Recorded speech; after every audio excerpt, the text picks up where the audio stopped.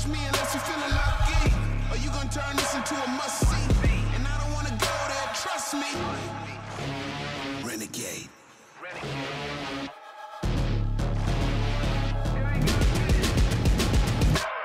I'm a renegade, renegade, renegade. Better run away, run away, run away. I'm a renegade, renegade, renegade, renegade. You better run away. I'm a renegade, renegade, renegade. Better run away, run away, run away. I'm a renegade, renegade, renegade. Better run away, run away. Yeah. You better renegade. Flu season. I'm sick, got you sneezing. To keep on rhyming, I find new reasons. Yeah, don't diss me, that's treason. Me and my Eve just trying to find Eden. Till then, we keep rolling up trees. Young Dante keep slaying these demons. Mad love for all of my heathens. Switching the flow like Cheerio, here we go. We keep the heads moving around, merry go. Fire in my heart, with the fan, very cold. You, it's artificial, cherry coke. Throw your hands in the sky, every girl, every bloke. I'm a king, I'm a dawn, on a rock, I'm a toad. Tune into a prince when I croak. Drinking champagne, bumping Prince on the boat. Wild out, looking for the boy, but I'm miles out. Finding myself in a hideout. In a dark space, I'ma climb out. Right now, wild out. Looking for the boy, but I'm miles out. Finding myself in a hideout. In a dark space, but I'm climb out. Right now. I feel alive. Alive. I have arrived. I feel alive. I feel alive. I feel alive. Keep coming alive. Keep coming alive. Keep coming alive. Keep doing right. Tonight is nice. Come alive. Tonight is nice. Come alive. Come alive. A new season. I'm through pleasing. Yeah. Can't see I transform and try to hit me with that Louis Stevens. I'm about to get mean and new meaning. Mouth shut, he freezing. He Mr. Bean. And then for that screen, I've been scheming. Need it in all black when you see him. This is that. Wake your up and get to that bag today. Y'all better not play with my cash today. I pop up like dynamite. I won't apologize. If you ain't got much yet, well then run to say. You don't wanna see me wild out. Looking for the boy, but I'm miles out. Finding myself in a hideout. In a dark space, I'ma climb out. Right now, wild out. Looking for the boy, but I'm miles out. Finding myself in a hideout. In a dark space, but I'm climb out. Right now. I feel alive. Alive. I have arrived. Hey, yeah. I feel alive. I feel alive. Hey, I feel alive. Keep coming alive. Keep coming alive. Hey, keep coming alive. Keep doing right. Yeah. I feel alive. I feel alive. Come alive. I feel alive. Wild out. Looking for the boy, but I'm miles out. Finding myself in a hideout. In a dark space, I'ma climb out. Right now, wild out. Looking for the boy, but I'm miles out. Finding myself in a hideout. In a dark space, but I'm climb out. Right now. I feel alive. Right now, right now. Hey, come alive. Sweating. I feel alive. I feel alive. I feel alive. Keep coming alive. Keep coming alive. Keep coming alive. Keep doing right. Tonight is nice. Come alive. Tonight is nice. Come alive. I feel alive. Faster. Faster. Faster. Zoom, the engine room, but you feel the boom. Gone in the wind, when you see me better move. Jetpack kid, reloaded the jet fuel. High speed cruise, too fast, you can't move. Zoom, through. No, I don't mean to be rude. It's just the beginning. Do I have your attention? Eyes on the prize if you came here to witness. Turned up the turbo so they hear the engine. Go faster. Faster. To keep up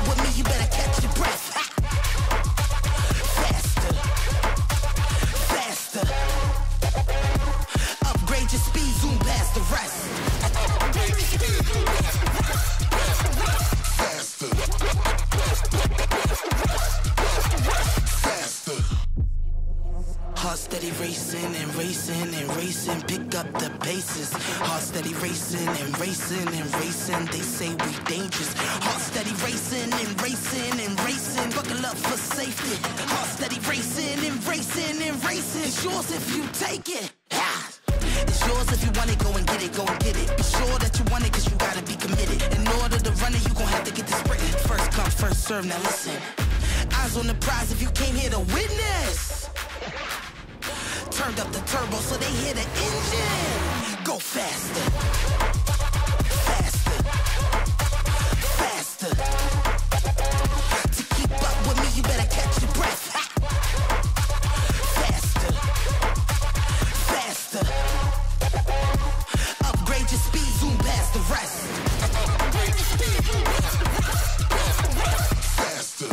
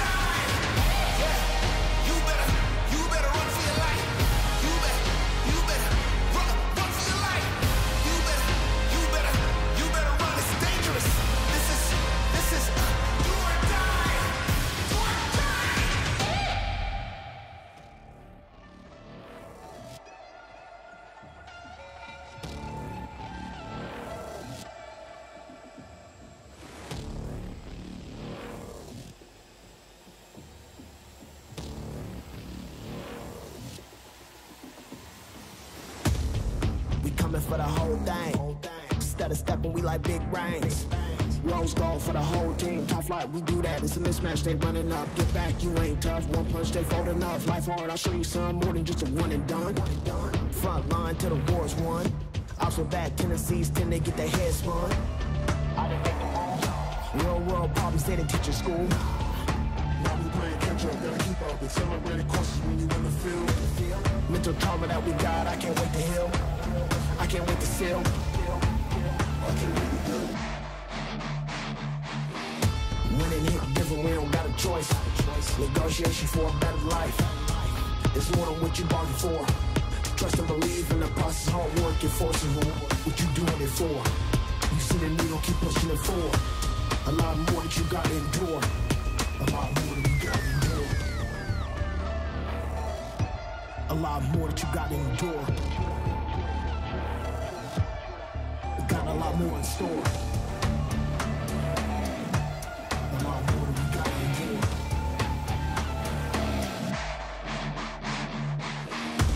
Alright, come let's set the record straight.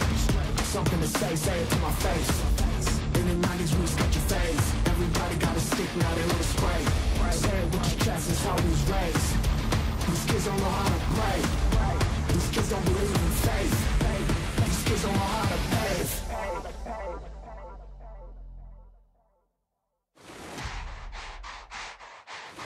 Suffocating now and I can't breathe. Say the grass is greener on the other side. We're coming back to clarify as soon as I arrive.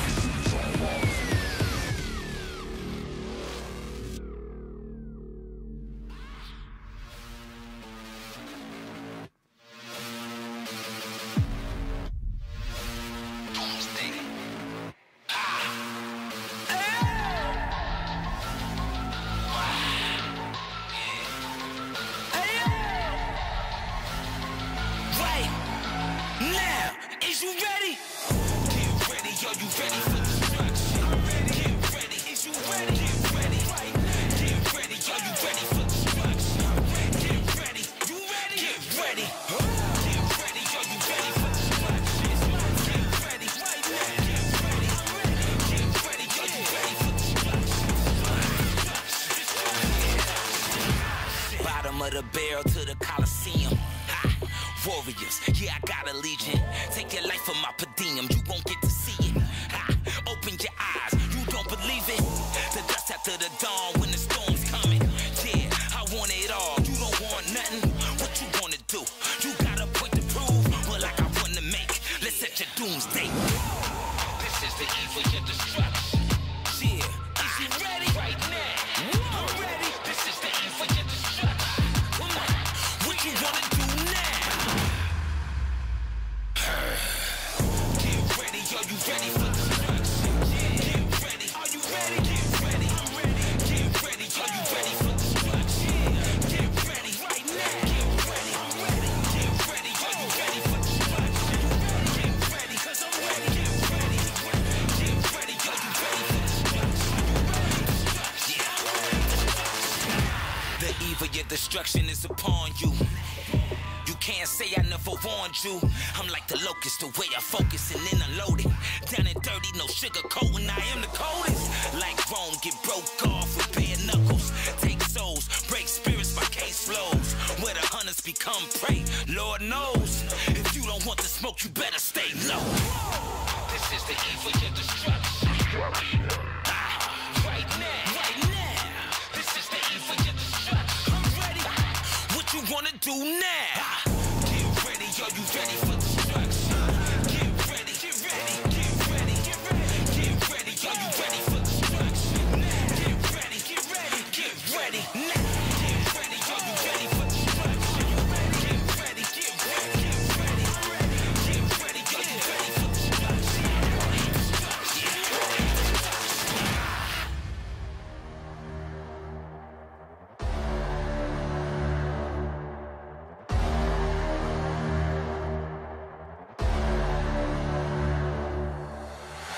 Woke up early, start my day with daily grace. Pray for mercy on my enemies and snakes, yeah, yeah. Lord, forgive me for these choices that I make. I got murder on my mind, I got bodies in the grave, yeah, yeah. Reach a block, lit, pull up with the chopsticks. Ain't no apologies for nothing. We get to cop, split, we get to pop, hit, pull up with the drop tip, yeah. Up in the stakes, whatever it takes to level the pot, quick. You better look over your shoulder and beyond. You wanna send shots at us, you better be God. You know tough guy for real, you better be honest. Yeah, you could run, but we gon' find out. Half a ticket on your head, don't be surprised. Shooters itching, they gon' come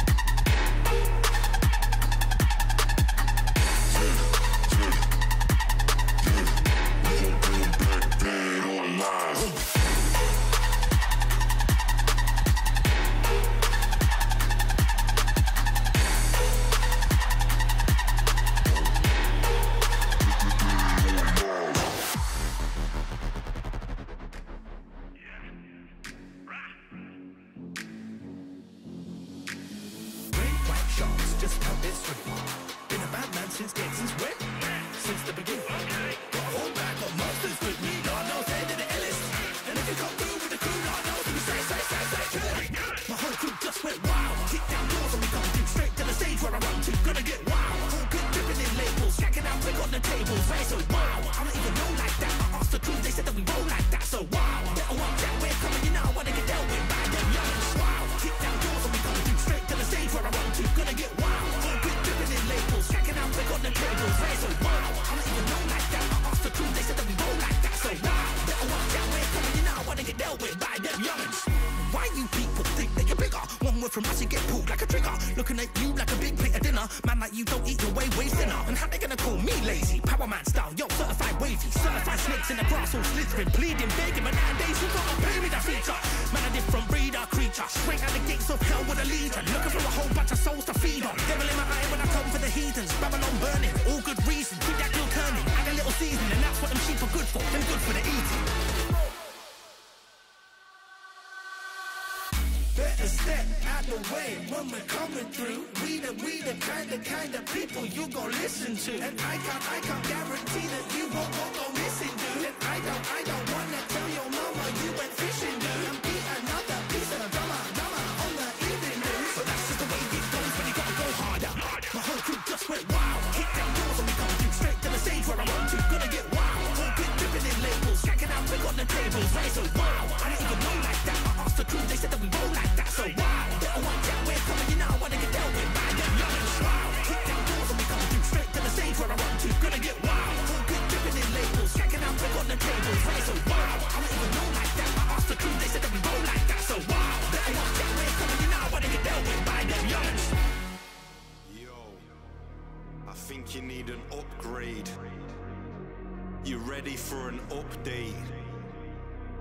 It's time for you to level up. Listen, level up. Aim for the top when I level up. Ain't gonna stop till I level up. Say what you want, but I'm taking a shot and I'm shaking them off when I level up. Aim for the top when I level up. Ain't gonna stop till I level up. Level up, level up. If life's a game, it's time to play. If you wanna level up, stay wide awake. Don't fall asleep. Most talk is cheap. If you wanna level up, come walk with me.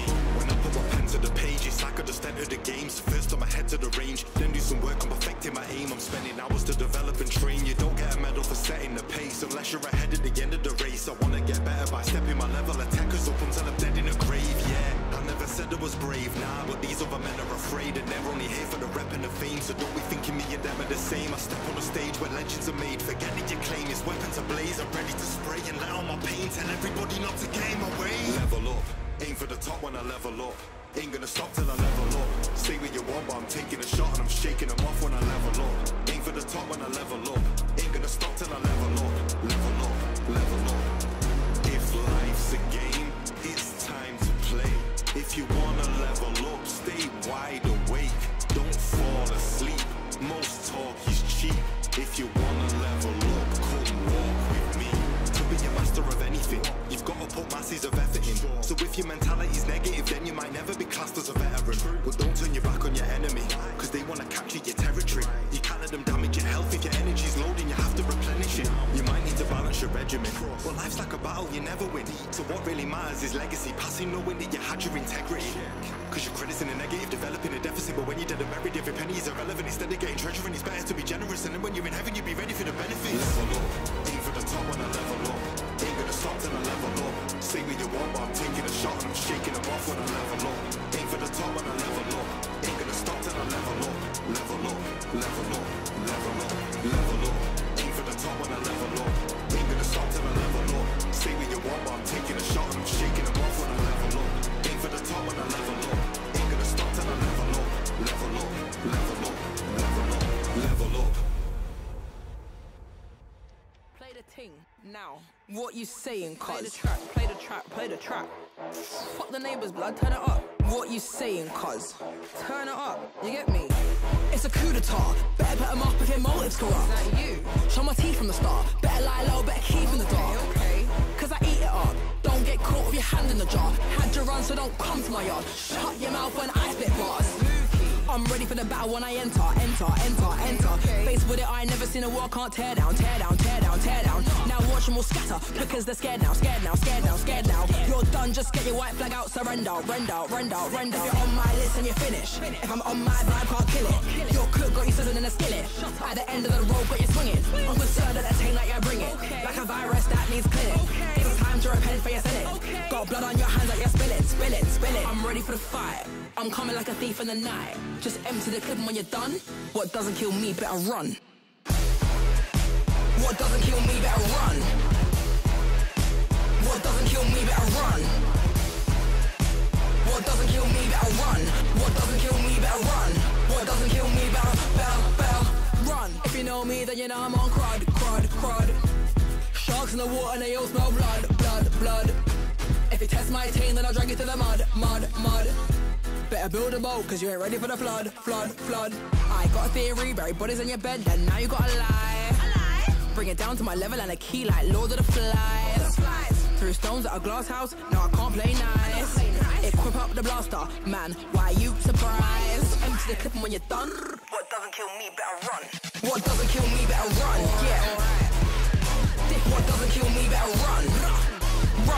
Move, what doesn't kill me better run. Okay. What doesn't kill me better run. What doesn't kill me better run. What doesn't kill me better run. Swear down.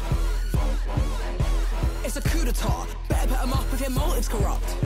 Show my teeth from the start. Better lie low, better keep in the dark. Okay. From the ocean to the river, getting senile. Emergency siren say Nino. I'm the new monarchy running now. Night, knock 'em out like sleep well. Run. What doesn't kill me better run. What doesn't kill me better run. What doesn't kill me better run. What doesn't kill me better run. What doesn't kill me better run.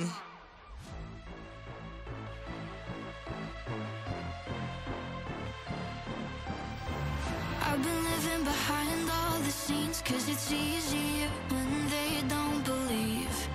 Keep it quiet, keep it hush, keep denying, but the fire that's inside is igniting. Keep control, I'm like a bomb sticking. Hit, explode, I won't be so forgiving. Cross me twice, no I won't let it go. Hit you from your blind spot, hit you where it's gonna hurt most. Words unspoken, I'm not afraid to say it now. Set in motion what I've kept underground. Don't crack under pressure, I'm built like a rock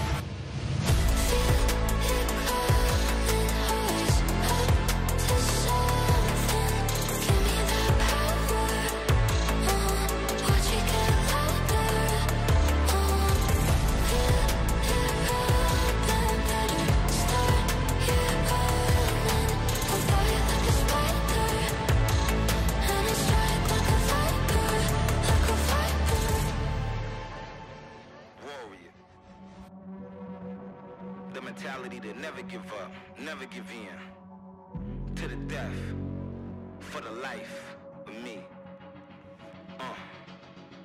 Warrior.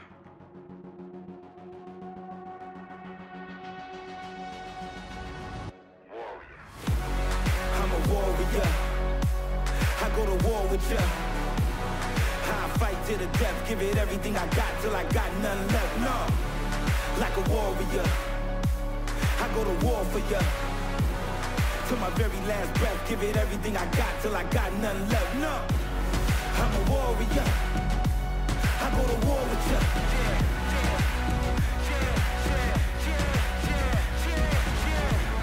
Like a warrior, I go to war for ya.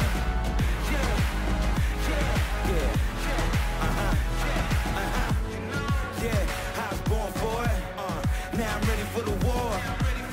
Ain't no turning back now, no, I can't back down. Can't run nowhere, gotta stand up. Right hand on your chest for your valor. Kneel down to no man, ice running through my veins cause I'm cold-hearted.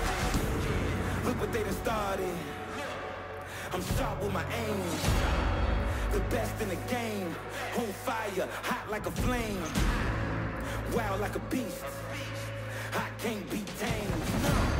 So stuck in my ways for the truth. I can't be changed. I'm a warrior. I go to war with ya. I fight to the death, give it everything I got till I got none left. No, like a warrior. I go to war for ya. Till my very last breath, give it everything I got till I got none left. No, I was born for it. I was born to rise. I was born to fly. I was born to climb. I was born to get it. I was born to shine. I was born to live it. Like a warrior. Like a warrior. Like a warrior. I go to war with ya. I fight to the death, give it everything I got till I got none left. No, I'm a warrior. I go to war for ya. To my very last breath, give it everything I got till I got none left. No. Yeah, easy.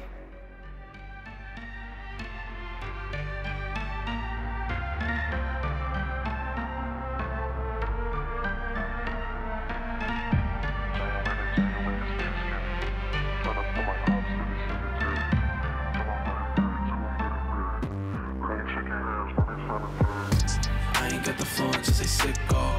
I spent you run up on my fit though. I got lil' shawty doing spits though. Talking to my money like I'm schizo. January to January is very scary. Tryna put my ops in the cemetery. Till I'm dead and buried, till I'm dead and buried. I ain't shaking hands, that ain't sanitary. I ain't gon' front, she can throw it back, yeah. I like the stunt, oh you notice that. Count up the bands, hold up, run it back. Yeah. Okay, that was fun, but now I'm done with that. Yeah. Getting dicey, I'm in psycho mode. They like the ice, cause the ice so cold. Wrap up the bands, cause they tight won't fold. Taking every shot like I might grow old. Going under every single night though. Had to get it in before the flight though.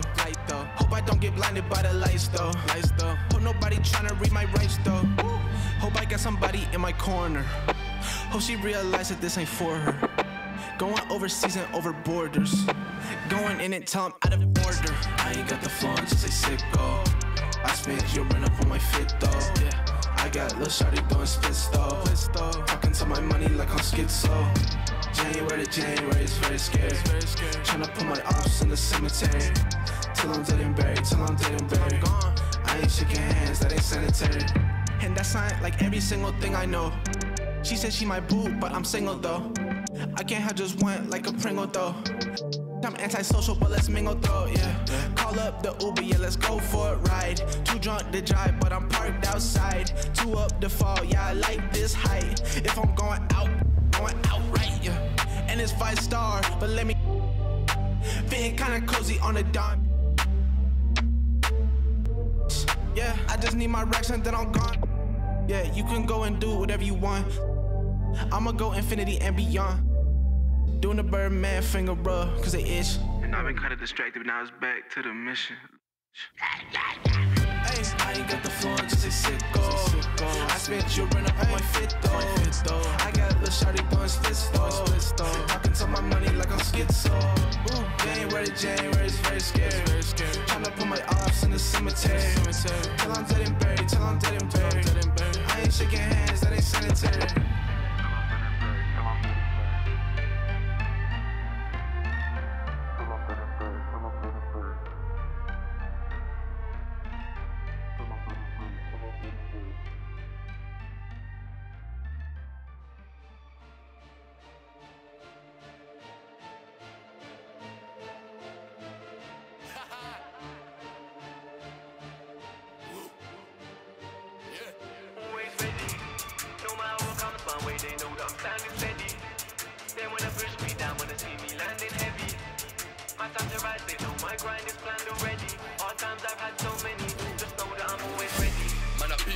I've been through that, man, I've been through trials and errors. Done seen through tricks and I've seen through acts. I've been through times of terrors. Got courage that rise through life and times. Play life like I'm on checkers. Running new heights in life, you'd find I've come out of violent messes. Ain't the same man that I used to be. Say that I'm mad, not news to me. I make their own plan, that's mutiny. I play the rap game so beautifully. Everybody can notice that all my focus goes on being the best. People wanna see me stressed, but what they should already know is I'm always ready. No matter what comes my way, they know that I'm standing steady. They wanna push me down when they see me landing heavy. My time to rise, they know my grind is planned already. Hard times I've had so many, just know that I'm always ready. No matter what comes my way, they know that I'm standing steady. They wanna push me down when they see me landing heavy. My time to rise, they know my grind is planned already. Hard times I've had so many, just know that I'm always ready. Know that I'm building it up and I'm doing it solo. This is the realest of stuff, got the game in the chokehold. No situation I don't know. Mounting my back like a pogo. Man in the sea moving so slow. Ain't a rhythm where I won't go. Facts they know it's my rap so cold. Been told my flow so crazy. Act so bold, no raps and O's. Not about that, no, don't chase me. Ain't been lazy, on my way up cause this music made me. How could you blame me? One of the greats in the game. Better get used to my name, I'm always ready. No matter what comes my way, they know that I'm standing steady.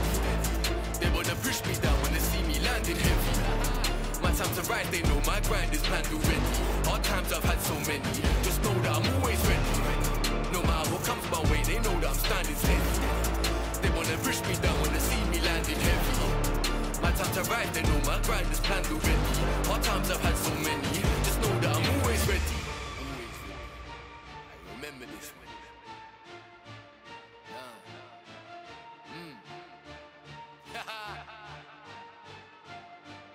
Best.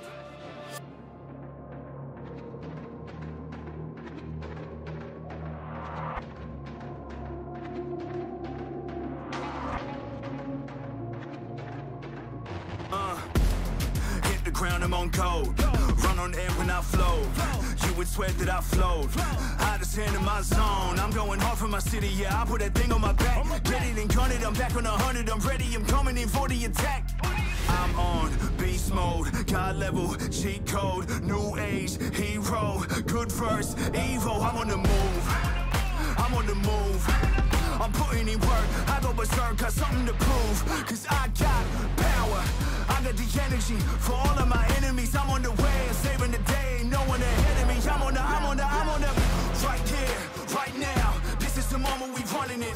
This is the moment we running it. We doing this for the love of it. Give me your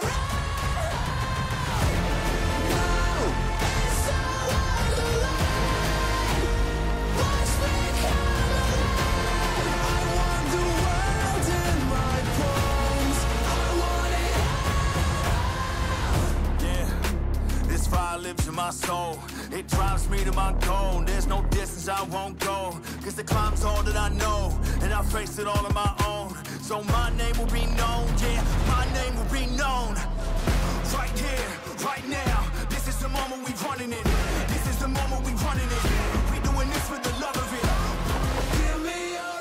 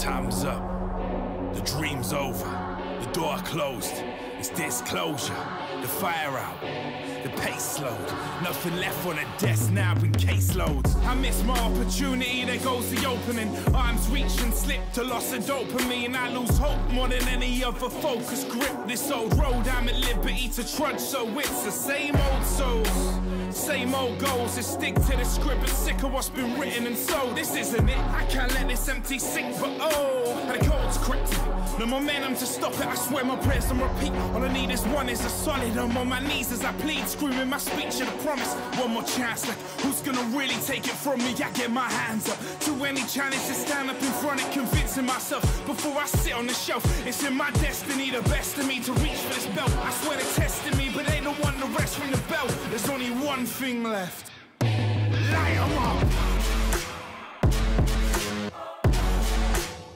We're gonna light 'em up. Light 'em up. We're gonna light 'em up.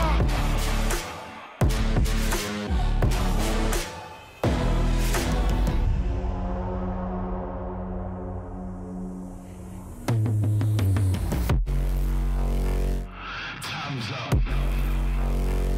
The dream's over. The door closed. And that's it. No more doubts, it's over for 'em. I'm promoting it with no more routes. We're all in, debt collector about to snatch it out the hands. This been written like the past, but somehow still about the now future. I'm indebted to my roots, made me shook for more. Well conditioned, I've been leveled to the floor and bounced back. So it's breaking off, shackles off before Mother Nature is at work, and we cooking up a storm. I'm coming, my feet gon' take me there. Ain't no feet to get the victory, the vision's clear. I'm skipping the days I let myself get riddled up with fears. Winding back the clock, I guess we button in the years. Now we light 'em up. We're gonna light 'em up. Light 'em up. We're gonna light 'em up. Light 'em up.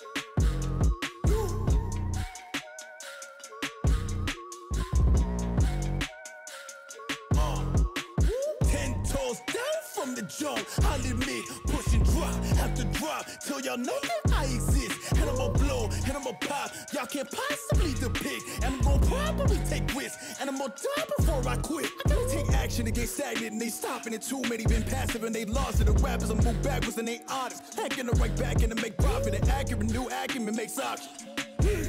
Meaning the accountant can be rounded when you call it a place. Everything I'm mounted in my cost. Moving with $2 in my pocket. Proving the pace you looking exhausted. Truth is Greg Newman, they can't copy. Do what I must do so they can't stop. Trying to keep cool while they keep talking. Do what I must do, switches up often. I pivot, meaning I'm a tactician when I'm in it. Circling the cul-de-sac, I'm drifting. And I got all night down to fishing. Meaning I'm different. Meaning when they talk, they pay attention. Meaning they gon' pay for every cent. And I'm going 2 commas, 2 Teslas. And I'm going worldwide when they all mention. Black boy with a book dream and a lesson. A black man with a sharp mind is a weapon. Yeah.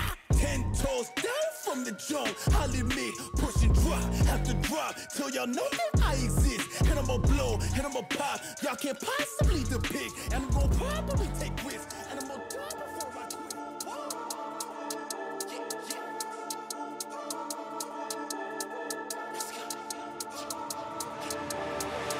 Changes, phases, life and it goes in stages. Patient, dedicated, write these poems and pages. Phases, stages, backtrack, go back to the basics. Don't stop till we get to the top like ooh, what? Take that shot, I'm blessed and I'm all with ease. All these men when they talk that breeze. Did that big chat, did that scene, but I won't go back, no I switch that theme. Let's get that P, now I got that team, now I hit that pump, that get that clean. No rest in peace till I said my piece. Now we gotta run with a different league. Changes, phases, life and it goes in stages. Patient, dedicated, write these poems and pages. Phases, stages, backtrack, go back to the basics. Don't stop till we get to the top like ooh, what? Take that shot. Been through phases, hit them with a flow and it's so contagious. Bet I'm a vet and I roll with the greatest. Shoulda, woulda, coulda, got me running my paces. Getting my space and you're gonna feel mad cause I can't sit still like I'm running around tracks. And I ain't gonna stop till I go to the max. I can't stop, don't stop, won't stop, back big moves. You wish. Get up. In the dojo. You want to head high. In the dojo.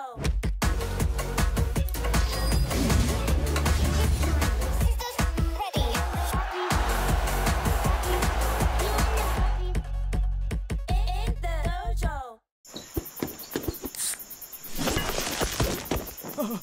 Red Bull gives you wings. And if you're wondering why I move the way I do, I just feel so good, good, good. I just feel so good, good. I just feel so good.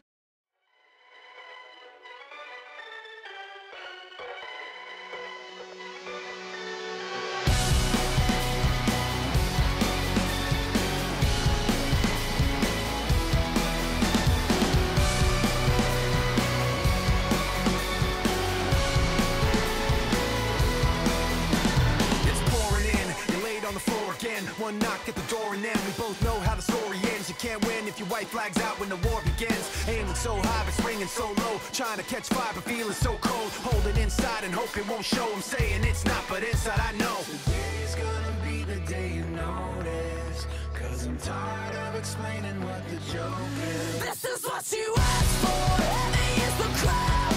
Fire in the sunrise. Ashes raining down. Try to hold it in, but it keeps bleeding out.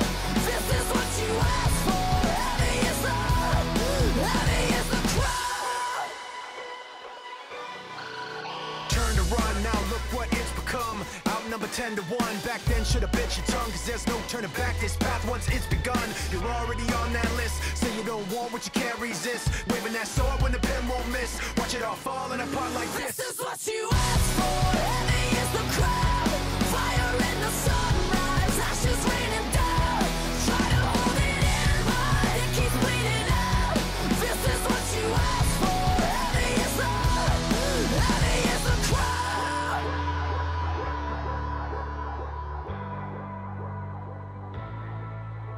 Today's gonna be the day you notice. Cause I'm tired of explaining what the joke is. This is what you asked for.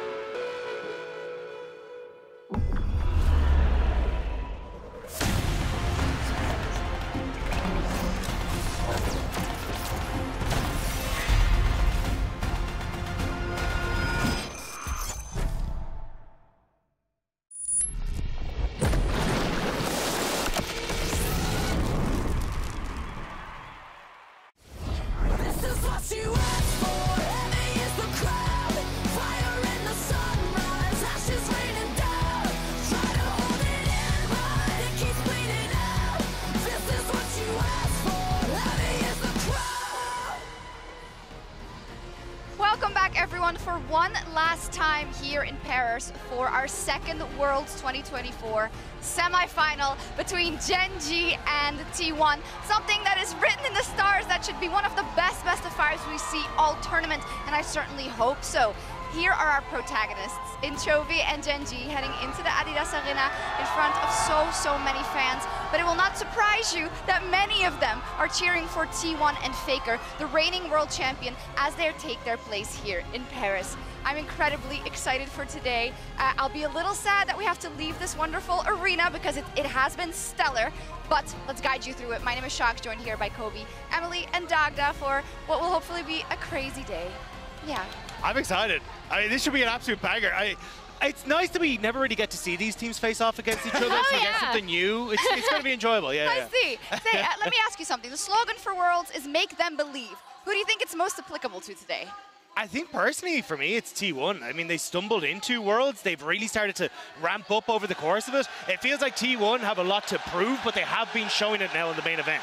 It is always cool how, you know, T1, they can just slump in summer, you know, they can lose to Gen G all year long to create this storyline, and they're like, yeah, we're the underdogs. The reigning champs are underdogs, with Gen G having such a good record versus them. But we were spoiled already. Yeah, I was going to say, I cheated because I overheard it in the makeup room. It's Chovy and Gen G, so you're both wrong. That's from the Korean community. That's what Laura was telling us. But of course, it works for either way. Now let's talk about the bracket and how it stands. Yesterday, I think we were left wanting just a little bit in terms of how that series played out, and hoping that it will be different today. All right, the series might have been 3-0, but I'm so happy for this BLG team. It was great to kick off the day with the bin jacket throw and then bookend it with his very sincere, heartfelt interview at the end of the day. And then looking ahead, he wants to face T1 coming out of this. He really wants that matchup against Zeus. But it was just so cathartic to finally see them overcome their unexpected demons in Weibo Gaming and make it to the World's Finals. I mean, that team is already, like, there's so many, like, legends there. I swear, Bin is a living legend of top lane already. If he can get his hands on the Summoner's Cup on a World Championship. And a Jack skin?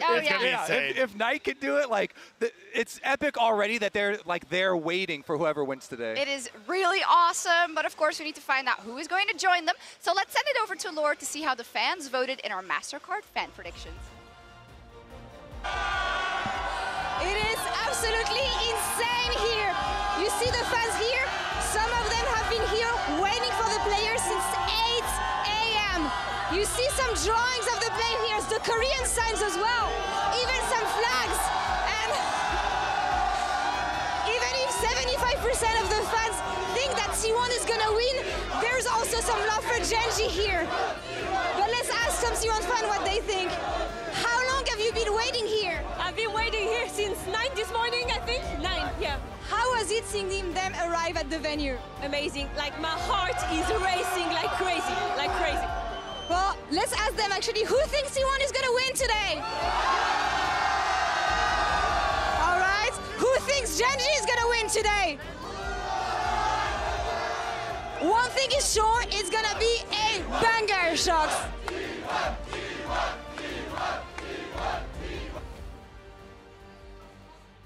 Welcome, ladies and gentlemen, to Kintex here.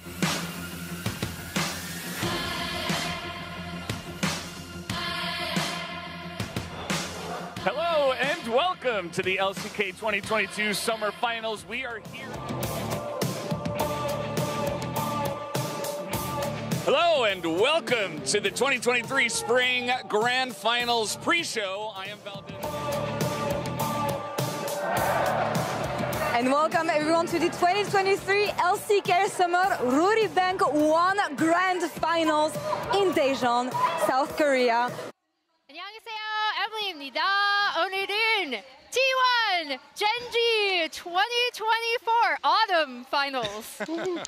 I mean, it does feel like we kind of got cheated out of in summer, right? Like 3 years since T1 hadn't made it to a finals, Hanwha stopped them. 2 years since Gen G hadn't won that finals, and Hanwha stopped them. But we still get it for Worlds, so it kind of works out in the long run, you know? Yeah, it works out for sure. Now, to get us going, we did prepare a little quiz for you because it is T1 versus Gen G again, and there is a lot of stuff, so you can grab your whiteboards, and I will ask a question. Then if you want to answer immediately, you very much can, but it will be a 20-second timer.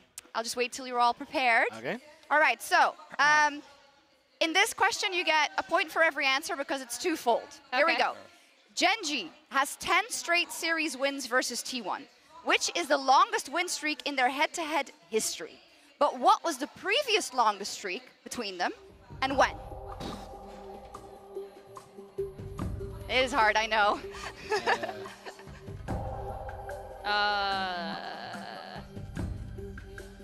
10 seconds? I think you're all kind of guessing, to be fair. 5, Oh, the long. 2, 1. You're done. You're done. I have no. All right, what do we got? What do we got? Okay. So I got T1 2022, well, 2019 to Oh, they're 2022, going and a backwards. 6th streak. Sick. Yeah. Yeah. I So we thought have it was the only, same I put only years. 4.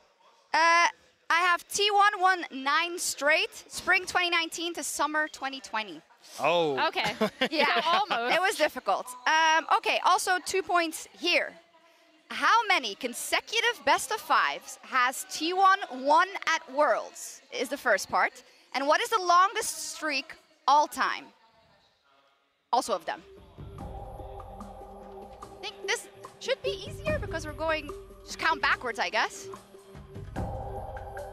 Best ofs, right? Best ofs. Series. Series. Okay, yeah. 4. Oh, I shouldn't have said that out loud. 7. Oh my God, Emily. Okay. 3, 2, 1, stop. All right, show me your answers. Yeah. Okay. Kobe. 7. I mean, they beat all the LPL last year, and then they beat TES this year. That's 4. 4? Oh. Why did you take it away? I should have erased it. No! And the longest was T1 won 10 consecutive best of 5s in 2017. Oh, we got one half. Let's go. You got that? Yeah. Let's go. All right. Running it down. Question 3 is worth 1 point. How many consecutive international matches, best of 1, best of 3, best of 5, has Gen.G won? How many consecutive international Matches, yeah. and best of 1s? Yes. We're counting everything. Is this year or all time? Like all time, I guess. All time? Oh my God. It's going to take a while to count Oh, backwards. just MSI and Worlds and consecutive. Yeah. Okay. Okay. The longest streak? This is hard. It's very hard, Yeah, I have actually. to remember to be the fair, best I was of just given ones. these questions. I would definitely Yeah. not be able to answer them. I feel like I'm just writing a random number. Let's do. All right. I don't know. I picked a number. I just picked a number. MSI this year and Worlds this year. Yeah. Yeah. It's 8. Let's go! I got it correctly. How did that happen? We're Oh my too God. good. I mean, I studied incredibly hard for this test and came in prepared. That is so I like really knew my. That's like the LEC getting a win at Worlds to just stumble into one somehow. So We this don't know basically how. whole thing is counting streaks that have It happened. is. I mean, yeah, it is. So, last one. Gumayushi has gone deathless for a record 7 consecutive Worlds knockout games, who previously held the record. Of knockout games with that weird Deathless? qualifier? Yeah. That is such a weird qualifier. Like, only knockout games? Don't shoot the messenger, please. Ah, okay. It has to be someone who's in knockout games often. I'm putting my... Yeah. Oh, hint. There was some news today. Oh, I already have it! I already heard it before the game! But the number also, right? Oh. Yeah, the well, numbers it's up. fine. Okay, yeah. You all got it You correct. said who? You said Yeah, who? ruler, and it was 4, but that was my I bad. was It gonna was in guess that. 2017. We wrote it before the hint, right? Yes. Yeah. No, I did not. Not Oh, even you a did little. You're all winners. I just wanted a high I five. think I wrote it down every question. But that is crazy news. The news she's talking about is Ruler leaving JDG. Yeah. He's a free And Ruler agent. has said in the past that he wants to end his career with Gen.G. Which is, Oh. I mean, Pace Oh has my filled the God. spot. I Pace love has that. already filled the spot. Also, he's kind of a shadow protagonist in the minds of everybody looking at this best of 5 because, of course, Faker had the catch on him last year. Oh, I love it. It's all interwoven. Let's talk a little bit more as we have unsuccessfully played a quiz about these two teams. So I want to start with Gen.G just a little bit because they were very much pushed last week, and there was a content piece or a content they sent out about Mata in the locker room, I'm gonna say, before that game 5. Let's take a look. 진짜 괜찮아 그건. 근데 공부하지만 않으면 괜찮아. 할 만큼 하는 거지. 이길 수 있어, 이길 수 있어. 적으로 이길 수 있어. 괜찮아. 하는 대로 하면 돼. 저희 블루에서 그러면 뭐 먹죠? 시야 조금 빨리. I love this from Mata because even on his previous teams, he was a player, right? You heard of him like, you know, going into games, helping his AD carries learn how to CS, whoosh. But like, it's great to see that from, again, a former world champion himself. He's been there before, just trying to pump up the team in a very crucial series. Yeah, I mean, Paze is still 18 years old. So I actually think like going through that, FlyQuest series, even though, yeah, they, won MSI and everything, having a veteran like that, Mata is legendary to be able to, refocus them is quite good. Yeah, I think it also proves that we sometimes see them as these infallible demons that are so good at League, but that's not the case. All humans with those same emotions as everybody else, and when it gets to the stress in a Game 5, you do need someone to step in. And I think they definitely did on Gen G's side. FlyQuest had them rattled, and you could see it kind of move back towards, hey, we want some comfort picks for these guys. Paze going onto the Ziggs, having something where they could sit back and just scale into the later portion of the game. It felt like Mata knew exactly what his team needed in that moment and was giving them tools to succeed. And speaking of the man himself, we're going to send it down to Lore, who is standing by with Mata in our Verizon Game Day interview. Welcome to the Verizon Game Day interview. I'm joined by Coach Mata from Gen G to talk about everything that's been happening for the team last week. 안녕하세요. Thank you so much for joining me. I want to talk about what happened last week because obviously no one expected you to go 5 games against FlyQuest. I'm wondering about the impact of you guys going 3-0 in the group stage, in the Swiss stage rather, and having less time on stage to train afterwards. 영향이 없지 않다고. I mean, I can say there was an impact. I can't really deny that. But also, we are pros, I feel like that's just an excuse. So I want to say we underperformed, and the opponents have a great preparation. So I think that was a combination of both things. 준비를 잘해가지고 좀 고전했던 경기였던 것 같아요. Absolutely. And I want to reflect on something Lehans told me after the series. He was like, I don't know what happened after Game 1. It felt like we were making silly mistakes. We lost our League of Legends, from what he said. How did you refocus them as a coach? How did you make sure that they were going to be able to focus on what they needed to grab the victory in the end? What was the mental process between the games? 보통 대회를 진행하면은 So usually the bigger the stage or the stakes are, the lesser feedback I give to the players. I only bring out 1 or 2 like major mistakes that would have impacted the outcome of the game. But if that's something minor, I don't really bring it up. And also on that day, I felt like my players were not on their best form and their condition. So I focused on that to make sure that they can be back at their full condition. So one thing I figured throughout my Worlds experience as a coaching staff, it's also important to make the players who are not doing their best or like underperforming to kind of make them become their best form again. So I think that's also an important part. 되는 것 같습니다. And keeping all that in mind, how do you make sure that they're going to be ready today? 일단 지난 경기에 많은 선수들이 긴장한 것 Even in the previous quarters, I could tell that they were pretty nervous playing the match. So I wanted to make sure that I helped them feel more relaxed. I was making some jokes for them to feel a lot more comfortable. I think, yeah, the coaching staff play a big role, but also I think Worlds, it all comes down to the player. It's where the players are proving themselves. So I think it's them who has to prove themselves. So I think they have to overcome this by themselves also. And all I can do is trusting and believing in them. 믿음밖에 줄 수 없을 것 같습니다. Well, wishing you the best for today, Hwaiting. Thank you so much for the interview. 감사합니다.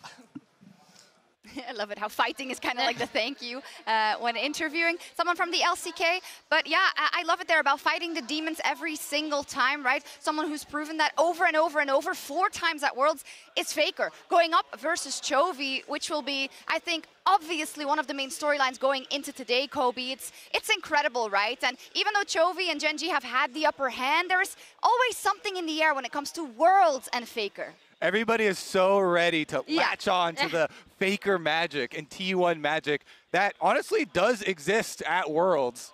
Yeah, and I mean, look, these guys constantly set records when you look at the LCK. It's like most kills and assists ever for a person is Faker. Most titles in the LCK at 10.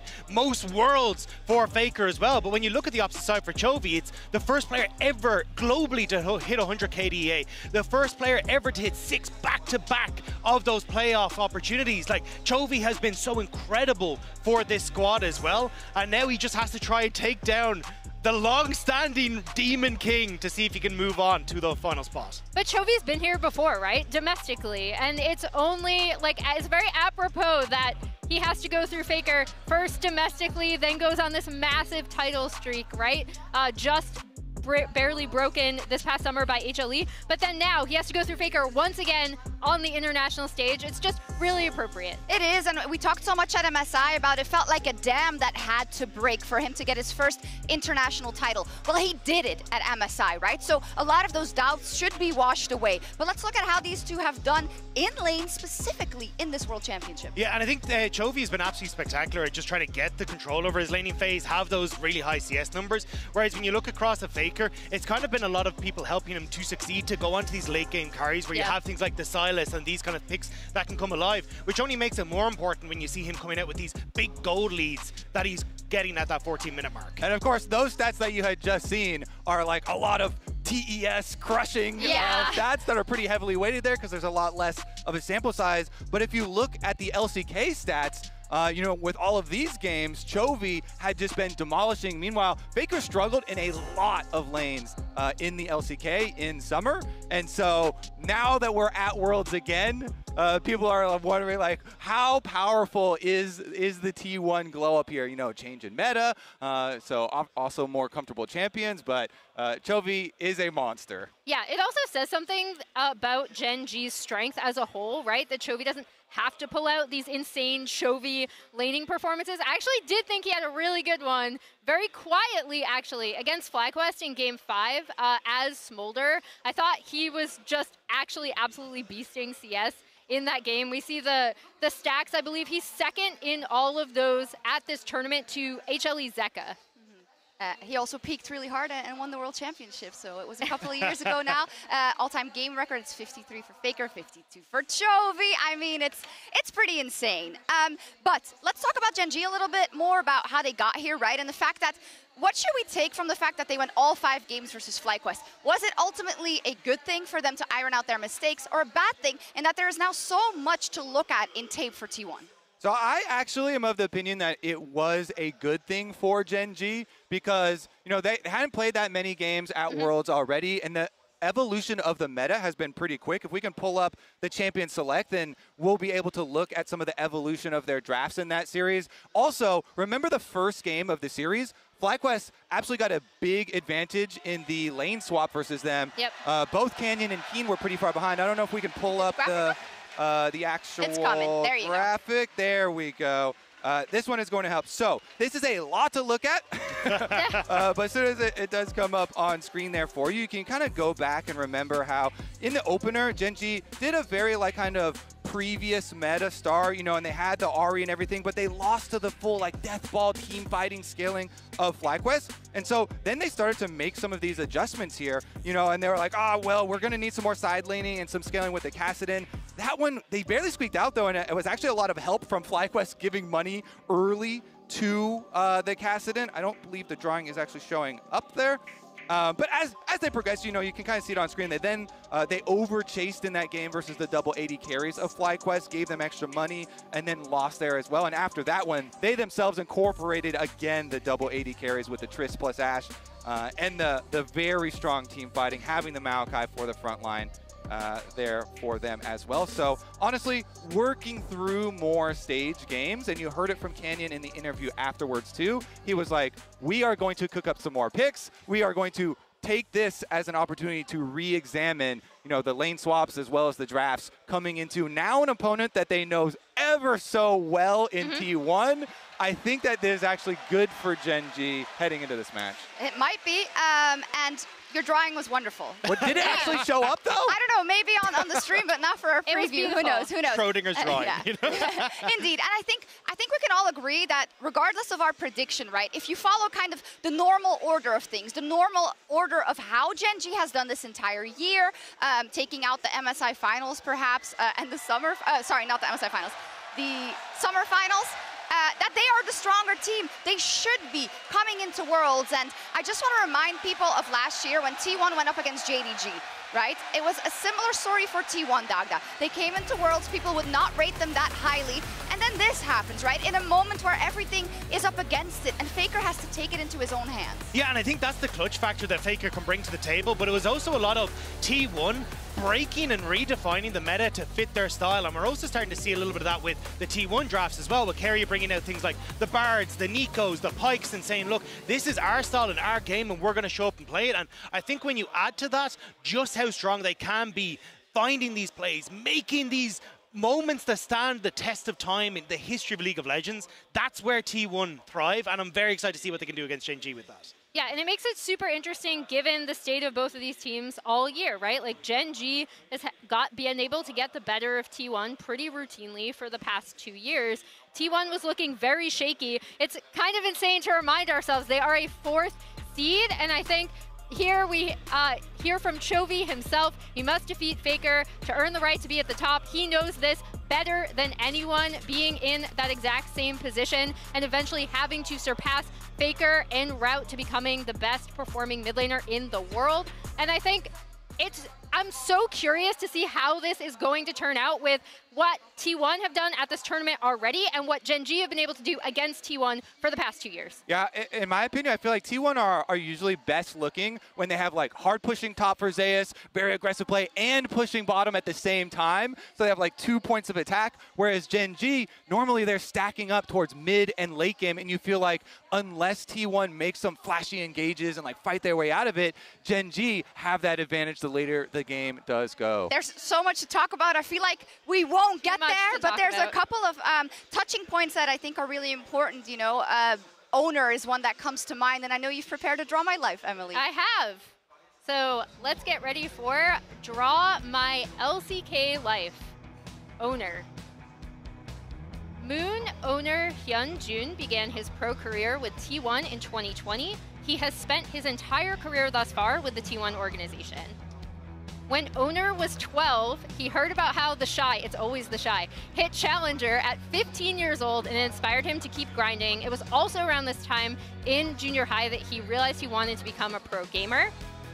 As part of a controversial 10-man roster experiment in 2021 LCK Spring, Owner actually faced a lot of doubt and strife in his first split, going as far as to say he didn't feel like he was necessarily ready to debut because he was rotating through junglers. He became the T1 starting jungler that summer, and in 2022 found his home with the now famed ZOFGK Zeus Owner, Faker, Kumayushi, and Keria lineup. They made Worlds Finals that year, but narrowly lost to DRX.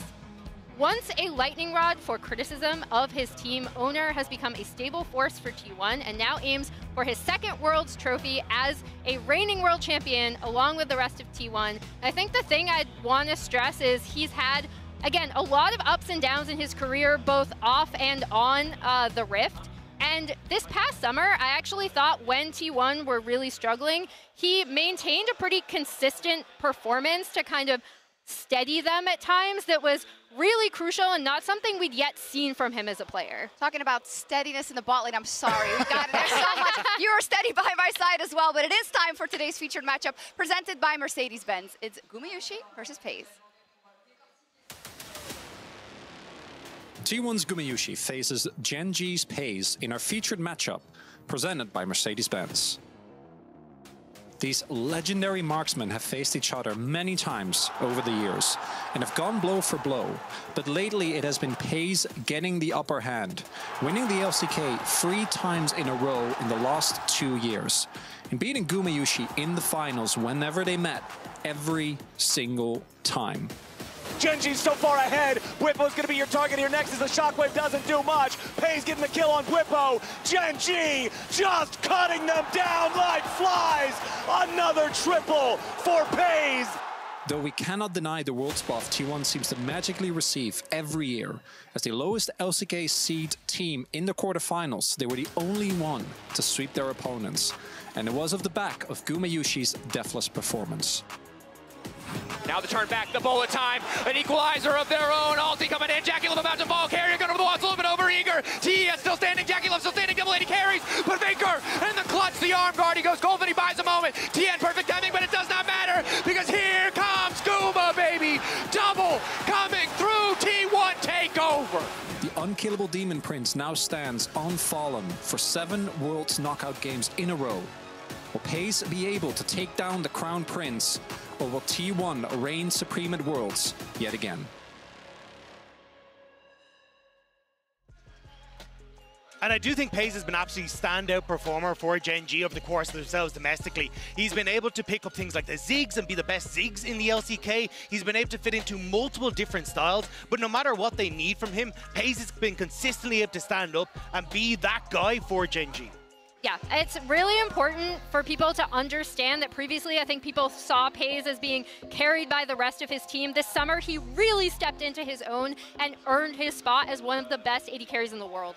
Absolutely, and I think we've seen a lot from the Gen.G roster in terms of that stability and being able to perform at a very, very high level. But I think the question on everyone's lips is, will it happen now when the pressure is the absolute highest? We know what has followed Chovy for a lot of his career, which we thought was erased, you know, coming into this World Championship. But is it, Kobe? I think that it will be for Gen.G this time around. I mean, we showcased, you know, Mata and the coaching there. Also think for him, it is really nice to have a bot lane partner like Lehens. You know, they showed the comms clip after the Twitch pick, and Lehens was like, I told you, you should pick Twitch. And he's like really always like giving him confidence, and they're definitely a team that can also pull out some of these other strange picks. I would say definitely Canyon too, as far as some of the draft things they can get up to. I think though, when you're talking about pressure, that was kind of Pei's and Lehens who, for me, disappointed me. So I want to see more from them coming into this series, because against FlyQuest, it was kind of like, hey, we're going back towards the Ziggs to give you comfort. Because when you look at the opposite side for T1, Gumayushi has been incredible. Rain, Hail, or Snow, this guy is stepping up for them. It doesn't even matter that we're getting Carrier like roaming away from him. Gumayushi's playing the laning phase incredibly intelligently, making sure he's picking up all that CS. And then when it gets to the team fights, he's coming in with low resources, divvying out a ton of goal or damage, and as well has the most impeccable team fighting I've ever seen. And it can keep going, the graphic, because there's just so much for Gumayushi, who maybe has flown under the radar. And as it rolls out, Kobe. I still think that active like streak connecting know. last year to this year TES is for fun, you know, kind of stat. You know, it's storytelling. It is We're fun. having fun with it. As we get closer, let's take a look at everyone's predictions, as they love doing it in the LCK. You got a little spoiler behind us as well. Pretty even. Actually, We're T1 favored, actually. Do you want to qualify your prediction, guys? Kobe? I mean, I'm sticking with Gen.G. I think that they will be able to overcome any sort of nerves or bumpy road that they got into with FlyQuest. I think the time that they'll invest after that series, they'll be able to smooth it out here. Yeah, I also think T1 is an opponent that they're intimately familiar with, so I think they'll have some specific game plans prepared for T1 specifically. I think it's going to be really, really, really close. But this time, unlike my other predictions, I'm siding towards domestic rather than international. Yeah, I mean, for me, I think Gen.G's early macro was not as strong against FlyQuest. I think T1 are the red side kings at Worlds right now because they get that counterpick for Carrier. And against top esports, their early game was absolutely impeccable. And I think having that control in the early stages is going to set them up so well. Plus, they've got that man on the screen behind them. I mean, if you've got Reckless in Europe, I mean, that's a buff off the bat, right? That's a great point. Yeah, it's awesome to see. You can hear it behind us that things are absolutely heating up, rather. And we got to sleep an hour extra if you were in Paris last night. And the symbolism, it was not lost on me. Was it a sign of the times changing quite literally, or the seasons ending and getting into a new one? And what is more apt as a backdrop for the match of today, whether it is Chovy, if he can usher in that new era. But he has to go through Faker, who has weathered every single storm. Who will make it to the grand finals in London?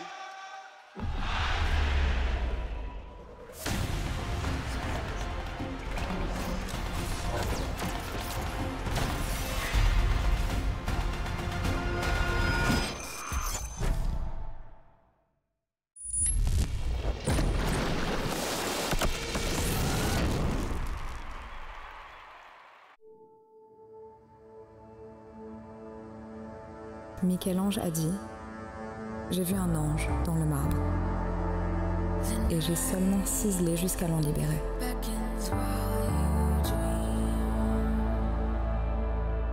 Et tout comme il le dit, nous sommes nombreux aujourd'hui à travailler sur le marbre.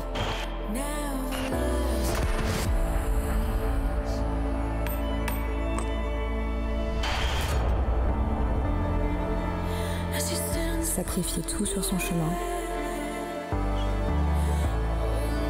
pour réaliser son rêve.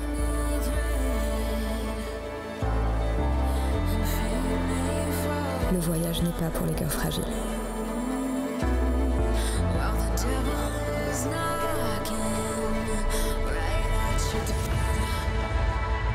En 2019, Chovy affronte Faker en BO5 pour la toute première fois. 페이커 선수에 대한 첫인상은 일단 기본기도 되게 좋았는데 계속 끊임없이 심리전을 거는 게 인상적이었어요. Mais ne parvient pas à le vaincre. 계속 뭐가 문제였을까 생각하게 되더라고요. 내가 못해서 졌다기보단 상대가 잘하는 게 많았고 그래서 이기려면 그 잘하는 상대보다 더 잘해야 한다고 생각을 했던 것 같아요. 페이커 선수를 이겨야만 최고가 될 자격이 주어진다고 생각을 합니다. 초비 선수가 굉장히 뛰어난 선수이기 때문에 같이 맞붙는 게 굉장히 저에게 있어서 재밌고 스스로도 많이 배우고 성장할 수 있는 것 같습니다. En 2022, Chovy a enfin pris le dessus.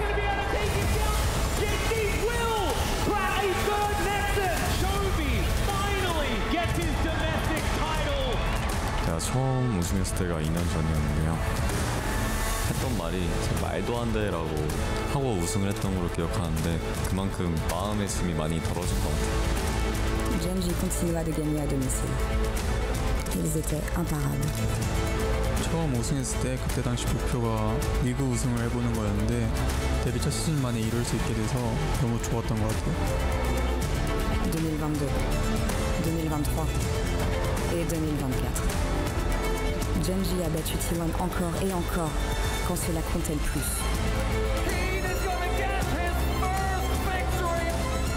이제 첫 우승을 이제 T1 상대로 우승을 해가지고 감정이 북받쳤던 것 같습니다.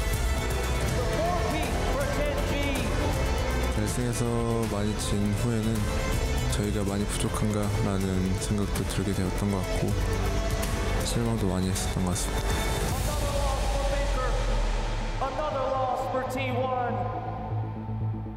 여기는 LCK가 아니고 월즈이고 월즈는 T1에게 적합한 무대라고 생각합니다. 챔피언으로 참가했고 챔피언으로 떠날 계획입니다. À ce jour, 53 victoires pour Faker. 52 victoires pour Chovy. Mais malgré toutes ces victoires, un sentiment d'inachevé persiste au fond de son cœur. Le rêve d'être champion du monde.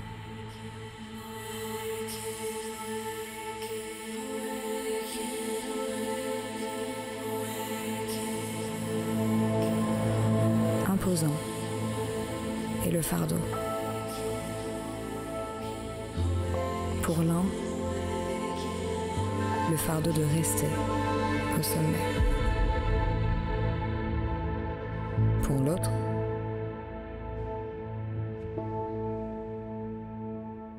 le fardeau d'atteindre le sommet.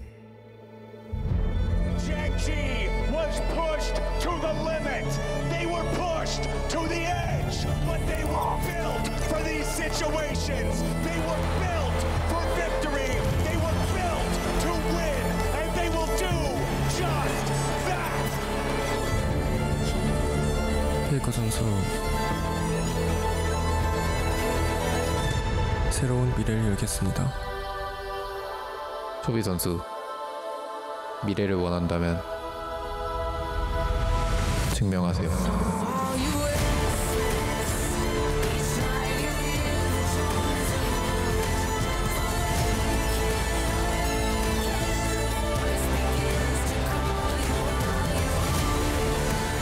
무거운 왕관의 목에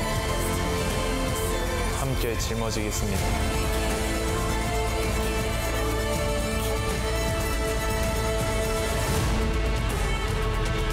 저희가 새로운 세대입니다. T1은 과거, 현재, 그리고 미래입니다.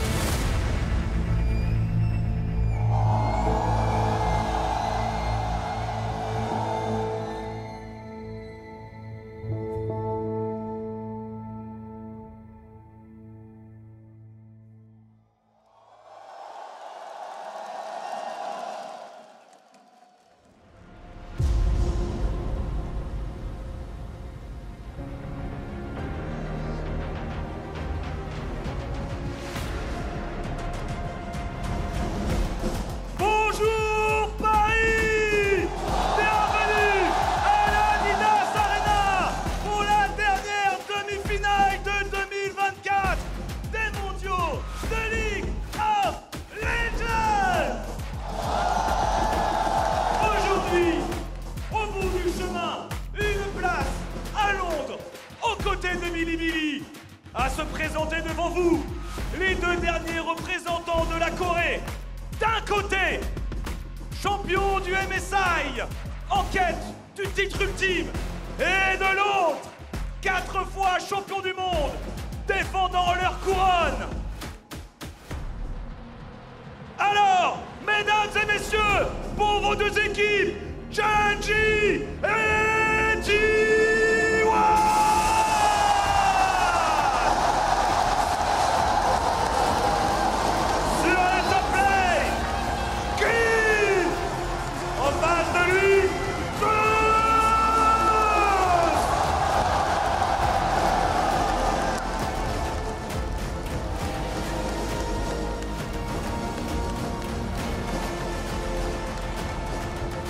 Dans la jungle,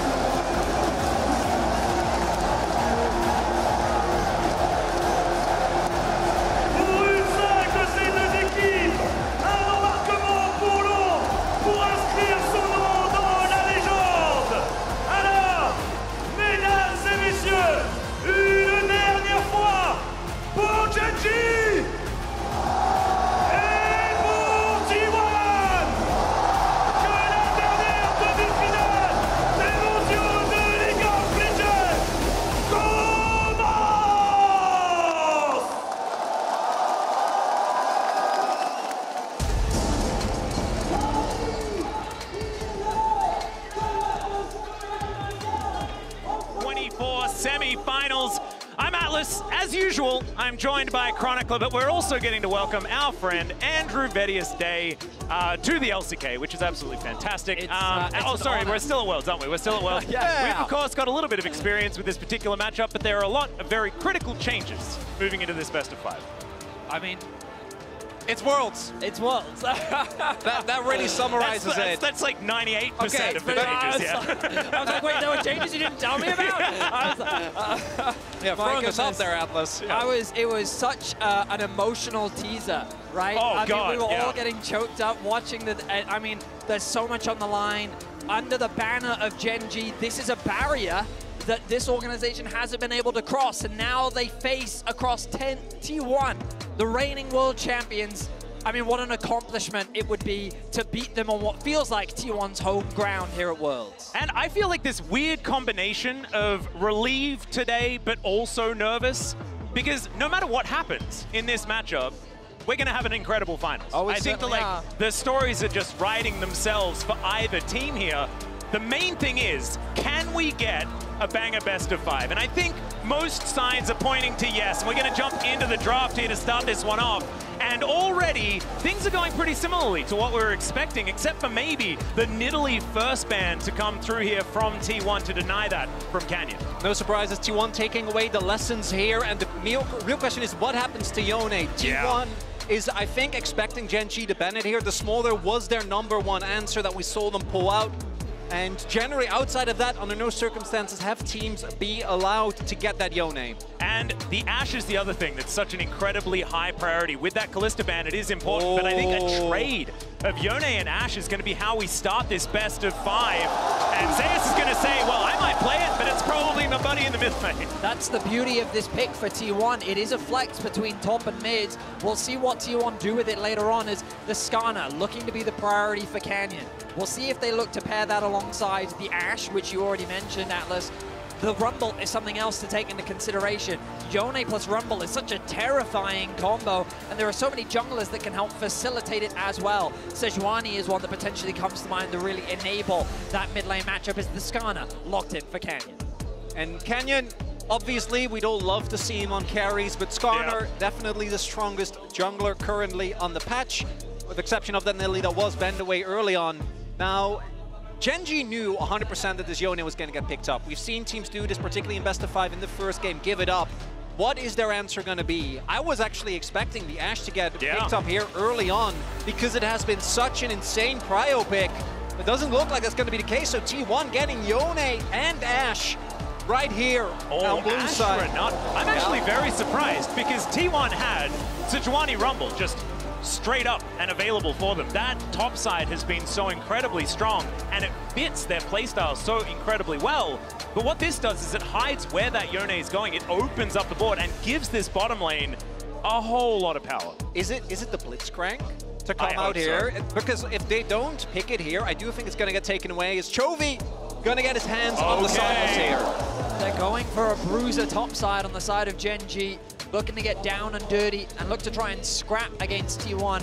We saw a similar composition from T1 against Top Esports in their first game, where they were able to find great success, the key difference being a Renekton coming through from the side of Keen. Now we turn our attention to that jungle role. Gen G, what are they going to ban away? The Sejuani, we already talked extensively about it as an option. That's going to be the first one removed. Do they want to consider AP threats? The Blitzcrank also discussing that. Lahan's very well known for his Blitzcrank. They're not going to allow him to have that one. Now you kind of move into uncharted territory. Do you also consider Rakan something worth taking away? Yeah, I think Rakan's a really important one. Do they just ban the Rumble? Because it's still very, very strong, opens the doors for a lot more 80 heavy compositions as well. Certainly a lot of things on Gen G's mind is what they could be taking away here. The benefit here for Gen G is that they will know where this Yone is going before they lock in their final pick. So we'll see, gives them a little bit more leeway. I imagine Pace is going to be picking up an AD carry here on R4. As the Rumble does get taken away, Gen G also still saying we don't know where this Yone is going. We haven't seen it for Zeus in the top lane in a while, but given his history, wouldn't be no surprise. The Ezreal going to get taken away. Extremely self-sufficient pick that is very hard to punish, and I think the range, so you don't have to interact too much with that Ashe lane, quite big as well. What is Pace going to lock in here to go with this bruiser style? because it's really hard to find something that can play into the Ashe Renata, and it might be a lane swap on the cards. Well, I was going to say my instincts are something along the lines of Kai'Sa, but Pei's no stranger to the Ziggs.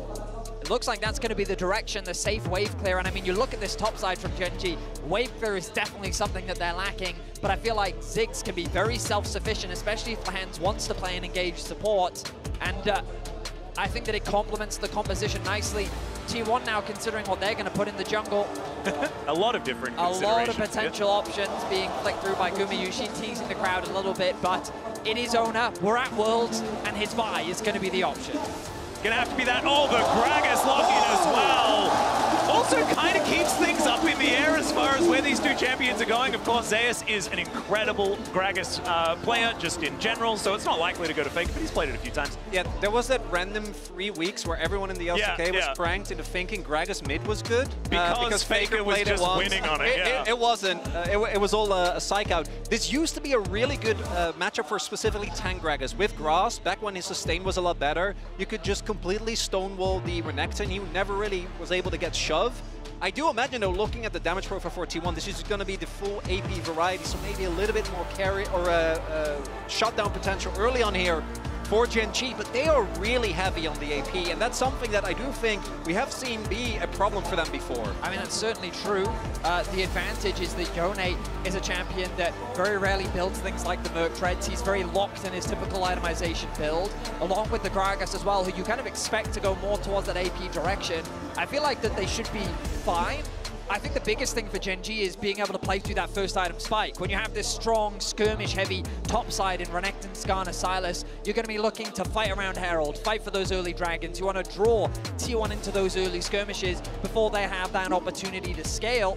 And I think that it's going to be crucial for Gen G to kind of force T1 into their game. Now that we also know for a fact that this Yone is going to Faker. Faker, not one of our top tier Yones, but Zeka, BDD, Chovy, all right ahead of him. So this is a big test for him as well. Being able to perform on this pick would really throw a wrench into, I think, the drafting plans for Gen G. You would take a big gamble here with this Game 1 draft. And Faker has found success and had some iffy moments on that Yone just in general. We saw Xiaohu not really pass that test yesterday. We'll see whether Faker, our other veteran mid laner, as far as our semifinals matchups are concerned, is going to be able to handle it. I don't think the GOAT's going to struggle too much. I think it's about how both of these drafts are going to function when we actually get into some of these brawls. But ladies and gentlemen, it is almost the moment that you've been waiting for. Game number 1 in our second semifinal of Worlds 2024 to decide who is going to be meeting BLG in the final. Oh man, already just a little bit of a defensive start. Not going to have those insane level 1s like we did in Game 2 yesterday. The atmosphere is absolutely electric, and I think back to that spring final, the epic 5-game series that we had. Where did those 5 games come? I'm still actually confused about where they came from. It shouldn't have happened that way. I don't think we ever figured it out. It's a shame that we were robbed in summer of them meeting in the playoffs, and I'm hopeful, well, we've got them here at Worlds. We get to see this opportunity. Better late than never, eh, Betty? T1 now setting up for an invade, looking to potentially set up for a swap. All right, so I was saying that there might not be a swap, but there is. It is immediately spotted. Canyon's just going to move over to his blue side quadrant, so should be okay. Keen also going to be rotating immediately, getting the idea that there is going to be a potential lane swap in the air. Does make a fair bit of sense, but leaving a Ziggs in a bottom lane by himself is a recipe for plates. Well, that's the big thing. Ziggs is a champion that even in top lane, because of his passive, you actually do a decent amount even for all the resistances. And if you are in a bot lane, it's going to be even more pronounced. T1, though, looking at the setups here, Zeus actually did go for Grasp, same for the mid laners, but shouldn't come as a surprise there. There's been a lot of Grasp mids throughout the tournament, even seeing it on ranged champions like Smolder's, and it looks like Gen G is going to go for the variety where you do have Lahans just laning together with Chovy or Canyon, starting on the bot side, and looks like just the usual jungle split. Neither jungler able to steal away a camp. Yep, just some vertical jungling to start things off here, as Keen's just doing his best to zone Zeus away from minions. Of course, Gragas in a lane swap is pretty good at it. Teleport from Keen to get him towards that top side of the map. 3 versus 1 could be a little bit dangerous, but having hit level 2, I think he should be all right. It's actually really nice timing. As he arrives, the minion dies, and he immediately dinks too. So he got enough experience in bot to not be at quite a high risk of a dive. But even with that early attention being paid towards the mid lane, we do see Faker still doing fine. Bot side might be a dive setup here. Zeus is still fairly full health. All right, let's see whether they can actually make this one work. You can see the barrel has been charged. Doesn't do a whole lot of damage at this point. Level 2 for Zeus does have that body slam. Going to use it immediately onto Canyon. Already down to 50% as Lehends is trying to tank that turret for as long as possible. One more is going to do it, but Pays almost just straight up dead. And Canyon, 2 turret shots, has to flash. And Zeus says, not today, boys. Lehends looking for another option. He flashes the Zenith Blade. Lehends able to walk out of that one, but he's still going to have to flash as Faker comes down to make sure his top laner stays alive. A colossal blunder on the execution of the dive. Lehends can't connect the E. The tower aggro is mismanaged, and Gen.G are forced to retreat on their first play of the series. And Gen.G, I think, should count themselves lucky. That could have gone way worse. Oh, yeah. The Canyon unintendedly getting the aggro there was the big thing. I think it might have been Red Buff. He clearly wasn't expecting it. They were looking for the redive. And that moment, bot time for Faker to TP towards the bottom lane. Only good thing for Gen.G is that did give Chovy a little bit of time while he still has a teleport available. But T1 going to be feeling great about that, trading just that flash on Zeus and a TP for multiple summoners from Gen.G. There were so many instances there where it was very awkward for Zeus because he was one minion off leveling up, but the cannon minion had aggro. Hang on a minute of play. Yeah, Lehends Hex flashing in. Not going to find that Zenith Blade either. Good handshake from Carrier, and Keen taking so much damage. Lehends got to hit those if Gen.G is going to find some tempo back in this game. Wow, Gumayushi's Ash so prevalent and even causes the screen to freeze. Yeah. Lehends 3 for 3 on misses when it comes to the Zenith Blade now. He needs to be able to connect those if he wants to set up plays for his team, but I question a couple nerves feels like coming through here from the side of Gen.G early on. Lehends, known as a joker, but has had some moments. Him and Pays, I think, have throughout the course of this roster often been the most criticized. Has had incredible performances. Think back to that first series against Home Life in summer playoffs, but then also often cited as the reason why they struggled so much in the actual finals. I do want to note the fact that Gen.G has triple teleport, bailed them out a little bit because they were able to still catch that top wave, even with Keen being bullied out of that lane. Chovy could TP top, and Keen has now made his way to the mid lane. Oh, that's very cute. Canyon being able to dodge the Hawk shot there as Chovy rotating back down, spotted on this control ward as Carrier taking some chain lash damage. Chovy should be able to get out of here just fine, no worries. Be able to dodge some moves, and Faker with his Unbound Soul just going to be able to try and push this wave in. Of course, the luxury of being able to teleport to the top lane is purely because Faker had to use his to get down towards the bottom side, but good handshake going to come in here. Could this be first blood against Chovy? That would be such devastating news for Gen.G. T1 already with a lot of control, 600 gold in the lead, and Faker is really having a good time in this lane despite having to vacate early. I mean, this matchup is quite favored for the Yone early on just because of how restrained Sylas is as a champion around cooldowns. He just doesn't have them in the early game to effectively trade against a champion like Yone who could just keep spamming that Q. The CS advantage, you rightly said, though, coming from the fact that early TP came through. And Chovy, he's going to be forced back to base very soon. He doesn't want to miss this wave. They're level 6. Faker threatening the potential ult there to try and zone Chovy away from that farm, but he will be able to get the can. Yeah, and with level 6 gained as well. Yeah, and with Keen being pulled around the map, we see that he's actually, even with the fact that he was able to catch that middle wave, he has had to really pay. Whereas Zeus, because he absorbed that early dive, has just been able to catch multiple waves, and I think T1 as a team always look their best when they get to play this aggressive, when the lanes are pushing and they are the ones dictating. As we see the Grubs now being started up as well, would be a really big boom, particularly for Faker that wants to use that pressure in a side lane. Going to be a Drake for Grubs trade. I do think an early Drake for Gen.G is great because obviously looking at the composition, the Renekton is going to lose a lot of value as the game goes on, but Sylas and Ziggs most certainly will not. Yep.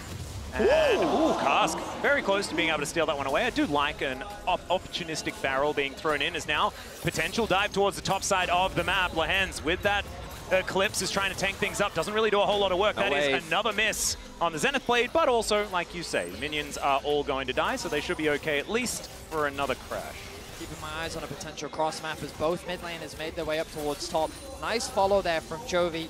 Losing a little bit in terms of experience, but ready for the potential play happening on the top side of the map. Reset now come through for Faker, securing his first 2 items of the game, and we're in a very timid early game. Crucially, though, we talked about those first item spikes for Gen.G. their biggest strength in the early game is the fact that they have Silas, Skarner, Renekton on the top side that I think want to try and leverage this skirmishing power in the early game to try and force these objectives. And as you rightly said, Dragons are going to be a great way to try and force that. Get yourself the second, and then you'll be ready to force a fight around the third, maybe even look to contest the next grub. Yeah, and I think that I kind of want to draw out a little bit and have a conversation about what these compositions are trying to do, as another Hawkshot is going to spot Canyon here this time around. Because I'm looking at Gen G and I'm thinking, there is a lot of magic damage here, but also it's solo AD Renekton. So if you're not building armor, then maybe the Crocodile just eats you. Which could become a problem if Keen gets accelerated. And I think that is what's so incredibly important about what you say, playing through that top side, getting those skirmishes. Because right now, I mean, we haven't had a first blood just yet. And I think that Gen G probably hoping that some of that starts a little bit sooner rather than later in their favor. Gen G have often taken this role in games against T1. It's also something that's important to note. And it's not until we really start to see turrets falling or more impactful objectives go over, right? We talk about Soul Point, we're talking about 6 grubs, possible Herald, and that 6 grubs I think is attainable for T1.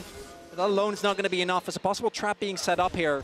Owner has that ultimate available, but instead, even if you don't actually get anything out of the play, like you're crashing this wave, you're getting the plates, and you're still putting Gen G further behind. The key difference I think we're seeing in terms of impact in this early game is Carrier. Carrier is really making his presence felt in the mid lane, and remember, Chovy had a CS advantage because of Faker's TP towards the bot side of the map. So Carrier has spent like at least 2 to maybe even 3 minutes of this game just hovering around mid, making it awkward for Chovy to base at the right time, keeping him to stay for that extra minion wave, helping Faker chip away at his HP. And you look at that CS, look at that gold slowly shifting back in Faker's way. You can see 3 plates secured in the mid lane. Meanwhile, Lehens has just been shadowing his AD carry, shadowing Pays, just making sure that, yes, he can get that experience, but he's even behind Carrier when it comes to XP. So with the grub spawning in a minute's time, desperately he needs to get that level 6 to have that ultimate available. And I wonder if Gen G's actually eager to try and force a fight as the grub's now spawning soon. And it's the opportunity cost for the 2 plays that they tried to go for. The dive was a failure, and then the topside play we tried to set up for Keen, trying to punish this pushing power of the Ashe and Renata, also not really working out. And that not only set Lehens behind, but also started Keen being in a bit of a tough position when it comes to catching these waves. And I do agree, I think Gen G, if they are denied a good fight, things are going to be very tough. Gen G has, again, I think been in this position before, but I do really want to highlight, we say that often, but if you look at their gold stats in the LCK, they weren't getting a lot of kills, but the amount of gold they generated early was actually insane. Like, they were sitting on, I think it was on average like a 1.5k gold lead, and obviously there was a meta that was textbook perfection for them, but it isn't like they were getting into fights without anything to grasp onto. In this game, feels like that might be the case as the grubs are going to get started up. You see Gen G is looking to contest. Level 6 has been hit on Lehens. Yeah. Is that enough? 4 grubs are definitely going to go the way of T1 here. Yeah, it's at least 4, but I think it's the vision almost guaranteed to be 6. So 5 are going to be going down here at least. Here for T1, no vision up and available at all as Pays can throw a Mega Inferno Bomb if he would like to, but looks like T1 are just going to cut their losses. 5 grubs is pretty good. Canyon going to be able to grab this 6th, potentially. Owner a little bit far away as now could just be a team fight in. Pays doesn't actually get over the wall with that satchel. Could be an important start to this fight as Chovy's teleported in. That's going to be the grub going down, but can they win the fight? Impale comes in, kept into the sweet spot, but the barrel is so good. Still, it's going to be Chovy picking up first blood against Owner, and T1 just not enough damage. T1, they could have just taken the 5 grubs and left it at that, especially with the teleport coming in from Chovy, but instead they look for the 5v5 and Gen G punch back. Yeah, I'm surprised that T1 chose to take that, because the thing we've been talking about, right? Renekton in this early game is just, he's just so strong. Ultimate alone is enough to be so durable, a lot of damage. And you can see how the engage was a little disconnected here from T1. It's going to be Owner diving onto the back line, attempting to steal the grub. Chovy on the side, and look at Pays' positioning. Perfectly safe, nice angle. The Ashe arrow gets stolen. Gumayushi really can't do much. While the barrel looks good, the front line dissipates, and T1 is immediately forced to disengage. Yeah, it was a Dominus Renekton, and he was kind of okay with just slicing and dicing his way around. So even though it looked amazing, didn't quite work out there. So T1, they lose first blood, but they still have a lot of tempo around this map, unless Chovy has something to say about it after he does crash this wave towards the top side. 5 grubs, certainly going to be valuable as the game goes on, though, and T1 are looking to also even out the dragon count. And the kill going to Chovy is a big deal. This Silas, we've seen how hard this champion can snowball when he does get a lead. He's able to very consistently force plays with his catch potential. And it's also something that the Chovy that we saw domestically, I think we've only seen in one game this Worlds, and it was that Game 5 Smolder game. Because his laning stats haven't really been comparable to what we have seen domestically as a trader for turrets. Well, it's going to be 5 grubs, so T1 do have a fair bit, but Gen.G, I think they're going to be able to cut this one down. Gumushi also in trouble there as a solar flare does get cleansed. Gumushi going to be able to make his way out. I believe that was Gen.G taking it first. It was, yeah. And so despite the grubs, they're still able to get there with the slight lead they had as far as the turret health. So a bit of extra gold going over to Gen.G, and that's going to very close to even things out here between the two squads. I mean, we couldn't really ask for more, could we? Dead even game, 13 minutes Maybe a few more kills, still just as even? They're coming. Remember, it's game 1 of a best of 5. You don't wave the entree. You know, we're just starting off. I'm sorry, just a little bit impatient. Atlas is not a patient man. I know. I just want to I agree with you, the Ben. The main course is on its way. I think what was smart there from Gen.G is, I mean, they had to reset after the grubs. The problem is the Dragon was spawning relatively soon, so T1 already back out onto the map in a position to secure that. Gen.G leveraged the fact that they had that time advantage to secure that first tower. So ultimately an even trade. The only problem for Gen.G is T1 can kind of sack the next Dragon if they want to without much of a problem, and they can continue to scale up. Blade of the Ruin King is very close to being completed for Faker, and that is such a massive item spike for T1 that they're definitely going to be waiting to try and secure. Now Zayas pushing another wave towards this top lane and does have quite a few friends around. Looks like Gen.G did have a bit of information as to who was coming. So Canyon going to be rotating up. Pays also there, Mega Inferno Bomb in hand. The siege could be a little bit dangerous. Good handshake for the disengage as Canyon looking for an opportunity. Might be able to get in there, throwing some rocks around as you can see. Not going to go for any stuns or anything like that just yet. T1 are just going to be allowed to back away. Crucially, look at Faker going back to base. He should have enough money for Blade of the Ruin King. This means that T1 are saying, we don't want to fight yet. It's not worth it. They're not going to overstay their welcome. The TP Kraken as well. The question is this TP going to be up in time to contest? The pings are coming down from T1. They have the Ash Arrow available to try and stall. T1 are saying they do want to fight this. Looks like they're going for a great vision here with this ward, as you can see. So Ona completely on vision right now as Chovy with the Fate sealed, now stolen away or hijacked here as that's a solar flare. It's going to connect. Great Impale as well, and I think Area was there for a second, but now he is just gone. So the Herald goes to Gen.G. They'll take a kill as well, and now Chovy looking for more as Faker just going to pop back to his Soul's S. Just going to body slam his way out, and Gen.G, they really are taking these skirmishes. Gen.G's target selection in these skirmishes has been so clean every single time. One member is getting blown up in a barrage of CC as Lehens is driving. Always scary, but this time it works out for the mid lane turret. Gonna get taken low. T1 is able to defend. Yeah, ever since Lehens got his license earlier in this tournament, he has definitely been driving a whole lot better than he was throughout the rest of this year. We've seen some fan, things. you know, exactly. Very proud of him, though. What we saw there as well for Gen.G, and it's, again, I think T1, this one a little bit more understandable, but when Gen.G have the setup, this comp is so hard to engage on. There's so much disengage, and the Skarner in particular, I think, has really been a big problem for many teams this Worlds. And even with Pays, I think his flash was forced in one of the earlier plays we saw. Didn't actually happen on screen. I think maybe when they were looking for the catch on Guma, but he was positioning so safely. There was no way to get on top of the Ziggs. Well, now it's just Canyon and Chovy up here towards the top side of the map. 4 members of T1 in the area looking to try and push down this turret. They really want to take their second to even out the map state as far as these structures, and a teleport to come in from Pays just to make sure that they don't lose it. See, Gen.G are playing with their advantage very strategically because T1, like, the problem with the Herald was the timing. TP wasn't quite up for Faker. He needed to get that base off, yet they still wanted to try and contest rather than go for a cross map because the bot tower had already fallen. So rather than play for something like mids, they got over ambitious and they weren't able to make it work. Then what they did was they kept the pressure up in mids. So Gen.G could secure that mid tower. They kept Pays there. He had the TP available. He then goes back to base and then TP's top. So while this Renekton is free hitting onto the bot tower, uncontested to secure that tower, they had the Ziggs TP top to then catch the wave and prevent the siege. So T1 is just losing on the map while Gen.G is continuing to gain advantages. Yeah, and I know a lot of people have trouble liking Ziggs compositions. And I understand it's not exactly the most interactive when it comes to early game skirmishes and things like that, but what it does to a team that is very good at playing around tempo and macro that they are already good at is it's just basically a cheat code. Well, it's as you were saying, Vadi, because even if you do try to play for mid turret, they're like, Pays can just ult the wave. Right, yeah. And Gen.G at so many of these Ziggs compositions, and it plays really well into their style, which is always trying to outtrade you. And now, what was a 1.5k gold deficit 5 minutes ago, T1's going to get this topside turret, so they're going to equalize it a little bit, but is still 1.5k gold for Gen G and a second dragon on the way as well. And look at the map setup as well. Like, Gen G conceding that top side to get full vision coverage around this bot side of the map, pushing Zeus deep towards his tier 2 tower, making this very difficult for T1 to contest. There it is. And the Ziggs ultimate to slow down the siege. It's Chovy comes on over, he's going to be able to clear it out as well.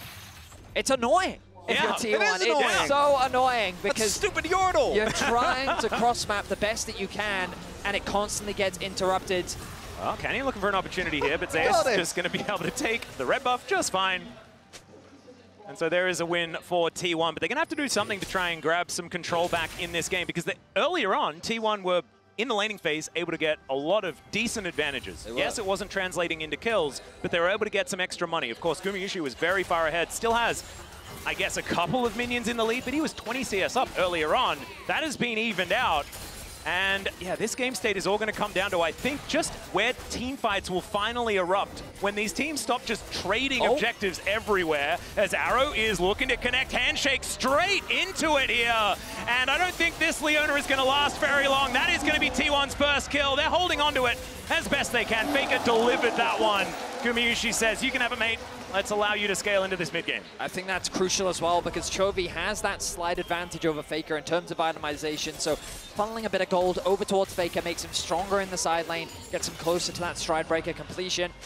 Baron spawning him at 45. I don't think that's going to be a major point of contention this early on, but it adds that extra sense of pressure. We know T1's Barons are famous for both positive and negative reasons. There's been a fluctuation throughout the years, yeah. But I think at this World Championship, their Barons have been very good overall.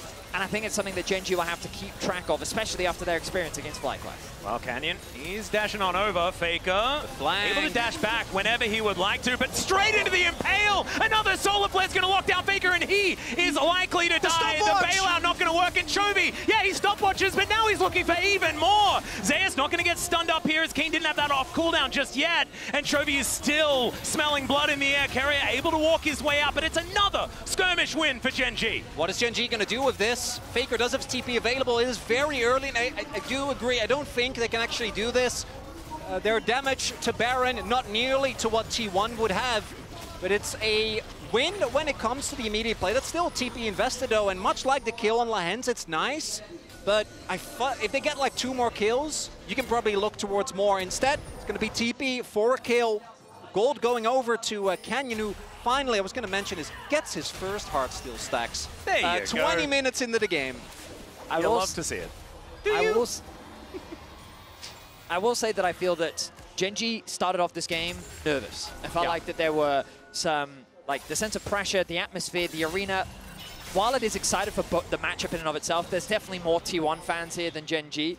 And we saw some of that in the execution. But now the game slowed down a little bit. They were able to kind of play out the map. You can see the difference in confidence level, and the TP execution was the typical Gen G that we're used to seeing. Really nice collapse from them. They did lose the mid tower, but ultimately Gen G playing with a lot of control and confidence on the map. Their side lane setups are nice. Their vision control is good. And now again, around the Baron, they're suffocating it. The good news for T1 is that, as you already said, Chronicler, they don't have a fast Baron. So T1, even if this Baron does start, we'll have plenty of time to react, even if there's not that much vision, thanks to the Ashy as well. I think it's actually so interesting talking about lopsided crowds in this matchup especially, because Gen G are exceptionally used to it. And not just Gen G. You look at all of these players just in general. Keen, has he ever had a matchup where he's favored over the last 7 years? That's fair. I don't quite remember when. He won his first LCK title only very, very recently. Chovy going to be fighting against Faker here, but I don't think there's going to be any big result, although good trade there for Faker. Chovy and Lahens got smashed by T1 in their very first final that they made it to. So they're used to it over quite a few years. And Canyon was the first one to figure out how to actually do it, you know, and then became a world champion. So getting over that hurdle has been very important for all of these players. Yeah, T1 always has the home crowd advantage. It feels like one of the things that they are going to really struggle with, though, particularly with Zeus, I think kind of going, you know, partially AP, partially tank, but even he is not going to be that beefy.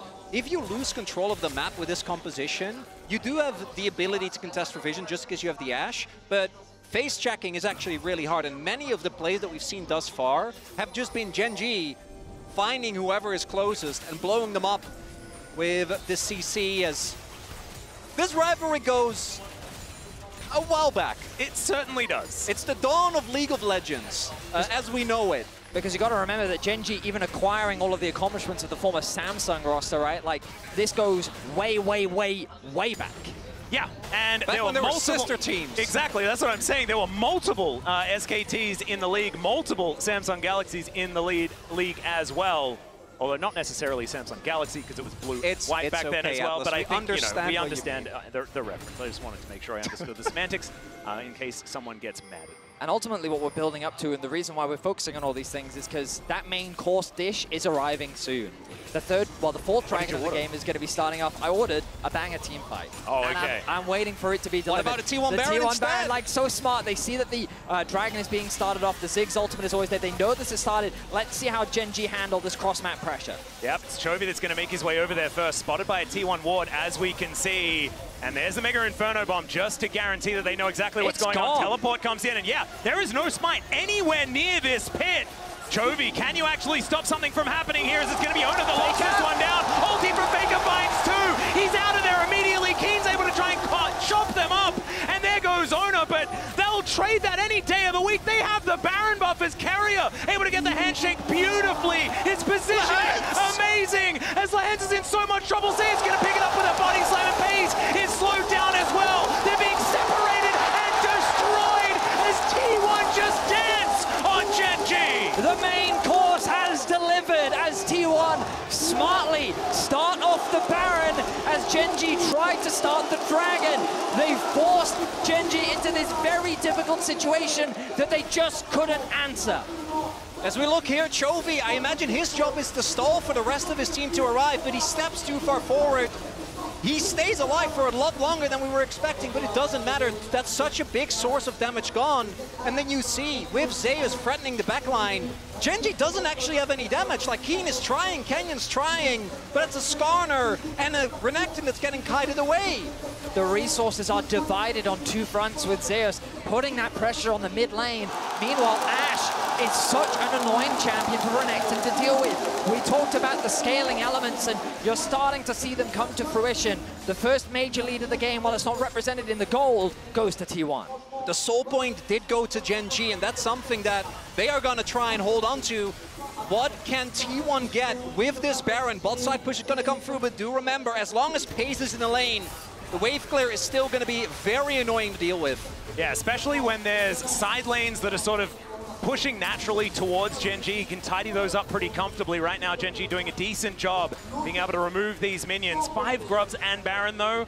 It's going to be very, very difficult to stop T1 from taking these tier 2 turrets. Is going to be their option, is now Chovy up here towards the top side of the map, fighting off against Faker, who's happy to go underneath this turret. It's so much damage. Well, so coming on through, and so Chovy is going to be okay, but this does not bode well. Party cast? No, it wasn't. This is why I was a little surprised by the Sylas pick, because you kind of don't beat Yone in lane, and then you don't really beat him in a side lane either. There's this sweet spot in the mid game where you can maybe get advantages just because your skirmishing power is stronger, but right now Chovy's struggling to match that of Faker in the side, and T1 putting pressure everywhere. Tier 2 towers secured in top lane. They've transitioned over to mid. Now they have another wave in bot. Gen.G's been dragged over towards the mid lane. That tower's going to fall. Gen.G in game 1, slowly losing more and more control over the game. 3K gold lead now for T1, even though the first minute or so of the Baron, they weren't able to find anything. It's the setup afterwards. This team has perfected these Baron plays. Canyon! Arrow going to connect. Canyon delivered. He finds an Impale, but he has no friends. The inner turret goes down. Hostile takeover to deliver Lehens as Keen with the dominance just trying to distract him. In goes Lehens, trying to take them away from his inhibitor turret. And he's going to be separated from his body. And that's going to be a kill going over to Gumayushi. Only needed to invest a cleanse, and there are only inhibitor turrets left for Gen.G. And T1 watch Gen.G walk into their deaths again and again and say thank you very much. The inhibitors stand, but the gold lead keeps growing. And Faker just toying with them here on this bottom side of the map. Man, it really just feels like a big swing back. So much it was give and take in this game, but now T1 are just saying that they're going to have it all. The pick potential of this roster was something we didn't get to talk a lot about, but you can see it clear as day. The Ash Arrow into the Gragas ultimate makes it so difficult to protect a target that gets locked down. Lehen's doing what he can to try and catch Gumayushi out, but it's just not enough. And the game is quickly snowballing in favor of T1. Yeah, Lehen's not feeling too happy about it. You can see the GOAT as well, not celebrating yet. This is game 1. 5,000 gold is the approaching gold lead for T1. They have so much map control. They should be able to deny the rest of the Dragons. They can get their ducks in a row as far as these lanes are concerned. And Gen.G back out onto the map now, trying to steal away this blue buff, and they will be able to do so. Notice on the map, though, that Faker's pushing out the top wave. Mid has kind of been sacrificed. No one is actually in a position to catch it. Carrier is the one there to try and hold the wave. Guma's going to have to go the long way round. They've gotten push in bot, which means that Chovy's going to go and answer, but ultimately the river has been conceded. Gen.G have purchased over that area of the map, while Faker's remaining top has the TP available. Let's see how this one plays out. Yeah, playing the side lanes very well is Faker, as we can see, going to immediately teleport into the mid lane as that wave crashes forward. Keen, he's got his teleport up as well, but he's going to be behind the play just a little bit. There's now Carrier looking for that opportunity. Hostile takeover, 2 seconds. Now it's back up and available. T1 are ready to fight. Gen.G can choose to give this up. T1 only have a single dragon, but it looks like they don't want to give him the opportunity. Maybe feeling like in the late game they can't match. Gen.G gonna try and go for a Hail Mary here. Yep, Chovy's got a cask at the ready. It is gonna be Ona denying that soul, and now T1 starting off the fight. Can Gen.G actually find an angle as hostile takeover comes in? Carrier, he's tried to bail himself out, and it's going to work for now. The Impale is good. They take down Carrier, but can they deal with the carries? That's the question. Chovy starting to pop up, and so is Gumayushi. Chovy's cut down. More arrows into his back, and he knows that it's done. Flashing forward. It's a triple for Goomer, and that should be the game. He still hasn't died! Oh my, 8 games in a row, I guess, gentlemen. T1 in the final team fight of game 1 will snuff out Gen.G. A full-on ace at the cost of their jungle and support. The Nexus in their eyes, 30 minutes in. T1 remain the gatekeepers of the World Finals, and they'll say you'll have to try better than that if you want to make it to London. Nexus turret number 1, Nexus turret number 2, and T1 will take the first game in this best of 5, and we'll see whether Gen.G can do better in game 2. So one of the things that I feel was missed, and there was not a lot missed from our teaser today. It was one of Phil's best things ever, but one of the things that was missed is that not only do you have to beat Faker to be the best, you always have to beat Faker to be the best. And they're not quite doing it yet. Faker still remains the GOAT, and he probably will forever. It's time for us to go to a break. When we get back, game number 2, we're going to break down that game number 1.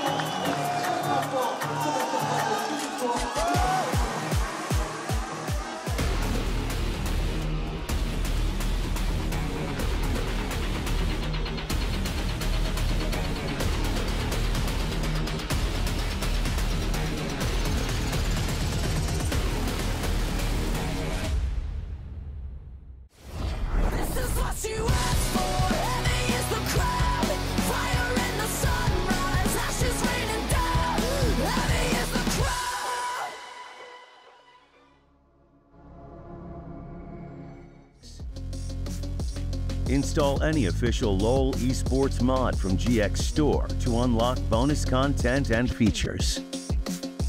Browse the collection and choose a mod.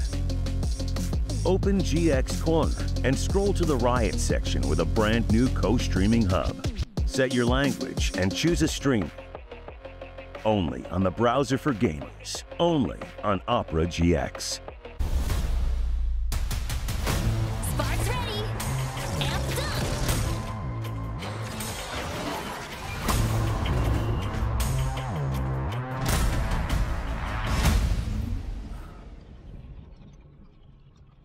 And if you're wondering why I move the way I do, I just feel so good, good, good. I just feel so good, good. I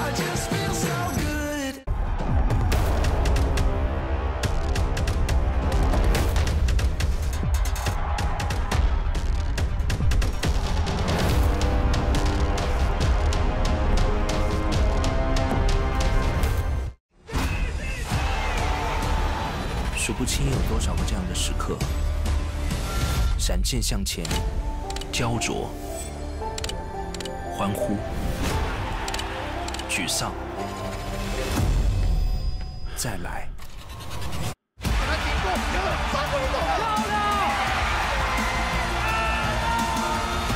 没什么比这一刻更好。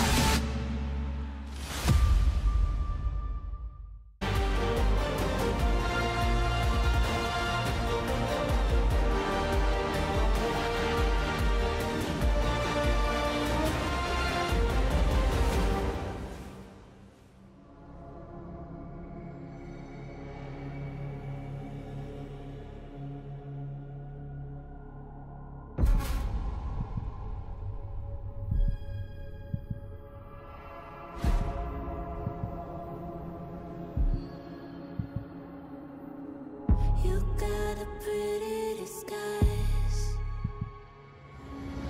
but you're still ugly inside. I see right through all your lies.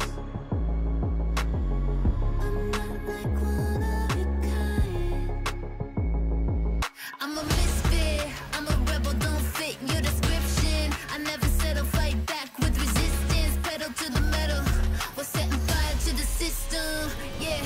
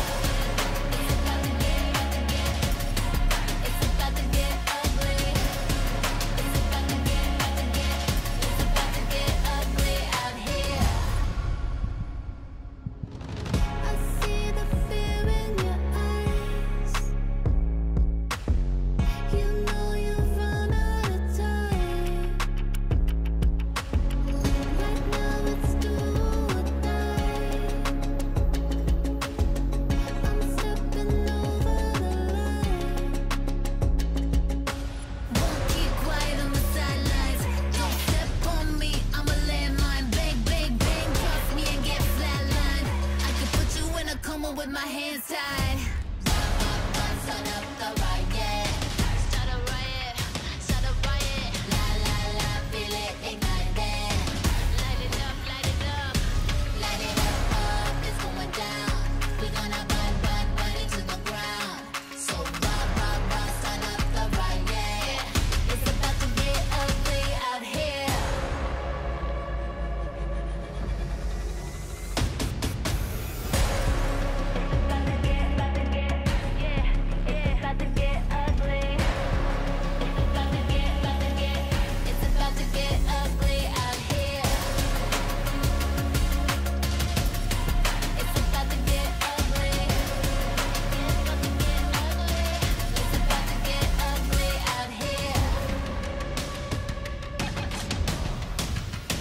This is who I am. You ain't gonna change me. You ain't gonna break me down. This is what you asked for. Heavy is the crowd. Fire in the sunrise. Ashes raining down. Heavy is the crowd. That's a solo player. It's going to connect. Great impale as well. And I think Gary was there for a second, but now he is just gone. So Jovi, can you actually stop something from happening here? Is it going to be Ona that locks this one down? Ulti from Faker finds two. He's out of there immediately. Keem's able to try and chop them up. And there goes Ona, but they'll trade that any day of the week. But can they deal with the carries? That's the question. Jovi starting to pop up, and so is Kobayuchi. Jovi's cut down. 4 arrows into his back, and he knows that it's done. Flashing forward. It's a triple for Goober, and that's 젠지는 정말 강력한 팀이고 저희가 높은 무대에서도 젠지에게 많이 패했었는데 작년에 진동도 좀 비슷한 느낌으로 되게 강한 팀이었지만 이긴 기억이 있기 때문에 저희 구마유시 캐리어 듀오는 세계 최고이기 때문에 당연히 이길 수 있다고 생각합니다. Yes. Is it going to be a similar story? Well, Gumayushi was on that Ashe and did really, really well. And I just want to take a minute to talk about this entire first game, because as we were watching it, right, we go, this is kind of what you lay out. Gen.G, such a good team, such good macro coming out of that early laning phase, having full control, but you're waiting in trepidation. Because T1 is clutch. T1's gonna do something, and did they? T1 Barons! Let's go! When I think of this game, and when everyone thinks of this game and they're looking back, they're gonna think of the big Baron. You know? Why didn't Gen.G? Well, I mean, this was a really good call. You could see that Dragon was taken, Skarner was gone. You need to get the TP in, but Faker with this ultimate as well was clutch, and that's why it's part of the reliable Cisco network for every second counts. It was absolutely insane to see just how clean they were on this play. And then look at the re-engage from Gen.G here. They actually split. So Pays is the big damage still alive. He goes down, focusing on Zeus, while Canyon flashed the other way to get a double Skarner ult, but there's no one there to follow up on his double Skarner ult. And so then T1 can get so much out of this. It's not just a T1 like sneak Baron. It was over a 5,000 gold Baron power play with that Baron. They got all 3 of the secondary towers and more kills because of Guma's Ashe, able to hit the arrow on Canyon as he's like standing by the tower for even more gold, and it was just such a snowball. I just think Ashe is a big pick, and maybe you should consider it instead of Renekton. And a Gragas yeah, that's what I really wanted to bring up in that fight. Gragas is such a good pick against what Gen.G want to do. It's able to split up fights. Zeus had an insane performance on that pick. It's something we saw earlier in Swiss, and I'm so happy to see him bring it out again. Yeah, it was and the Renekton, in comparison, was kind of useless in conclusion. I mean, because you remember back to the early game too, the Gragas already showed up. Zeus outplay under tower during the lane swap. Got also Owner a bit ahead because he was able to get extra camps because Canyon was down there taking damage. So yeah, really big props to Zeus again on his Gragas. I have a surprise video for you because someone's in the crowd who wasn't entertained, apparently. Let's take a look. I think maybe they should be scared, but they're not. Oh, did I just tease it and suck it? Look at Elk. Oh, no! The yawn! Super cut. He's just... Oh, my God. No! What's up with that? Maybe he was out last night. Who knows? Oh, partying? Okay, I get it. It would be allowed. It would be allowed. Oh, this is not a replay, by the way. This is consecutively. Yeah. Hey, oh, my God, Elk, come on. Elk! I also, come on, man. I like how Bin is locked in, though. Yeah, he's like Bin is locked in. Well, as we know, he loves Zeus, so he needs to be infatuated with his play. He's studying. He's like, I need to pull out the Gragas next time. Yeah. Let's go back a little bit to the beginning of the game as well, because there were times, I guess, that T1 was in a position where they had to clutch it out later because it didn't necessarily go ideal around the Grubs or the Herald. Yeah, and I think the second Grub fight is the most egregious one, I'll say, because there was really not a lot of reasons for them to fight over this 6th Grub. Obviously, yes, you do want to get that, but they already had the 5, and this was so easy for Gen.G to just go in. It's also that you have no smite on your jungler. Gen.G have a smite, and you already had that opportunity to just push in bot because Zeus had TP'd late. So you had a ton of options there for T1, but then we come into the Rift Herald fight as well, and this was strange because you'd already had the double resets coming through from Gumayushi and Faker. They were going to be late, and to me it felt like T1 were just trying to push Gen.G onto the top side of the map so they could collapse back onto mid-wave and take the mid-tower, but Keria oversteps and ends up getting caught out, and it completely falls apart for them. Yeah, I felt like both of them were strange because the first one, Owner engaged onto the Leona there instead of even actually going for it, and then like you say, Keria's just standing around, and there's a Leona with the ultimate ready, so you have to expect that the attempt for the pick is going to come through. Yeah, and I think the big thing coming out of that is I actually did like T1's look in the early lane swap. They seem to really, really know what they wanted to do. They used the Gragas pick, to your point, Kobe, where it's so hard to dive a Gragas even super early on.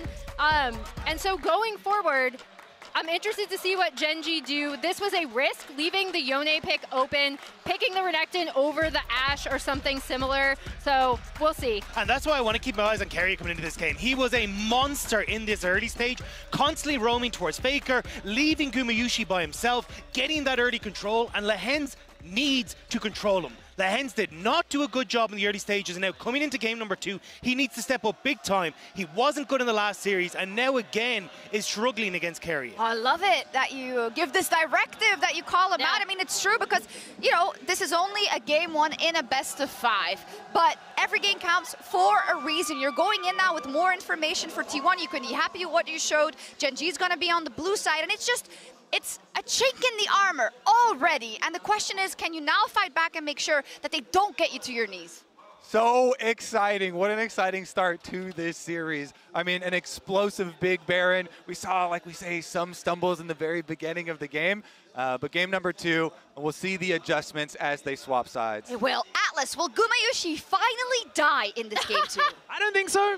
I mean, I haven't seen anything that's going to prove that's going to happen, so I'm feeling that maybe he'll just cruise through this one as well. We'll see whether the Nexus dies, but I think that's going to go down before Guma does. Yeah, Atlas is a fan, famously, of small sample sizes, but this we're getting up there. Okay, it's 8 games in a row This is becoming now. a medium sample size. You know, this is getting real over here right now. So we'll just have to see. I think if T1 are going to win, it is going to be one of those games where they should be able to roll over, but I think that there's going to be a lot of adaptation moving into this Champ Select, brought to you by Omen and HyperX. As already, Gen.G once again banning away the Xayah here, this time on the blue side. And this should give us a really good indication of how this series is going to look like, because in game 1, Gen.G were on red side and took a lot of risks. If T1 is able to get a 2-0 lead, breaking them on red side as well, it's going to be so much harder to fight back. Going to have to be a really big pivot as the Smolder, even with the Yone not being in the game, is taken away. Now, I do think that Gumayusi's pool at this World Championship is pretty much those 80 carries on your screen. Now, admittedly, we've seen him play Caitlyn, we've seen him play Draven, but Ezreal and Kai'Sa, the usual de facto go-to meta 80 carries that we're seeing often, are not his priority. The question then becomes, where does Ziggs fall on the totem pole? Because we saw how effective it was for Paze and his ability to stall out the game, but is that something that T1 want to try and prioritize? And if they do, what do they then put mid lane to complement? And I was going to say, this Skarner pick does seem to make a bit of sense based on how much Canyon has wanted to play it. The amount of success, though, isn't necessarily giving us a lot of joy. But what's the other option? It's now Caitlyn and Kindred. Caitlyn, right. All right, there we go. There are some 80 carries. It's Gumayusi. Well, I mean, of course, he's going to pick a lane-dominant 80 carry. And the lane swap meta, I debate how effective it is. But the biggest surprise to me is the Kindred coming out from Owner as an answer into the Skarner. That's some shades of 2022 that I'm seeing here with the Kate and Kindred. And do note, Nidalee this time around was not banned. And that is something that Canyon, we saw even in the series against FlyQuest, has very heavily relied upon. And Gen.G, the Jax, obviously a good adaptation. The Renekton didn't really hit last time around. Is available this time as well. It's also very good into double 80 carry, exactly. Right? But the Ahri thus far hasn't really sparked a lot of confidence. Faker can just go for the Silas, and I know it's a supposed counter pick, but that's not really how the games have played out thus far here at Worlds. But if they wanted Gragas again, they had to take it right there. Gragas, decent matchup into the Jax, and if you have the Kindred, you kind of want to get things that are bad guys off your Lamb's Respite to get the most value, so that could have been another great pickup, but it's going to be the Braum instead. That is going to be just the power lane here for both Gumayusi and Keria, but they're going to need some engage from somewhere. I mean, so the Lulu ban caught me off guard a little bit, but the logic is mainly Lulu's very good into Braum, and there's the realistic possibility of Paze. We've already seen Twitch, not that I'm expecting Twitch in this draft, but a potential hyper carry to pair up alongside of Lulu could be an effective answer. So that's going to be taken away. The Galio going to be banned away. The idea between a potential Camille plus Galio plus Kindred combo coming out from T1. Bit of an old school, but definitely a classic. That respect, along with the Renata, now taken away by T1. Yeah, gives them some engage options as well. So trying to take those off the board as much as possible, as there is the Renata ban as well from T1's side. Of course, another option that's pretty good into the Braum. Saw it as well in the BLG series, obviously in that game 4, Hanwha versus BLG. A lot of shenanigans happening with that Galio. The Gragas, I do agree with you, Atlas, seems like a no-brainer, but that is not going to get taken away. That is good into Jax. Zayas just came off of a great game off of it, and it synergizes really well with that Kindred. Maybe Gen.G has a plan into it, or something like that, because you could imagine that they do have it pretty fresh in their mind, that that is a likely pickup. The Maokai going to be a consideration, though. That could be the support option or a top option. We saw that from... No, it's not going to be support. I don't think Braum jungle is going to quite be happening here. Why am I blanking? It was Bree. Bree, this we saw it from yesterday. Yeah. I think it's a pretty good matchup into the Jax, in all honesty, and you get so tanky. I don't love Maokai as an engage, just because it's so slow and it's very, like, slow. Sorry, slow, I said that twice. It is slow, and possibly slow yes, as exactly, well. Yes. I'm fascinated as to how they're going to round this draft out. You're expecting some sort of AP mage to come through. Gen G kind of sticking to this idea of diving with Ahri, Kai'Sa. Yeah. Give me the Blitzcrank. Do it, Lance. Don't be scared. No, I imagine it's going to be something like the Rel or the Leona. Yeah. Rel makes a lot of sense. So they're effectively playing full dive into Braum, Kindred, and Maokai. Which they are. That does not sound great. If you are Gen G, and I got to give credit to T1, I think Gen G thus far have been very predictable in how they have drafted and the priorities that they've used. And some of these individual champions, they've just not looked that good. And Keen on Jax, that's great. But Canyon on Skarner, Chovy's, Ahri, and Paze, even going back to Summer Finals, wasn't really able to have the performance that I think you ideally would be looking for. And then you have a ton of comfort for T1. I think the only thing that you lack is engage, but the counter engage and your ability to be, if you're first in an objective, to deny any area access is out of this world. I'm also kind of surprised because when we see 3 AD carry bans, like, the direction that Guma's going to go is quite predictable in a sense. And it feels like that they haven't really provided a good response to this Caitlyn. I guess the idea is that they get their hands on the Jax, which sure into AD carries is good, but I think your point is so potent in this game about you are very short range into Braum, Kindred, Maokai. I'm fascinated. Like, ultimately, T1's engage is very low. It's not the strongest. You're very reliant on Maokai, maybe Sylas stealing a good ult, maybe a Skarner ultimate or a Rel ultimate to start off a fight. But I think T1 have cooked, and I like the dish that they prepared. Yeah, no, I would agree. And I think that not having a lot of engage only matters if you lose the range battle. But I think they're doing okay in that regard. That's true. When that sort of is one of the concerns. And when you can throw saplings around to get as much information as possible, I mean, Zeus should be able to just face check anything that he would like later into the game because he's going to be a walking fortress. I think that once again, T1 are coming out of a draft looking really, really good. And this time it's on the red side. And Gen G fans might need to start getting nervous unless they can find some angles. But it is now time to get onto the Rift and see whether they can put their money where their mouth is as we jump into game 2. The other thing is zone control. Caitlyn traps, Maokai saplings, as you highlighted. You said that Zeus could pretty much face check into anyone, right? Because, you know, he's Maokai, he's a tank, he can also use the saplings, a lot of safety. Good luck face checking into Braum Caitlyn. Like, that is a horrifying thing to have to face check into. And the problem is that even if Gen G is first on an objective, throw the Maokai ultimate, zone them off the objective. You then regain the space. Once you have the space, trap. Like, and now you've got to walk into us again. I think that the idea of playing around objectives, I'm going to be fascinated to see how Gen G navigate their way through that. I think flanks and vision control is going to be so important for them. Chovy's going to have a really good laning phase for starters. Did go, by the way, Gen G loves the resolve tree, as we can see. I mean, Chovy just loves grass. He does love grass. It's just another like thing that he can access some dopamine from. Yeah, you know? So Chovy needs to do a good job. I also think that Keen, if he does get his matchup, should be able to get the shove. But the problem is you don't really want to 2v2 as Kai'Sa Rel into Decayed Braum. So you're incentivized to lane swap so that your bot lane can survive, but also you kind of want the Jax to match the Maokai, because Maokai early doesn't really get to do a whole lot. It looks like it is actually T1 that is going for the swap here initially, playing 2v2 mid. You'll notice that Guma was hovering around mid for quite a while, which means that he was quite late to the top wave. On top of that, Zeus was denied from farm on the bot side of the map. So already this lane swap isn't ideal, optimal for the way in which T1 is setting themselves up for success. Carrier has been hovering around mid. He's going to get level 2 very quickly. He's already on his transition over to bot lane, knowing that, hey, if I get one more minion, I'll level over. That's fine. I don't need to take any more XP away from Faker. Jungler pathing topside, those kind of you'd expect. Oh no, which means that the threat of the dive is coming. Yep, Carrier is going to get stunned up here by Lehens as he makes his way in level 2. Only level 1 for Carrier. He's burning down. He's dead. That is going to be first blood going over to Canyon, and they'll take some plates to boot because Zeus now finds himself in a whole lot of trouble. Might have a twisted advance to try and outplay some stuff. That Arcane Smash was pretty good, or the Bramble Smash as it's known now, as Canyon underneath this turret has to flash. He's able to dodge the turret shot as a couple more autos are needed. It's Pace that locks it down, almost dies, and somehow they navigate the dive. Game number 1, the dive of disaster. Game number 2 puts Gen.G back on the right track. A kill for Pace, and so many resources for T1 going to waste. I mean, that was perfect execution from Gen.G.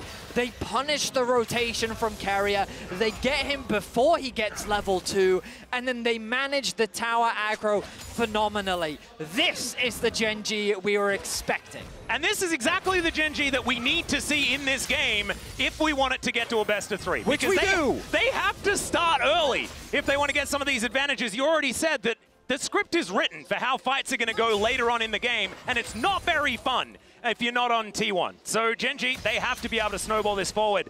We'll see what they can do, because it's not over yet. They need to get more leads.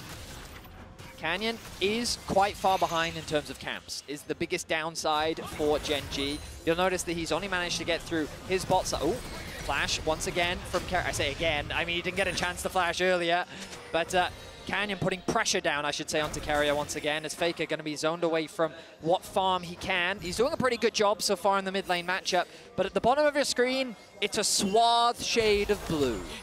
It is indeed. Gen.G finding a bunch of advantages. Excellent use of the word suave as well. Speaking of which, so was that just escape from Canyon. Decides, nope, I would prefer not to do this. Canyon, one of the most often heard pieces of criticism for this player, which also ties into his strength, which is mid to late game impact and carry performances, is that he's not doing enough.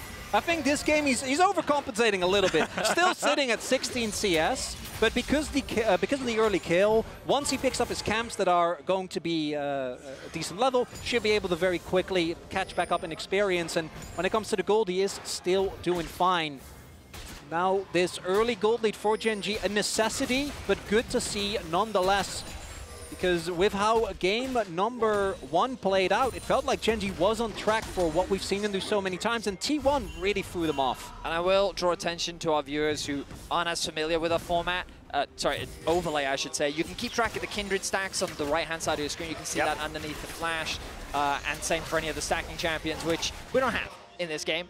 But, yeah, Smolder was banned. Yeah. Owner actually doing a decent job if we're going to compare Kindred performances that we've seen this Worlds. I think he is currently 13 minutes earlier on his first mark, which is pretty cool. Yeah, not bad. And Shu didn't even need that to win the game. So that says marks something. Are overrated. Yeah, we are really snowballing on the marks. If he keeps this one up, it could be completely ridiculous. Yeah, exactly.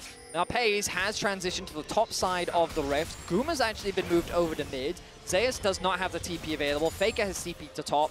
I wonder if T1 is going to try and contest these grubs, but Faker setting up a trap. Yeah.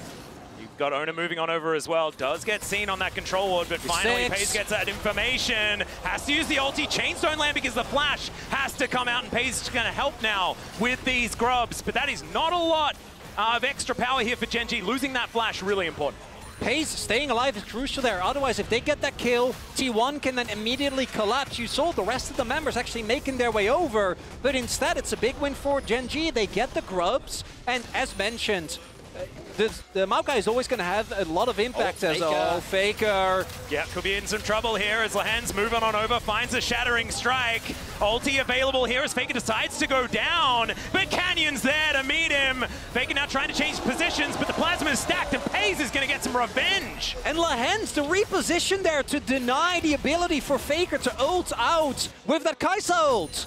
And on top of that, Canyon using his E, not onto Faker, but in his flash path, meaning that he had nowhere to go. Nice collapse from Gen.G, and they funnel that kill onto Paze, crucially to get him further and further ahead. 2-0-0 now for the Kai'Sa, an 800 gold lead for him, and Gen.G came out the gate swinging here in Game 2. And he's got some compound interest. That Ko is ticking away. Yeah. Gonna even further bolster the gold lead. And the biggest difference here has, I think, very clearly been Lehens' impact in Game 1. versus game 2, and then the inverse, Keria on the Braum. It's just not really the same type of champion. Lance possibly looking for a little bit more here, but only level 4, as is Keria. The 80 carries that now actually have some levels in them, as we can see here. Some Berserker's Greaves done for Gumayusi. It's a bit of a battle towards the bottom side of the map. Zayas could be in trouble. Canyon, once again, just lawnmowing his way over.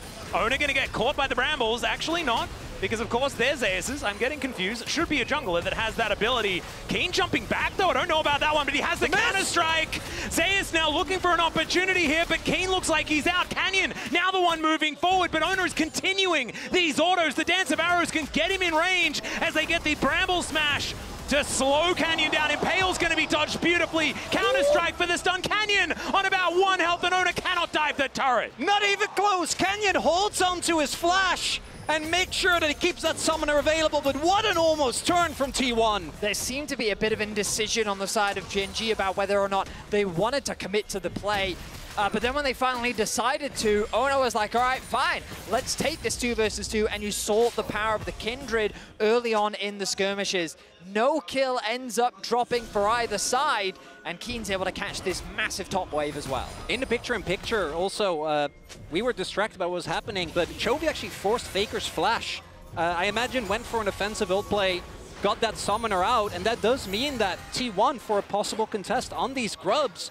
Trying to deny the Jack 6 grubs, definitely something that you want to do, but 2 crucial summoners now no longer going to be available. Keen also had to invest his flash, but Canyon still has his. Yep. And one thing I want to draw everyone's attention to is the fact is something that we've spoken about earlier. It's a 2,000 gold lead here for Gen.G. It has to be. The way team fights are going to work later in the game should be able to favor T1 if they don't fall too far behind. Right now, I think that Gen.G are on pace for trying to create a snowball, but they cannot stop. Like, this is about continuing to press this advantage as much as they possibly can. First Dragon certainly going to help out with that. Next one going to be an Infernal. And Gen.G just have to keep their foot on the gas. I mean, I think it's important to realize that kind of on paper, Gen.G's comp is easier to execute because it's just go forward. Yeah. Right? Press go R, in and engage. kill. Yeah, exactly. So T1 in the fight, so we talked about all these tools that they have, but execution is key. Patience, kiting backwards, leveraging your range, being able to sort of circumvent your way around all of the engage that Gen.G's going to have. So if they get a lead, it becomes even harder to do that, and it can look even more dominating when Gen.G is just forcing all of these plays. Yeah, the fact that 2 out of the 3 kills are on Pays as well is something that could be worrying, because yes, there's a range advantage for T1, but that reposition from the Killer Instinct can really allow Gen.G, if Pays is really strong in this game, to just clean up any situation where they can get a foothold. So things could go from bad to worse very, very quickly. That's getting ahead of ourselves, though. Let's have a look at how this mid-game is going to unfold. As already Canyon getting to work, trying to lock down 6 of these grubs. On vision right now, but we can see there's Kindred in the bottom lane, so it's not likely that a contest is going to work out. And this all comes from Chovy's prio in mid. This time around actually is able to have that very aggressive laning phase, and Faker just has to catch the wave. So I think T1 make the right call. Don't try to fight that. Instead, try to look for the cross map. Gen.G with Pays and Lands arriving will be fine. I also want to highlight Owner now on 2 marks, found one on the Grump in topside. But Owner, who I think was by far the most consistent member of T1 in summer, had a little bit of a dip in playoffs, but then has been exceptional once again. When you think of his best champions, they're champions with really high impact, but not necessarily the carries, right? It's the Vi moments, it's the Rel from last year. You have to cast your mind back a very long way, right? It was when he was making his names on picks like Graves that you really remember him being able to carry from the jungle role. It's not something he's a stranger to. This is maybe something he's a bit rusty on. It's just not something, like it's not about whether or not Owner can do it, but it's about how T1 as a team functions and has over the last couple of years. I will say that when you look at this T1 draft, it definitely isn't typical T1. Like, seeing Zayas play a full-on tank is not something that we often get to see. Keria, I always think of his supports as, I mean, he's the flashy playmaker. When he's on Braum, we remember it, but not with a great look in our eye, you know? So I will say that, like, this T1 composition is definitely a bit of a difference from what we normally see from them. And while we didn't see the best version of Gen.G in Game 1, you have to wonder if T1 also trying something different out on the red side to see if they can catch Gen.G off guard. So far in the early game, Gen.G have been outperforming them in terms of the lane swap and punishing them on the side lanes. We'll see how things transition as we get into the mid game and these objectives become more important. Yep, I think Gumiyushi's positioning going to be extremely important, and the way Ona plays around the rest of his team to try and maximize these marks. Shun got to 4 stacks of the Kindred mark at 28 minutes and 42 seconds. See whether Ona can get a little bit higher than that, because it's the next few that are going to be the most important. Of course, remember guys, 4 stacks on your Kindred marks, that's when you get the big old range boost and you're feeling really good about it. But Gen G right now utilizing 6 grubs to smash down this turret. It's not a race this time. Yeah, T1 just didn't even really start. It's also the biggest boost, and it's the only one that's actually essential. You know, everything past that is nice, but yeah, particularly, oh, Lahens. Yeah, possible catch here onto Carrier once again. He shows them the door, but Pei says, no, I'm not going to get caught by that one. One more auto attack, but there's the Lamb's Respite, and Ona is going to be able to save Carrier. He actually walks out so that he doesn't get tagged. I like the aggression there from Gen G. Carrier, thanks to Ona's ultimate, is able to get him away to safety. But Carrier very close to losing his life, and you can see how much control Gen G have over the map. That bottom side is just littered with wards, and it just goes to show the way in which they set up the pressure onto bot. They had control over mid, transition that priority, and then they converted it into an easy objective setup. All of the early game objectives have gone the way of Gen G, and now they return their bot lane to mid, ready for the Rift Herald. Thing that I'm looking at is still just going to be Ona. As this game goes on, you can see he's got a gigantic lead as far as farm is concerned, but it is still Canyon.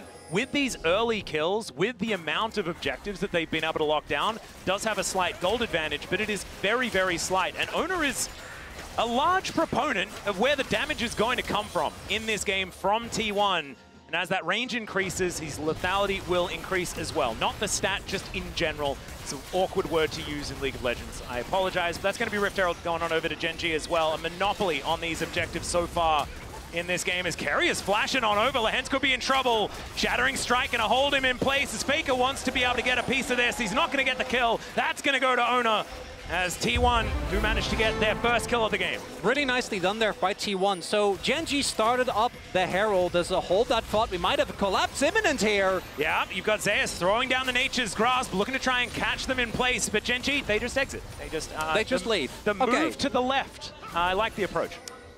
Not too bothered there. Keen will get the turret though. But T1 there identified we can't really fight for the Herald. And Chovy was alone in bot lane. So they read the play. Lahens actually trying to cover for Chovy, but gets caught mid-rotation. It's going to be the Grubs and the Herald going over the Gen G, but the second Dragon of the game. Oh! Okay, he just wanders on in there. He'll flash away, so they at least get that. Faker also taking the outer turret on the bottom side, but that is so big. And now it's Hextech Soul this game. Ona didn't have Smite. And the only way that Canyon knew was because he saw the W from Pays go over the wall. He saw the HP. It didn't get smited, and so he's like, wait, I think there's an angle Something's here. fishy. Yeah, and so he just went for it. Beautiful play from Canyon. Great read from him. The Herald gets dropped in mid. And the player that we haven't talked about, but is getting monstrously scary, is Keen in the top lane. He secured a full tower on the top side, uncontested. He's almost got a 1k gold lead. That Trinity Force is on the horizon. And we talked about it in the draft, right? Into double AD carry, even into a Sylas. This Jax is not really going to be afraid of anyone on the side lane. The Maokai is just going to do his best to hold him off. Yep, it's going to be about how well T1 just holds Keen at bay and tries to bide their time. But as the game stands right now, it is not looking good because this snowball is a-rolling. Gen G are capitalizing. But it's only 2.5k, something like that as far as the gold lead is concerned. 6 Grubs and 2 Dragons are what they get for it, though, which is still very, very valuable, especially with the Soul being this Hextech. In game number 1, T1 found the one win the way of the Baron Call. And it was a weird moment because it felt like Gen G was aware of it, yet still underestimated it. It brought them back in the game, and I think they're going to need a similar moment here because, as mentioned, this composition is really going to struggle as long as Gen G has that map control. Gen G is now the one that keeps shoving out the waves, keep having prio on the vision, and it is quite hard for T1 to find a good snap engage. They have a ton of CC once you actually get on top of them, but you don't have something like the Rel, like the Leona, like the Vi to really start off a team fight when Gen G isn't ready. Well, we talked about how Gen G, if they start off an objective, T1 actually have a lot of ways to gain access onto the objective, even if they don't have the best engage, simply due to the fact that they have a Caitlyn plus the Maokai ultimate. But ideally, they're on the objective first. They have position with the Caitlyn traps. They're forcing the enemy to face check into their Braum, into their saplings. But T1 are never being given that opportunity, thanks to how well Gen G is snowballing this early game. They have a 3K gold lead. They're playing around their side lanes incredibly well. They've got a 4-1 setup right now. Fake is in top lane catching another wave. And Gen G are just very methodically suffocating T1 out of the map. Yep, pulling them around, as you can see, moving over towards this inner turret in the mid lane. Ace in the hole does go down, fair bit of damage onto Lehens. Decent knock up there, but Carrier had to invest the ultimate just to get them away from this turret. It's just Gen G trading up at this point in the game. The turret stands though. Main thing for T1 is to not lose too much of that map control. You see them still moving around as a 5-man unit, maybe looking for some stragglers. Looking at the item finishes though, because of the gold leads afforded to Gen G. Pays already on 2 items, and let's not forget this Kai'Sa. It's only going to get worse from free items onwards. When you get your revolves, when you're able to be a threat both as a poke champion as well as when you dive into the backline. As you mentioned, Fetty, I actually think there's a small window where the Maokai is like tanky enough to kind of deal with the Jax. Sure. But once Triforce is done, it gets a whole lot harder. And in a team fight, he'll be able to, but in the side lane, getting to match is going to be very, very hard. And we need to talk about our Mercedes-Benz features matchup. You mentioned it already on the Pays side, but Gumayusi is about to hit that trough. This is where he's going to have to dig deep and make sure he continues on that streak of his, because Infinity Edge is necessary. That 2-item spike, it feels better than it used to, but definitely wants 3 items, 4 items, needs armor penetration, Infinity Edge, and then he feels a whole lot better. It doesn't get better all that soon here for T1 in this game. What you see though, T1 have been in this position before. They're trying to look for these small catches inside, as Zeus could be in big trouble here. Yeah, it does have a sapling in position, actually a bit lazy. That's not enough damage. Yeah, not going to actually spot him. So yeah, Canyon versus Zeus would take a while, to say the least. So right now, T1, I wonder if they even feel strong enough to contest the next dragon. They're setting up on the top side of the map. Vision is spotting them out completely. His owner is walking over wards right now, going to clear those out. Chovy respects the fact that he is on the weak side of the map as Lehens makes his way up towards the top side.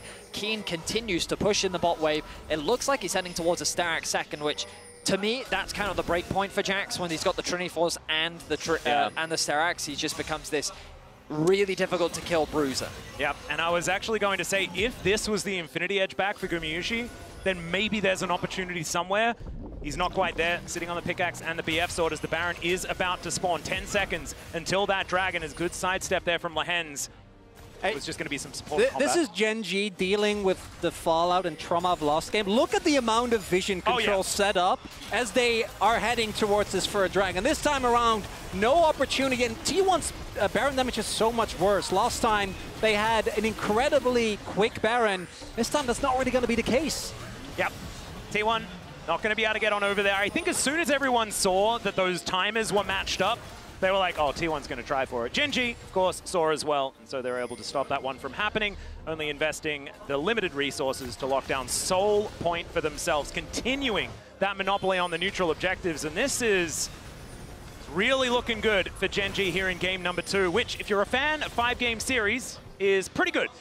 It's, I mean, if you're ever interested in getting into super high-level league, both of these teams showcase through game 1 and game 2 how important the early game can be and how effectively you can snowball from that point depending on the strengths of your champions, because both teams have throughout this series demonstrated an effective way of how to play through that strength and snowball effectively. It's been a beauty to watch. It is a low kill game, but the map control, the decisions that Gen G have made, the tactical decisions and the execution has been near flawless, and it's resulted in a 3K gold lead 20 minutes in. Many have credited one of Gen G's current coaching staff for being one of the original reasons why Vision in League of Legends got changed for exactly these type of games. And if you think the map is lit up now, go back, watch some old VODs. I mean, Europe is very fond of when they nerf that, okay? Yeah, let's have a conversation about control wards and how much they're bought and stuff like that. I think that's a good idea. And knowing T1, what they're going to look for now is a quote-unquote, oh no, someone's caught in the side lane, followed by an immediate fight and an immediate collapse. They have dispatched of many teams when they were feeling like they were in a position of power. The problem is that generally Gen G doesn't really bite. They just let you play it out, keep their patience.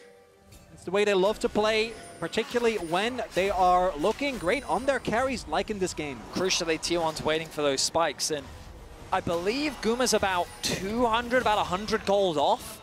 So he needs another wave. He's waiting for that wave to be pushed in. The question is, can it? Well, he's going to get it in time because the next Dragon's in 3 minutes, and I feel like Genji's not the time to just sporadically force this Baron now. I mean, they could. It's a great window for them to do it, but Malignance is almost done for Chovy. I imagine he wants to get that finished before anything comes through. The Sun and Sky actually going to be the itemization from Keen, also something we've been seeing from him, and then it goes into the Zhonya's third, which is also a very effective tool. So a lot of damage for this Jax in a side lane. Does make him a little squishier. So feels like the 1v1 build. Yeah. Not going for that Sterix. So Keen going also to be big committing. murder AD carry build. Yes. Oh yeah. Yes. And there is a couple of those. Yes. So it's got some options. It's also the role kind of changes because in longer fights, if you can get the proc of the Sundered Sky on multiple people, it actually adds to your stim. As you're saying, Vedi, if he does get focused with Sterix, you can get away from some really, really rough situations. Not really going to have the same level of playmaking as the Friendwind's now done for Canyon. Going to get so much value out of that. Steel caps on him as well. And I can guarantee you, Faker is not really interested in trying to kill a Skarner. But for the AD carries, it's going to be quite tough. I think Pays might be mega close to his Nashes. Does he have it yet? Pretty close is now Carrier going to have to flash. Get out of the way of Canyon. All right, striding with a purpose. And that could be important moving forward because we know that Carrier loves to play engage Braum. We don't like looking at it necessarily, but now without Flash, he's definitely not going to be able to utilize it. So Gen.G, they have so much control of the tempo of this game. As Lahen's going to have to crash away from this one. T1 just attempting to bully them out of the river. Canyon moves on over and says no. Item-wise, we're about as good as we're going to get, right? Both these teams should sit there and say, all right, Guma would love another item. He's not getting it. The Soul is spawning in about a minute's time. There will be nothing that he can buy in that window to be able to really be much stronger. T1's not buying it. What is Zeus They're like, up you're not going for this.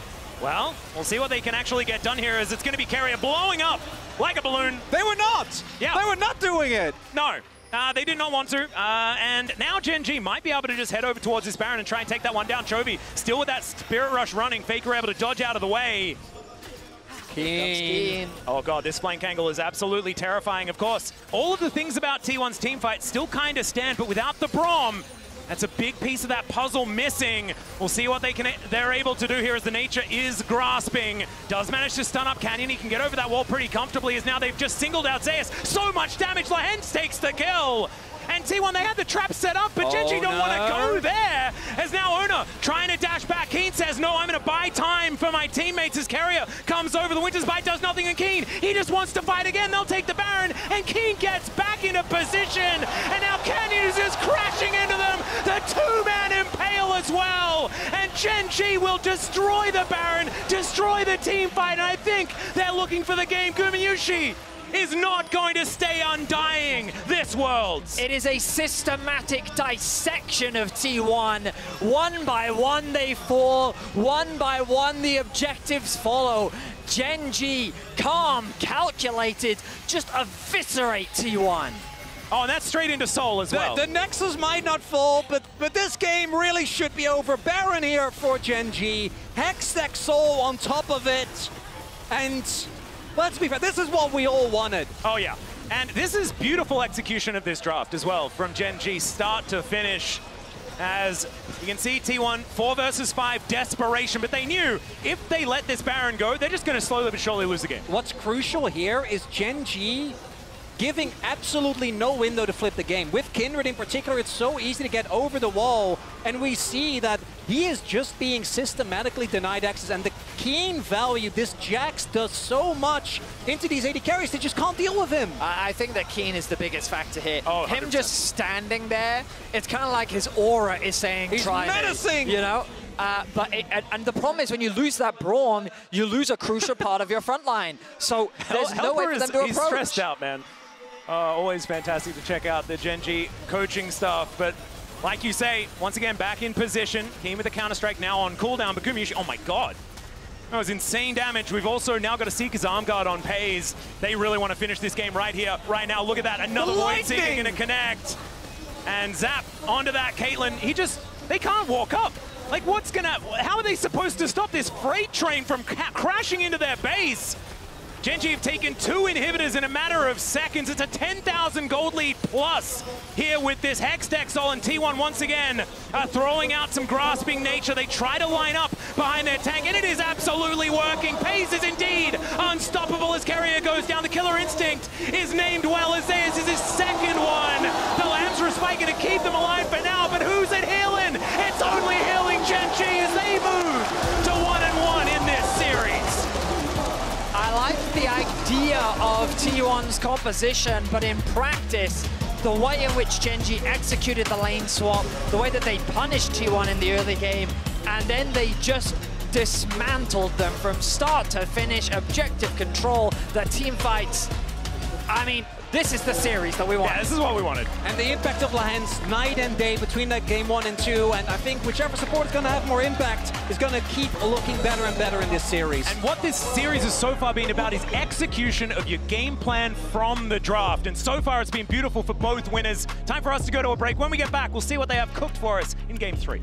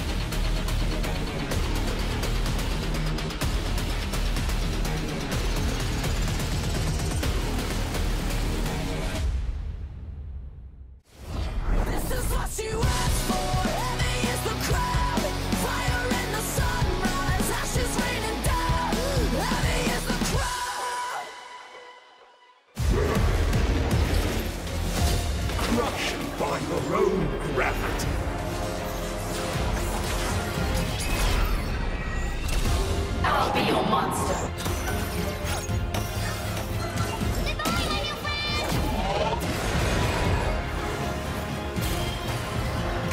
This is necessary.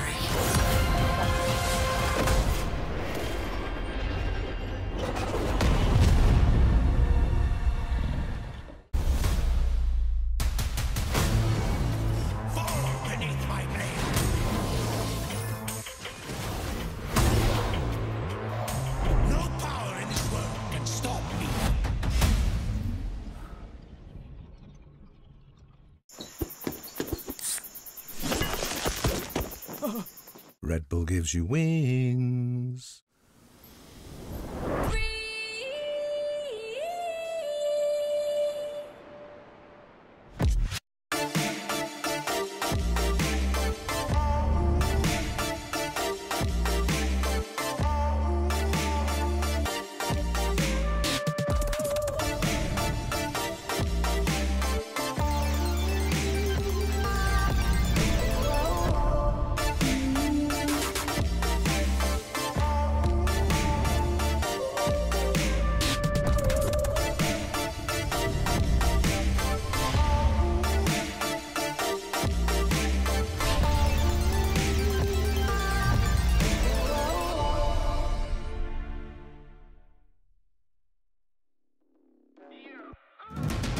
Here we go again, man, I'm on another one.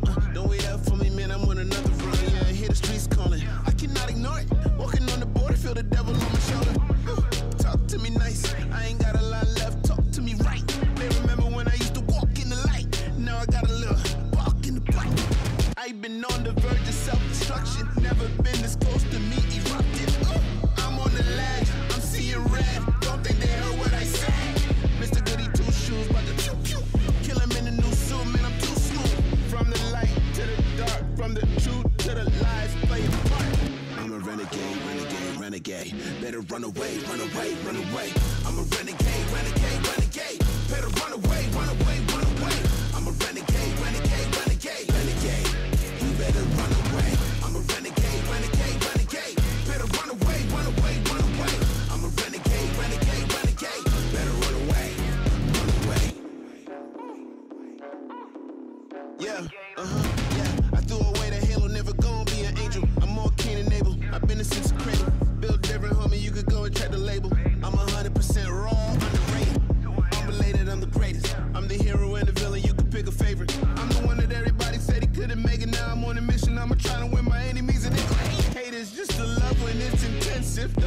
It's the light without the sense of loneliness. Is you without the friends. Click, giving up for me is too expensive.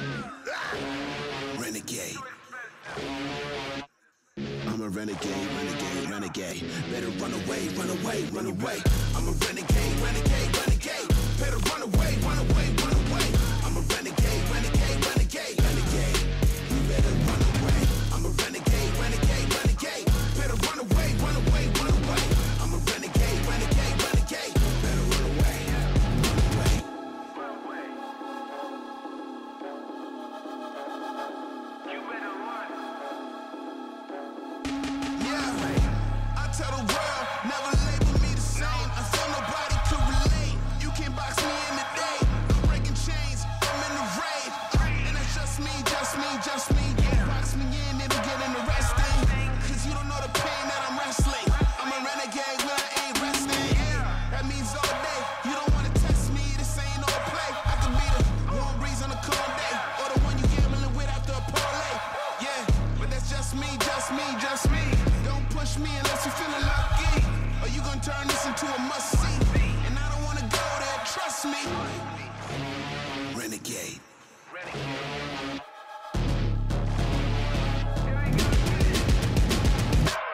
I'm a renegade, renegade, renegade. Better run away, run away, run away. I'm a renegade, renegade, renegade, renegade. This is what you asked for. Heavy is the crowd. Fire in the sunrise. Ashes raining down. Heavy is the crowd. It's going to be the Grubs and the Herald going over to Gen G, but the second dragon of the game. Oh, okay. He just wanders on in there. Take the Baron, and Key gets back into position. And now Canyon is just crashing into them. The two-man impale as well. And Gen G will destroy the Baron. The Killer Instinct is named well as this is his second one. The Lancer Spike going to keep them alive for now, but who's it healing? It's only healing Gen G as they move to 1-1 in this series. Gen G saying, you thought this was Worlds? No, this is the LCK and will bring you back down to earth by beating you the most exceptional way we know how, by macroing you until you fall asleep. Hey, I loved that game. I'm also 10 of the most boring people I know. No, but this was 10? All 10. This was classic Gen G, right? Like they set up exactly what they wanted to do in draft and they executed it really, really well. They knew exactly where they wanted to be on the map. They got a little bit of help from that nice like drive-through smite steal. But yeah, like this is the Gen G that we saw in LCK. This is the Gen G that we expected.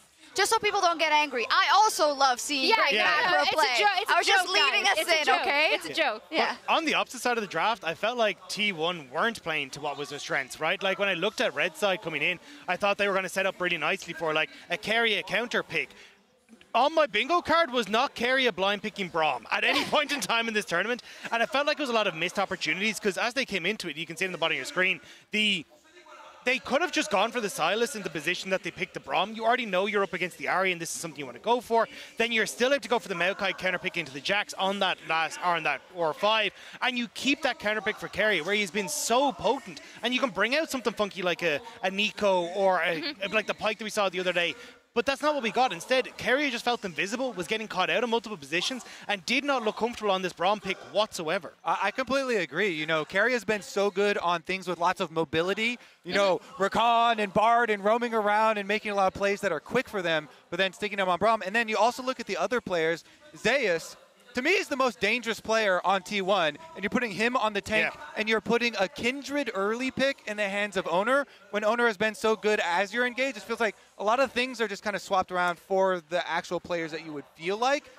That being said, the early lane swap, Gen G got such a big advantage. Lane swap boards were great. They saw T1 trying to go for match. T1 were so dizzy, and Gen G got a massive, massive lead out of the early game. Yeah, I mean, it was glorious. They did send 4 people also to kill Zeus this time instead of 3. Yeah, but, well, yes. The big point for me on this one was the befuddlement that T1 had in the early stages meant that Carrier didn't hit level 2. Because they didn't know if they're supposed to go top or they're supposed to go bottom, he didn't get onto mid-wave. He gets caught on the level 1.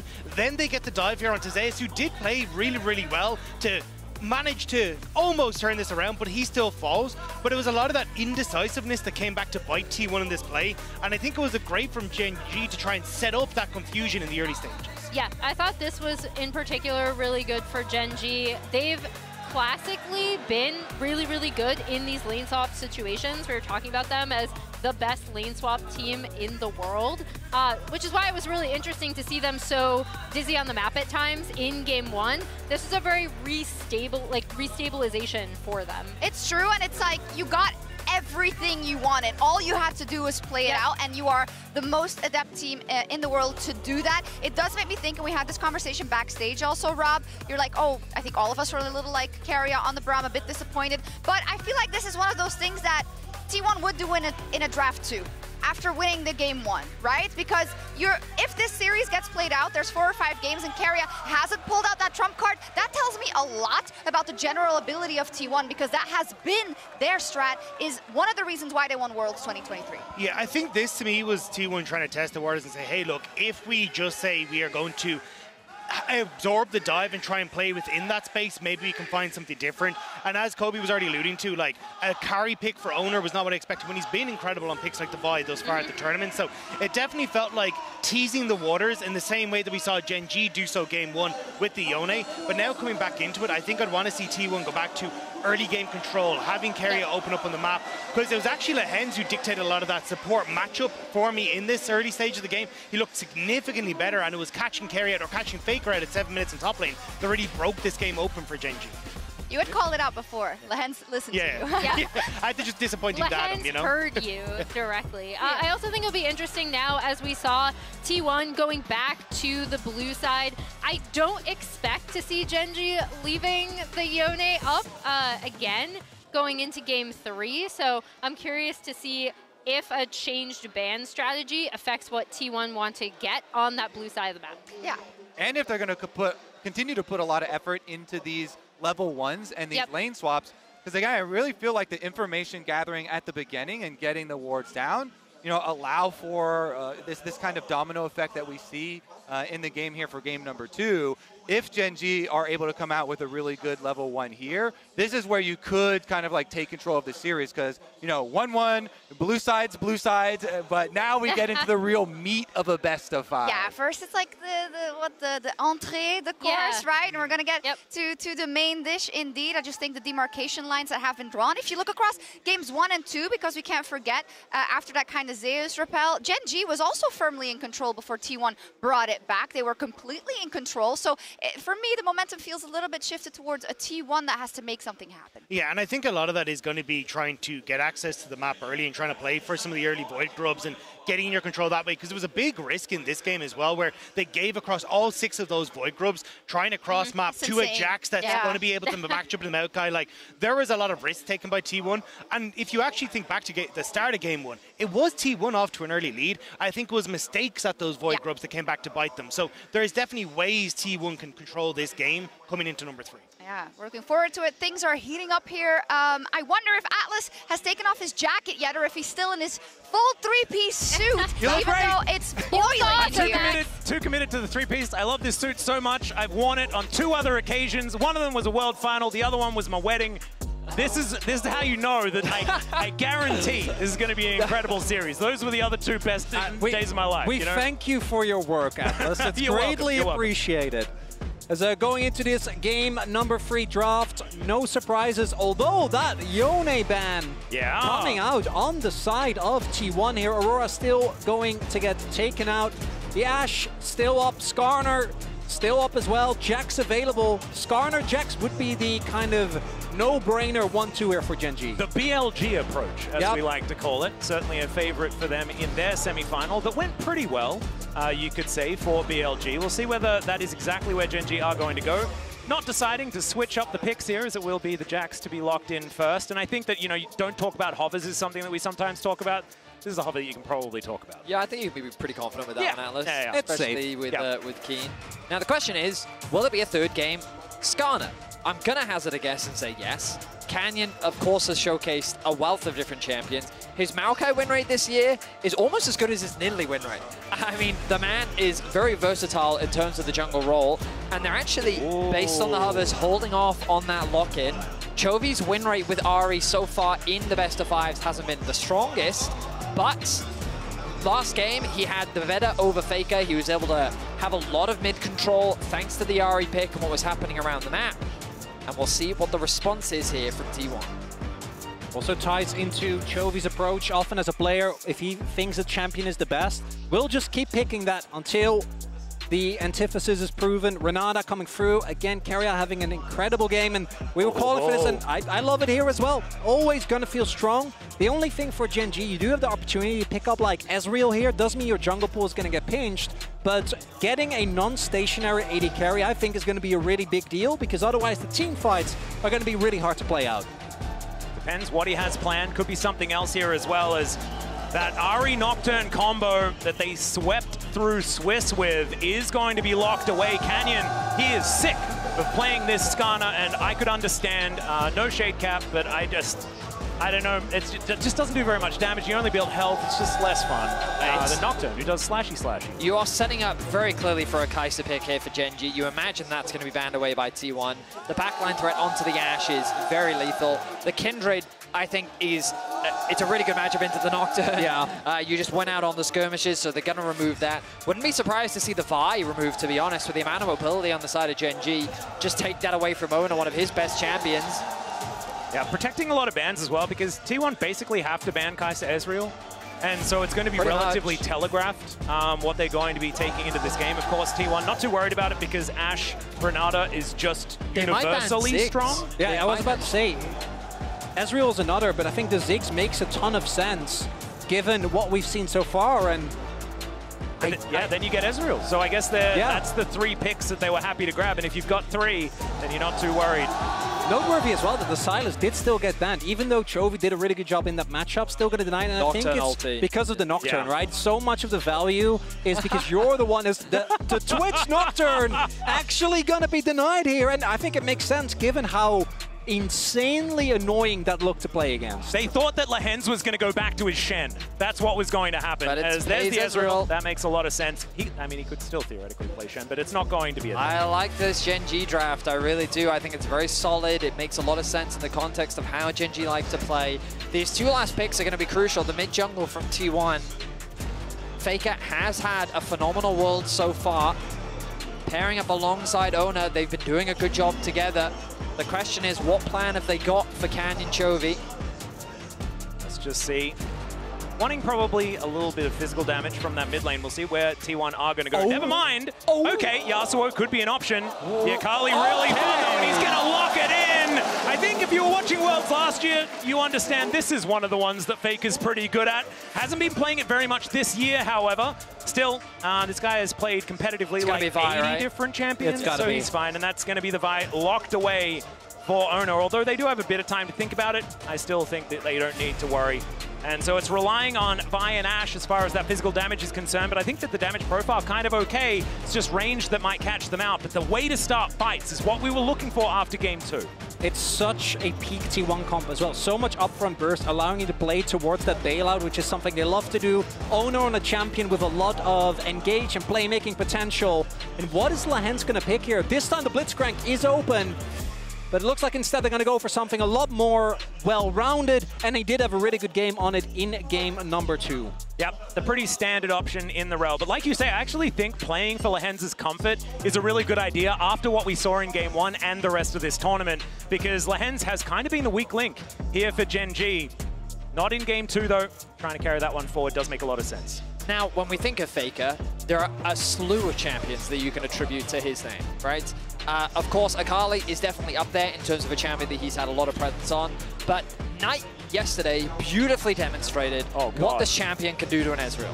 And that is what T1 is envisioning in this game. The level of execution damage is incredibly high.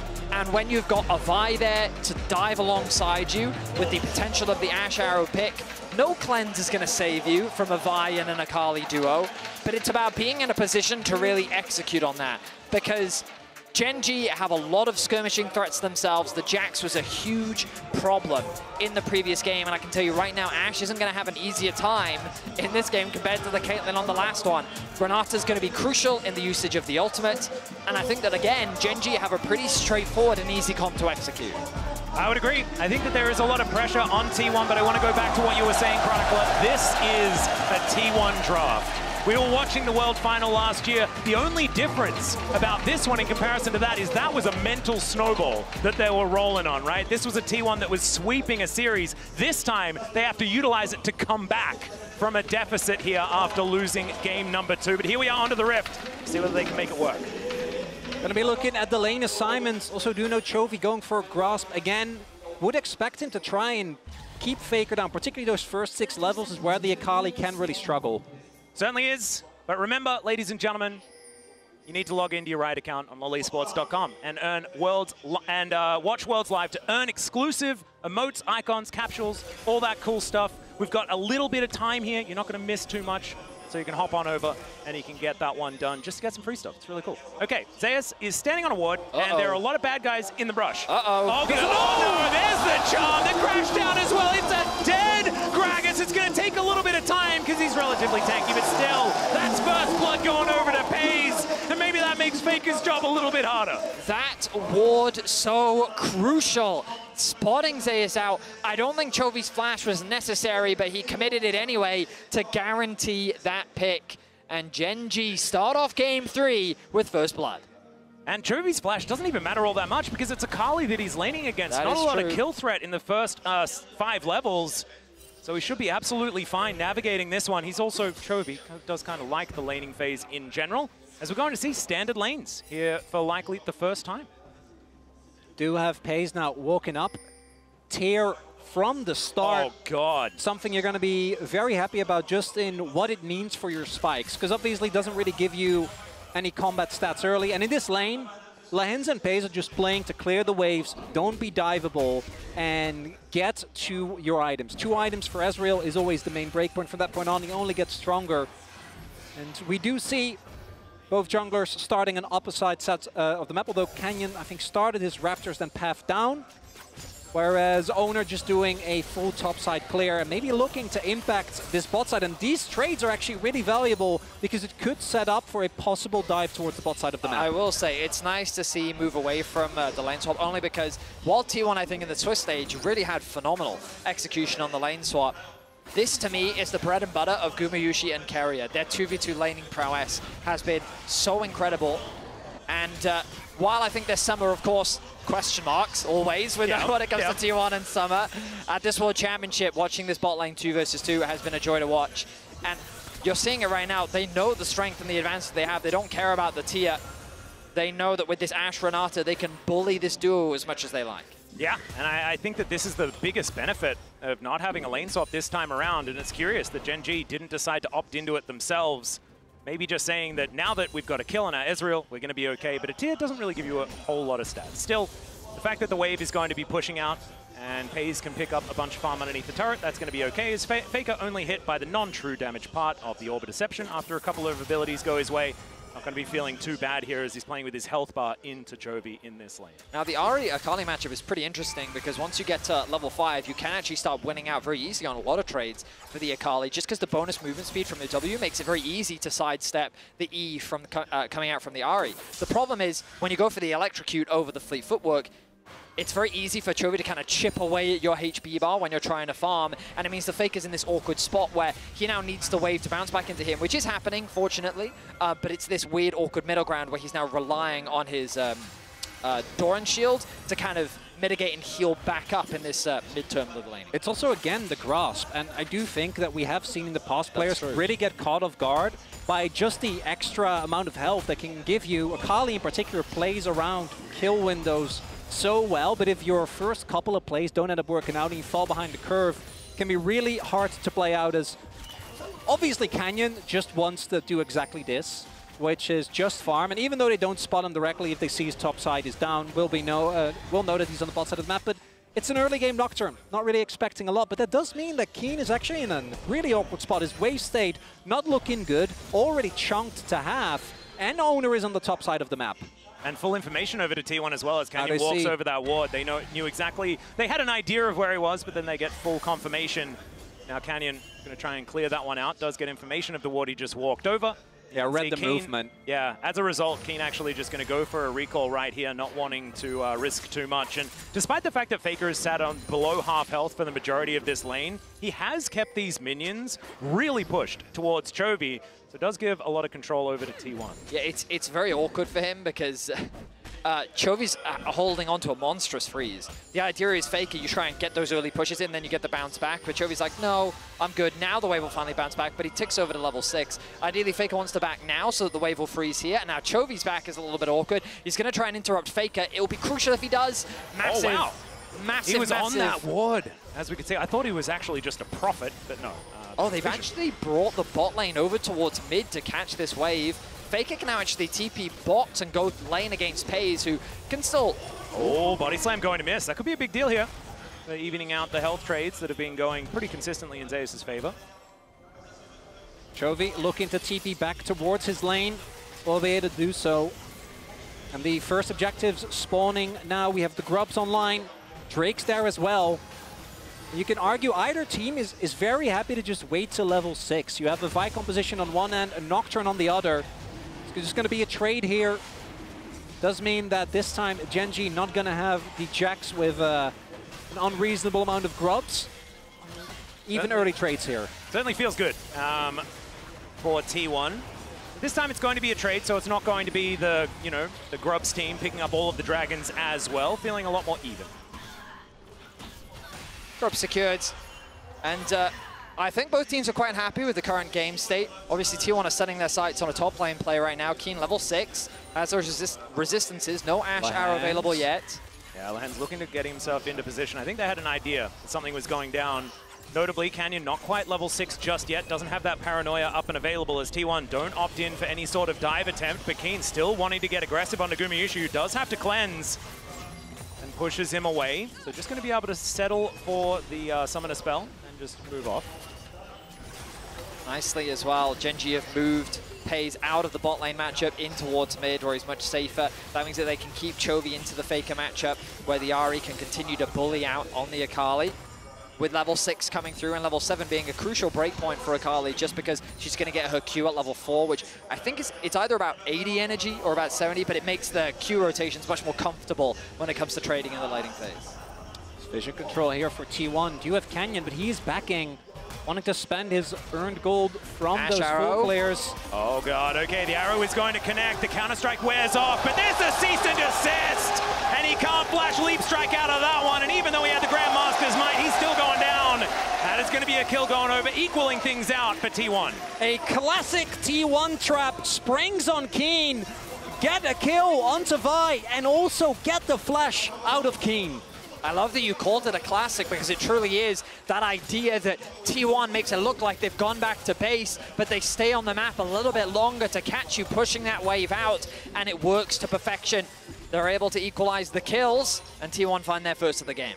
And I love this. I feel like it harkens back to something that Chovy was talking about in the tease earlier on. The fact that, Faker was known so much for these mind games that he plays. I think it's all of T1 that does those mind games now. It used to be maybe a little bit too much with excessive Barons being started every single game. Becomes less of a mind game and more of a you do this every game. A bad habit, yeah, perhaps. kind of. But they are always just trying to push these advantages, trying to find opportunities where their opponents don't have enough information to be able to do what they want. So really nicely done here from T1 to try and claw back a bit of control of this game. But right now, plate should be going over to Chovy here, as Guma not going to be too worried. Canyon, level 7. Again, it's a relatively slow early game. Kind of what we've come to expect from these two teams as they prioritize farm, but also it just goes to show how difficult it is to kill these players. Like, there's a reason why Gumayushi went deathless for so long, and he still only got a single death to his name, even though Genji absolutely definable stomped. KDA. Yes, it is. Oh, you love that. And it's a situation where both teams just play the map very well. They're constantly fishing for opportunities. They're playing for these early plates.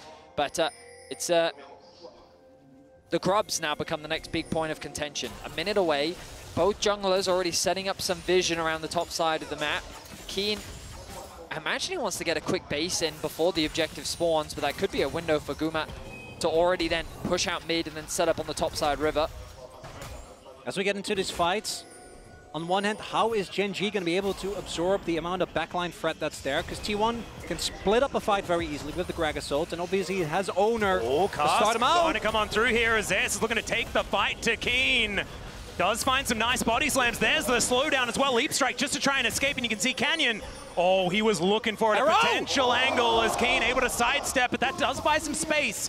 Still, Owner not going to be committing because they didn't know exactly where Canyon was. That could have been a follow-up. I'm actually very surprised. Keen had no flash, and Owner with ulti was in range. I think he could have committed, but I guess because Keen hadn't used his E yet, they were hesitant to really fully commit to the play. Regardless, the damage was done. Zayas has already gone back to base. He's now back out onto the map before Keen has had an opportunity to, but Keen's TP is available. Are they going to contest this? Just have to say, I think 6 grubs is going to be pretty valuable for that's T1. TP. The teleport flank angle is coming in here. Keen, good position to start this one off. He's just beelining right in there. Paranoia comes down. They do throw out the ulti. Carrier trying to keep them at bay, and oh no! There goes Lehens, and now Faker is caught onto Keen, lands the shuriken, and he's going to wait for the leap strike. There's the max range Q, and that's Faker's Akalia Worlds, ladies and gentlemen. And that is Faker coming in huge, but it's the team response from T1 that's the biggest thing here. Chovy couldn't join that fight. I think Gen G was expecting them to back off when the Nocturne came through, but T1 said, no, we can take it. And they take a big lead here in game number 3. We talked about how this composition is very much true to the style of T1, and their ability to take these early skirmishes wasn't there in game 2, but you can see how prepared they were. Owner and Carrier were the focus at the start of the fight. Carrier, though, has the passive to be able to reborn, and then, of course, also has the ultimate available too. So even though they're getting collapsed on by every single side, the TP comes in, a nice flash comes out. Carrier doesn't care that he's getting focused on. The Gragas then arrives, and crucially, as you said, Chovy can't join the fight. Yeah, and Keen and Lehens spent most of that fight fighting each other because of that hostile takeover that came in. Faker, gorgeous on the 5-point strike there. You see T1 with Reckless in the back. Feeling pretty happy about this one. And Helper and Mata getting more and more stressed as this game goes on. Still, a lot of game left to play here. We are tied up in this series. We'll see whether Gen G can claw their way back to an even game state after that big lead has been acquired. About 2.5K. Now the lead for T1. Pace has got to have to do a lot of heavy lifting. A lot of the gold for Gen G is on him, but into a Fed, Akali, and Owner also getting bigger and bigger. They're looking to punish Keen. Again, this Jax not having a great time. 4 men at the ready. All right, Canyon does have that Paranoia up and available. They know exactly where he is. This is a big gamble if Gen G do decide to go for it. Once again, Chovy is very far away, but this time has the teleport up and available. Nice little stun to come through there as Keen now with the Counter-Strike on cooldown. They're trying to deal with these waves, but another one conga lining in. This war of attrition looks to just be going in T1's favor, especially with all those grubs, the Void Mites and everything like that. Gen G just going to back away. Gen G seeding more, and T1 no, like we don't have to dive this, we can just poke them down. The only way with the range that Gen G have that they can never really push back is if they actually hard commit. But because of the vision, T1 knows everyone is in the area. Chovy was showing on top wave, and they weren't worried about a possible collapse. The timing was fantastic as well. T1 had gotten a deep push into top side, which meant that Chovy went to go and answer. Bear in mind that he's a large part of Gen G's wave clear, so while he's present top, it gives T1 the ability to stack bot. They then keep Zayas in mid, he catches the wave there, and they don't really lose anything. Sure, Zayas lost like half a wave in the top side of the map, and crucially, Chovy does have an experience advantage over Faker, but he should be able to claw that back as long as he starts matching in the side lane. He's got his fully completed rocket belt, which means that he's now going to be a much more of a threat in the 1v1s. It's telling that the Ahri Nocturne Jax composition doesn't want to fight for Herald. And when you look at these two compositions, it does really feel extremely volatile. Because they are both so short range, you really, once you find yourself in a deficit, have to be extremely clean with your fight selection.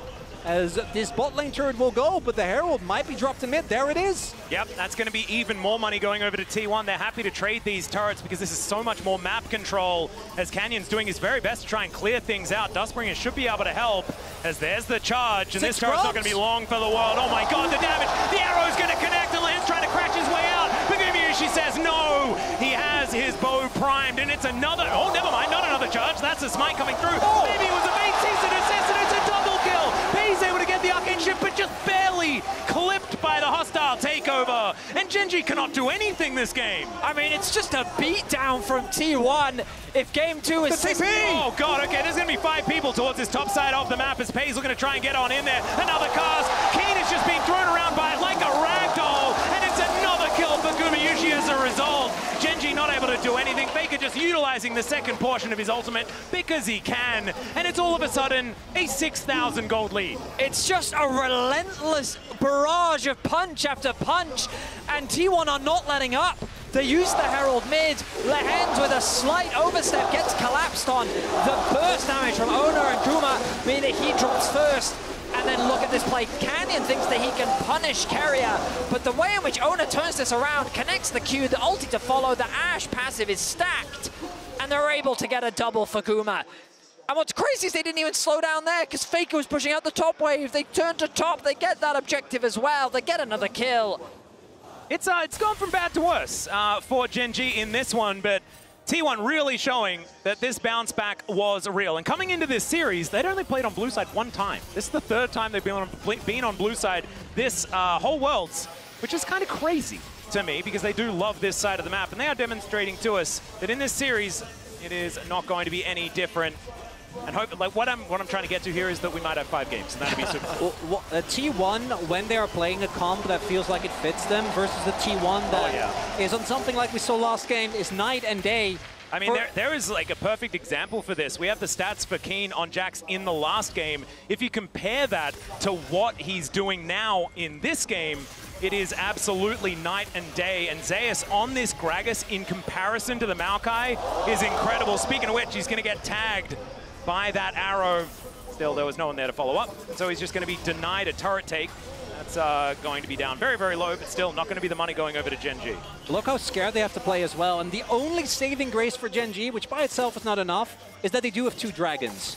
The problem is you're playing into T1, and we all know that as soon as the Baron is online, they're going to just start pulling it consistently. This Drake, obviously Genji, never going to contest, but I don't think Genji is ever going to give, or a T1 rather, is ever going to give Genji the opportunity to get to the point where these gold leads matters less, right? When you have the 2 items on pace, when Chovy can get to a next item, as oh boy. Yeah, it's going to continue not being very possible to be able to make those advantages happen, and if Faker gets into the Shroud, Zay's going to follow up the kill, and now Faker is looking to try and get in there for more. Dashing after Canyon and Keen here. It is just Faker at the moment, but now you can see they make their way in. The paranoia comes down. Decent little utilization of the counter-strike, but Faker's going to get on the kill. Hostile takeover means Keen is dead at the same time, and Pei's almost hit by that handshake. It could have been worse, and it's still a disaster. No mercy will be shown to their domestic rivals as T1 just run through Genji once more. There is no Baron for them to get. 18 minutes in, and they are slaughtering Genji. And Genji, the only reason why Baron isn't taken is because we're 18 minutes in. Yeah. It's 9-1, 6.5K gold lead here, and Genji, they can't even get near the waves. Game 2 was systematic dissection from Genji. They controlled the map, they were patient, and T1 were suffocated. But in this game, T1 are just brawling. It's a sledgehammer. It is a beatdown. And sure, a bit of anti-synergy there as this knocks Lehens out of the way of Faker's E. He flashes to try and cancel the back, doesn't quite get it in time, but he says, guys, I'm not letting my ulti be wasted. You better collapse here. Here comes Ona, and then the follow-up comes through. T1 from these winning positions are always going to be looking for more and more aggressive sideline punishes. And Genji, not respecting pace, just has to watch his teammates die. Nothing that he can do there. And the travel on the Shuriken backflip there as well from Faker.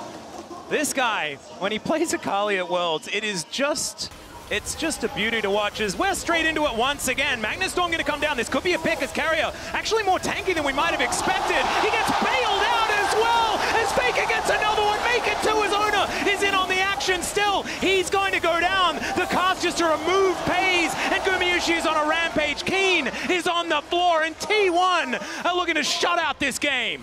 Carrier doesn't even die, gets the full value from the bailout. The TP comes in, and they're not gonna relent. Chovy and Pace just, again, have to watch their teammates fall one after another, after another. T1 is just crushing Gen.G with their wallets right now.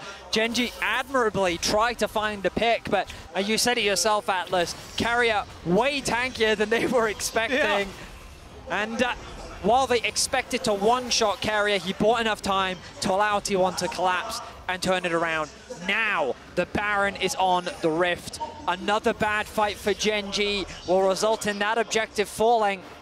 And you can see the vision coming through from the hands. He dropped 3 wards in a nice little triangle, I guess, to just try and make sure that they have some semblance of information. Yeah, maybe something won't get swept.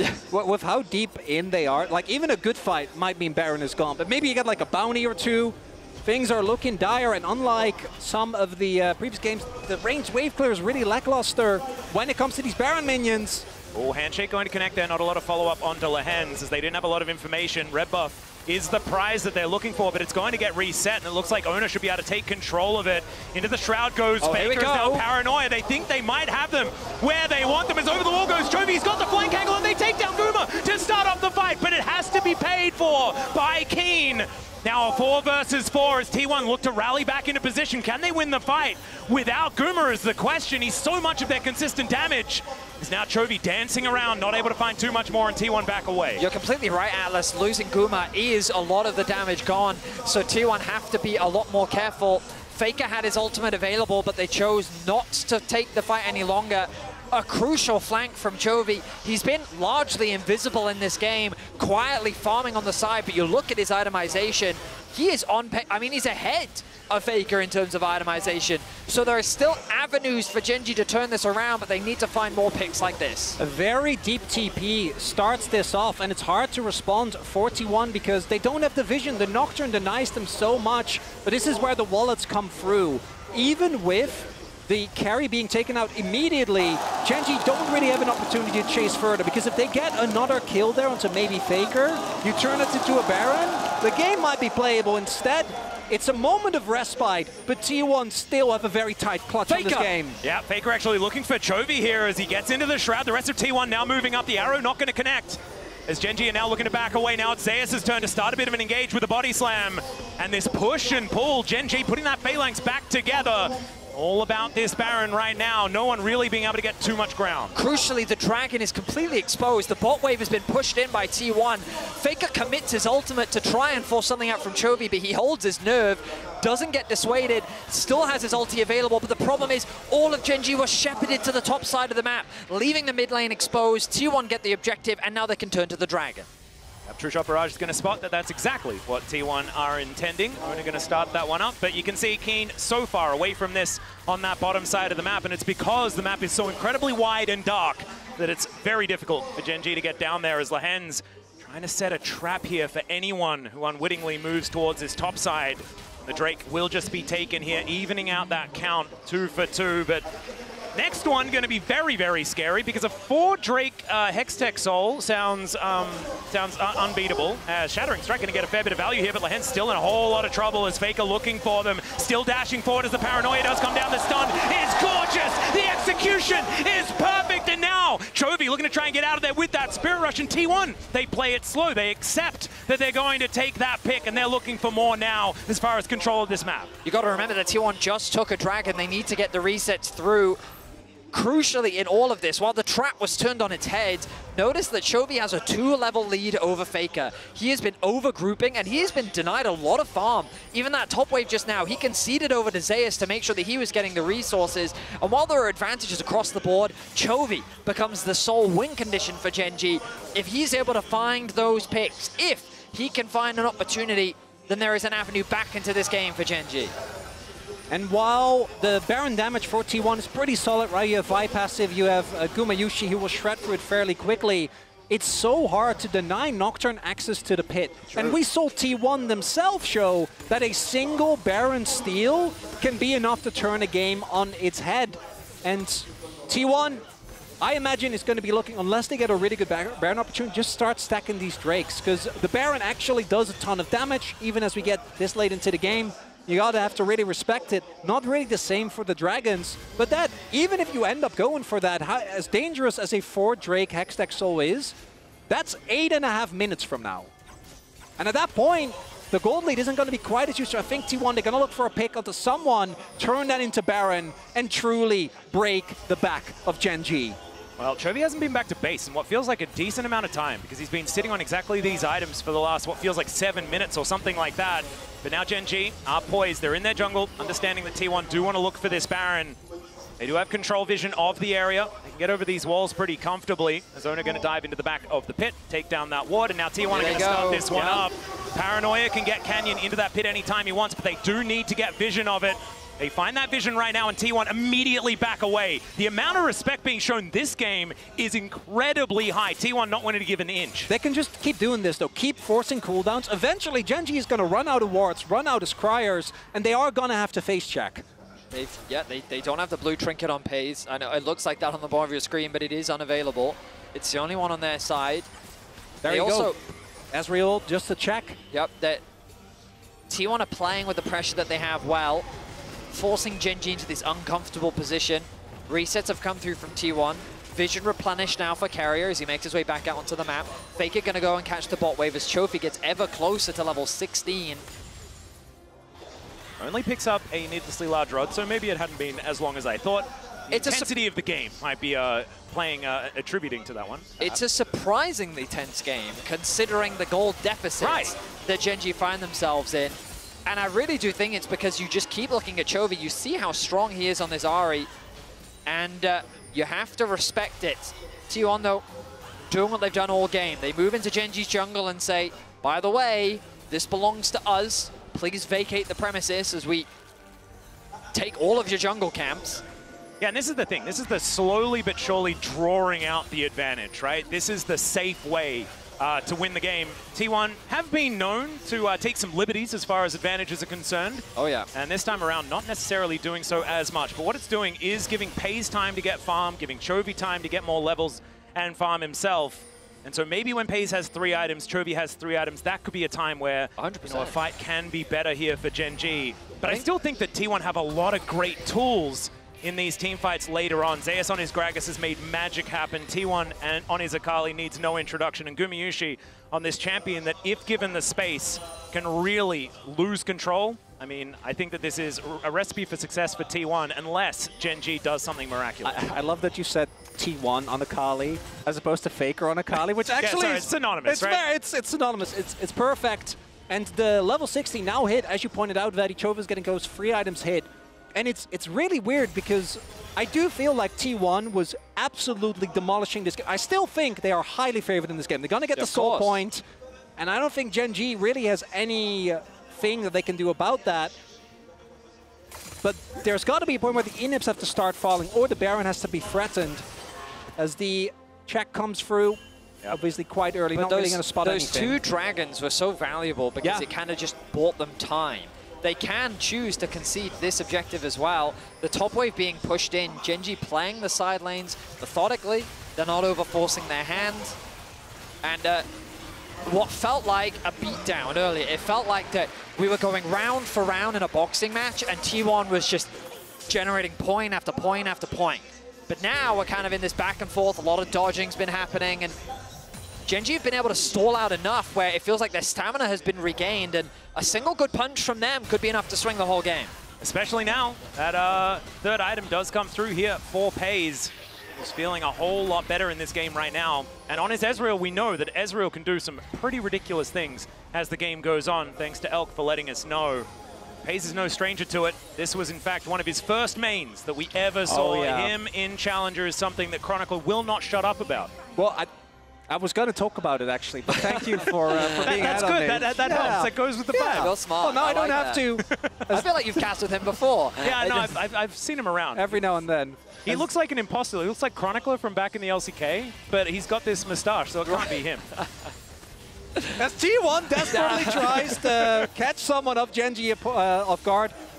For T1, though, the guarantee of the next Drake setup is amazing because Gen.G has only 2 Drakes, so they can very happily give that up. Whereas Gen.G 100% is going to have to play towards that Soul. I know that in theory you can do the, okay, you get Soul, we get Baron, but it's Hextech Soul. We saw in the previous game how hard the game becomes to play out, and Guma's volleys alone are going to be an absolute nuisance if you're trying to play, particularly if you're trying to play very far forward, very aggressively. The slow makes it so hard. Gen.G still setting up these traps, but it's so easy for T1 to check.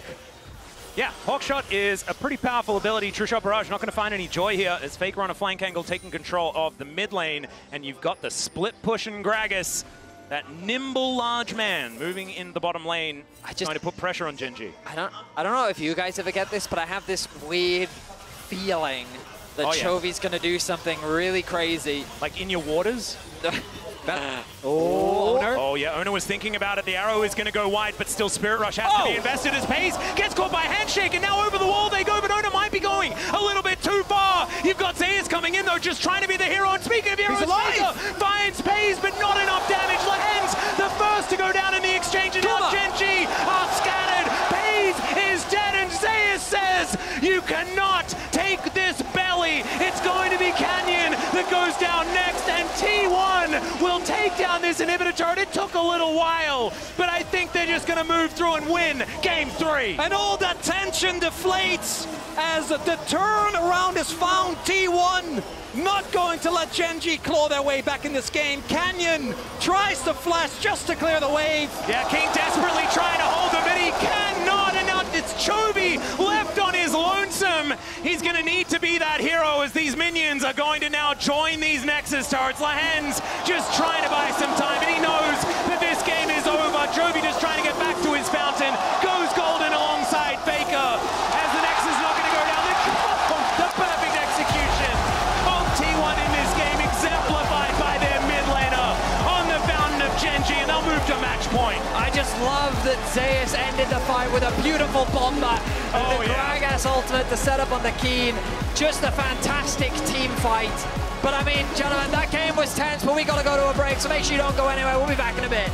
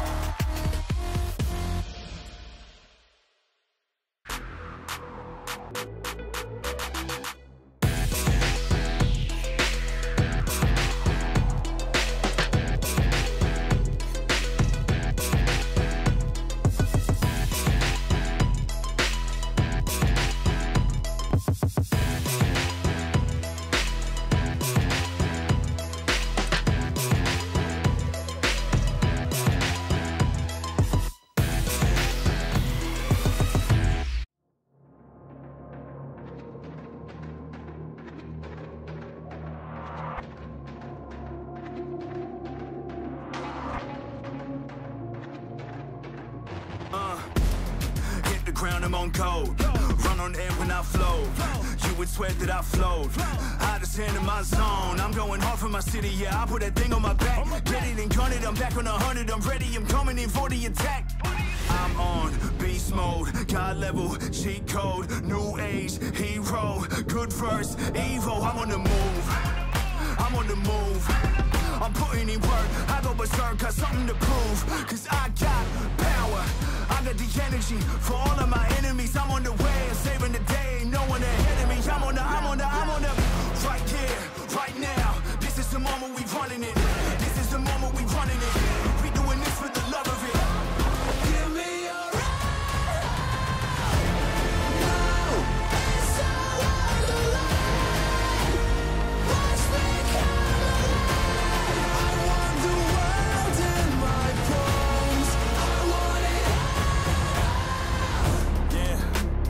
fire lives in my soul. It drives me to my goal. There's no distance I won't go. Cause the climb's all that I know. And I face it all on my own. So my name will be known. Yeah, my name will be known. Right here, right now. This is the moment we running it. This is the moment we running it. We doing this for the love of it. Give me your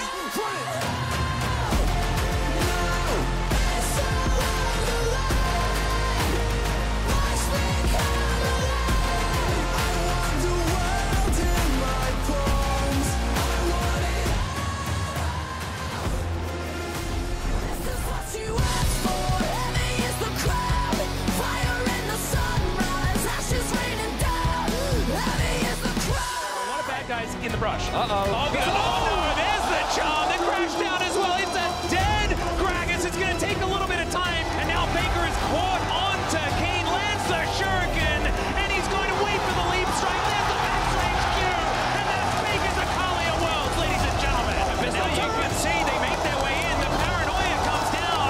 Decent little utilization of the counter-strike, but Faker's going to get another kill on the takeover. Means Kane is dead at the same time. It took a little while, but I think they're just going to move through and win Game 3. It's no use denying the T1 magic. When it's at Worlds, it keeps happening. When in the last game, Gen.G tried to remind them what happens in the LCK, they snap back and tell them what usually happens at international tournaments, and especially at Worlds. And we find Faker and T1 to be the first to match point. I mean, sometimes when I watch this game and I watch T1 at Worlds, I just think, how did they do it? Because this was a shellacking in Game 3. Well, they did start out with getting Owner on Vi instead of Kindred. I think that was a really good one. Blue side was big. Yeah, I do want to go through some of the drafts in the series because we talked about, okay, you know, Gen.G were really tested by FlyQuest to do something like super, super creative. But here, especially in this last game, we see them returning to this kind of combo here, which we saw from them. This is kind of the skeleton of that Aurora and Twitch composition that we saw them bring out against HLE. I actually really loved the Twitch ban here. I thought that was smart. And then to your point, Kobe, I think this is great. I think Vi is such a good champion for Owner, but the big pick for me, the Ashe for Kumayushi. I think that has been stellar, and then the Gragas. I think it's also been a really cool swap up for what Keria traditionally plays. Like Renata, Braum have been the two picks that he's gone towards. It is consistently, I know that Gen.G only have one style. They are going to play dive. They are going to jump in on us because that's what we've seen from them every single time. And T1 are basically saying, hey, yeah, we'll catch you with a Renata. We'll try and set up with the Braum, which didn't work as well. But it is countering what Gen.G have brought to the table every time. And Gen.G do not have an answer for what T1 are bringing. And mainly also, it seems like they are getting more questions thrown at them, maybe even from their own decision making. Because let's look at a sequence of play, right? In grubs and at the grubs, and then also in the mid lane. I did not know, or I did not. If you took the nameplates off, I wouldn't believe you that this was Gen G. So T1 are way more coordinated than Gen G were in this game. Like it's undoubted, and honestly, like. Gen G, they're the ones to set this up, but why isn't Canyon ulting earlier on Nocturne to try and lock Faker's teleport out? They also don't teleport Chovy in very early. And so T1, another really good engage for them, turning around. But it did feel like really weird to see Gen G be the ones that are so uncoordinated. But also here, like Lehen's getting caught as they try to go underneath the tower. This reminds me of like game 1 against FlyQuest, where Lehen's tries to engage on towards Quad in the mid lane. Seraphine ulted, completely shut down. These over-aggressions and just not being in position as they try to take these plays, it's really strange because this is not what we would usually see from Gen G domestically. And by contrast, here you see the coordination from T1, not just in team fights, but they know exactly where they want to go on the map. They use these grubs so well. I did call them out in the last game for being like, why are you fighting over that 6th grub, right? You've already got 5, you guys are fine. But they've been so well coordinated on these like 4 or sometimes 5-man pushes with grubs onto turrets, rotating around the map. You could see it in that sequence. They knew exactly where they wanted to go. They moved as a unit, and it's fantastic. And they're showing style here at Worlds 2. Faker was like, Knight, I see you on the Akali yesterday. I'm going to do it as well. Like, the magic is really there. We'll see again as we switch back to blue side. But it really has been like difference in play. It has. I mean, and things like Lehen's, right, who we know is very good at macro, who calls a lot of the moves of Gen G, generally the one to be out of position. A big discussion that we've had here backstage is, for me, there's a difference between ADCs in terms of Guma and Pays, in that I believe in Guma and in that bot lane, even from behind or from even, not just from ahead. And even though Pays has done things to dispel that in summer, right, Emily? Outside of the finals, I don't know. You know, when he's... And here he had an opportunity, right, if they scale further into that game. But then it's him who gets caught out again. And I don't want to put everything on him because the whole team lost that game, right? But it is these differences that you need to look to make. But I think that's the thing. It's like pressure makes diamonds, right? And unfortunately, when we look at finals in LCK, Pays didn't step up. And then you look at the game against FlyQuest, it feels like, you know, Hanwha kind of found the issues in Gen G. FlyQuest managed to crack it, and it feels like T1 are finally breaking those foundations here, where you're not getting the big performers. They're not finding Chovy these lane matchups where he can be super successful and take over in the mid to late game. You're not having your carries perform, and now T1 are saying, no, we're going to go to the style that's worked for us. We take over in the early game. We play through our side lanes well. We get these cheeky Baron sneaks when you're least expecting it. It feels like T1 are still playing to their identity on an international stage, whereas Gen G feel like they've just lost themselves because those doubts have started to sink in.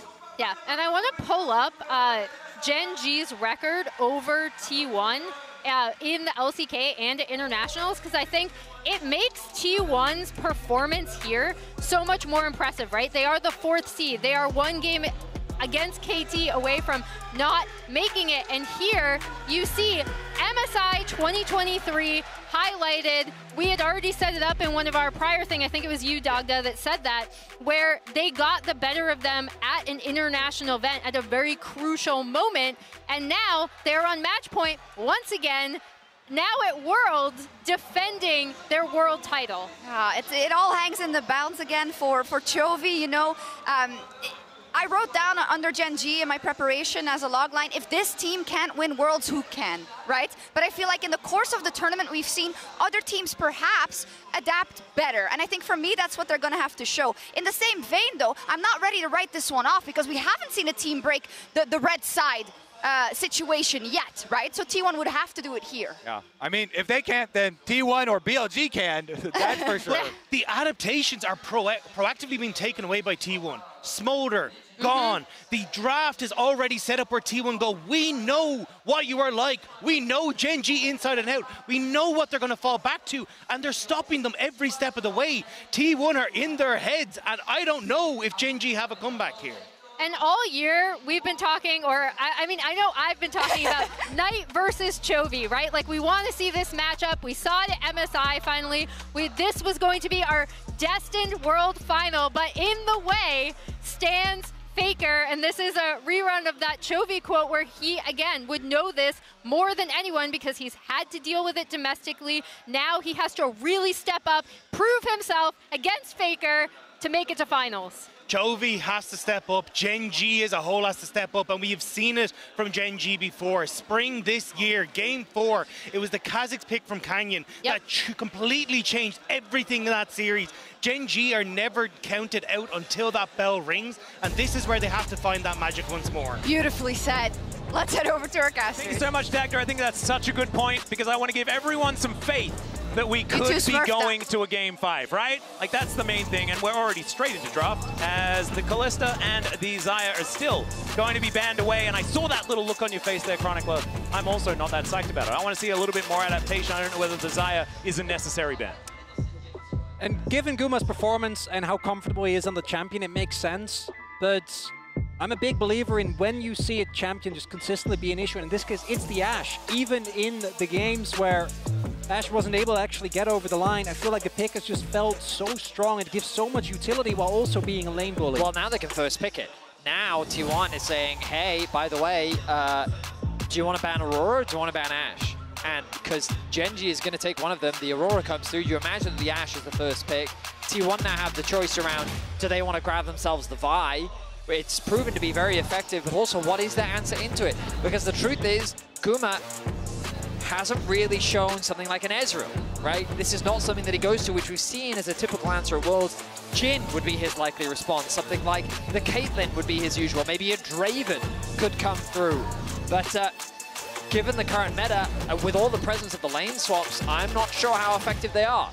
And I was going to say that this is something that we've seen come out sparingly this Worlds. This was Gumayusi's best champion for a long time. His Varus steals Barons, steals hearts. It's incredible. As Ona just playing with ours just a little bit there with the hover of the Kindred. We'll see whether he does go back to that one as he's hovering over quite a few options. The Skarner could be a great pick away, and he is going to lock that one in. Is this a, in case of emergency, pick Canyon Nidalee situation again? We saw it come up against FlyQuest. He's got a smile on his face. A very slight smile on that man's face, and this was the pick that brought Gen G to Silver Scrapes. He's single-handedly, and they're just running it back. They were here last week. Yep, we've got some tape of this one, you know? Let's see what the answer is going to be from T1 though, because of course they know exactly what to expect. I mean, Canyon's Nidalee. What else is there really to say? I mean, you're 100% right. Jax would be a great pick. It looks like that's going to be the lock-in for T1. Double 80 carry comps. Jax loves those. His E gets so much value out of it. He offers so much zone control. But, I mean, Game 4, backs against the wall. The Nidalee comes through. The ban of the Cassante is so crucial for Keen. I think that it's such a safe top lane pick, just in general, but in Keen's hands, it's also a devastating carry threat that you don't want to run the risk of him getting. Now, on the side of Gen G, they can look to pinch the mid lane pool a little bit more. Maybe they remove the Ahri for themselves. No, they're actually targeting Carrier. They're really trying to limit the options that this bot lane has. Yeah, playmaking for Carrier, I think, is a great thing to target, especially when Carrier is coming off a win. Because when he has that mojo, when he's feeling it, it can be very scary to go up against this guy when he has confidence, as Braum is going to be taken away from really the good. hands. And also from Carrier. Actually really like that ban there from T1.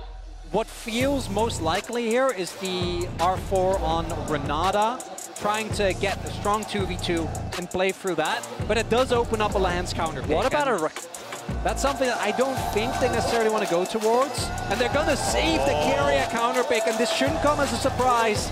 But I do worry about the Ahri, as we have seen it be pretty hit or miss, but it's Faker, so I'll give him the benefit of the doubt. It's Faker's Ahri. Like, his Ahri has been very good at this World Championship, and I think that it makes it, like, this is a very Gen G-esque comp in the side of T1. It is. Meanwhile, Gen G, the Poppy, I think, offers a decent amount of value here, both into the Ahri and into the Jax. Playing towards Keen's team fighting as well, I think, is a really good idea in this game, because I think that when Keen is under pressure, that's what he plays towards, not necessarily smashing lane. They need a Leona or a Rel right now. They need some engage to come through from Gen G. I think T1 might be thinking about a Rakan, which is why they saved the pick for later as well, because crucially, the Maokai is often used as a response, but... Oh, is he cooking? He's going to lock in the Maokai anyway. Oh, keeping it a flex. You're right. So they don't know what's going to go where, and it also locks out the Rakan pick. The main reason why we see this Maokai is because it is so strong into the Rakan. Yeah, and now there's Poppy as well. Yeah. So actually creates a bit of an awkward scenario. Normally this is where we would go Bart, particularly into the immobile AD carry of the Ashe. Yeah. Once not available. Is it a pike angle? Oh, that'd be fun. I don't know whether it is. That would certainly be. Oh, okay, it's a pike angle. It's a pike angle. It's always a pike angle. For Carrier it is. Those bone skewers are targeted for this guy. Watching that series blew my mind. Vadius, I'm so glad that you had your finger on the pulse there, because this could be fireworks on the bottom side of the map. Gen.G certainly with some experimentation here. Right now it looks like the Maokai is going to be going into the support position, and Keen will be taking the Poppy into the Jax on the top side. In the LCK, this is seen as a really good matchup for the Poppy, and so something that Keen has played around before. I mean, I think even internationally, we've seen it do wonders into the Jax matchup as well, especially if you're confident on the Poppy. The crucial thing for me is when playing Ashe, you need lane prio. Sorry, Ashe. When you're playing with Nidalee, you need that lane prio. We've seen Canyon succeed so well at playing around the strength and push of his lanes to put pressure on the enemy jungle, and like it is the way in which old school Damwon thrived. The laners play for Canyon. I mean, me and Quickshot back in the day used to have a thing called Ring the Barrel, where Barrel would cover for lanes to help them push out waves so the Canyon could keep farming, right? This is a champion synonymous with this jungler, and it's so crucial that his laners give him the prio to play the champion to perfection and allow him to thrive in the ways that he so often does. And we're all hoping it goes to game number 5, 100%. but if this doesn't work for Gen.G, then I don't know what would have, right? I know that Tristana not in the spot that she was before, but you somehow get both Tristana and Maokai, which was a combo that was basically never be allowed to play, while also getting Canyon Italy. That is definitely an incredible thing. However, this is T1 at Worlds, and T1 with match point. Moving into this game number 4, a date with BLG next week in London is what's on the line, and there is only one step left to take. And they are double Halo Bladesing. Oh, God, we remember from spring 2023, when you see those keystones, the enemy bot lane is about to have a bad time. Something's going down. Something is definitely going down. To fight. It's just unbelievable that T1's even in this position. I feel like that so many fans that only watch internationally think this is just another year for T1. Yeah, like last year, reigning world champions here in the semifinals at match point. Of course, why wouldn't they be here? They were also top 3 at MSI. Well, the thing that's ridiculous as well is that last year, if you look at summer, it ain't a great time for T1 either. So maybe fans are just like, oh yeah, we're used to this. Yeah. You just have a little bit of a lull before you come back up again. It's like the swell of the ocean. Spot him with the sweeper. I think they spotted each other. Information now going over his bonus. He's going to pull pace in, he has to flash, and T1 outplay them. The invaders come through from Gen.G though. Canyon going to be able to steal away this buff. We'll see how Ona responds as we get standard matchups. Now this bot lane I feel is very volatile. Ashe lanes typically give you a lot of control and prio, but Varus is a lane bully in his own right. His E gives him a lot of control over the lane in the similar way that the volley does to the Ashe. Meanwhile in the mid lane, Chovy leveraging his pro. We talked about how important that is for the Nidalee.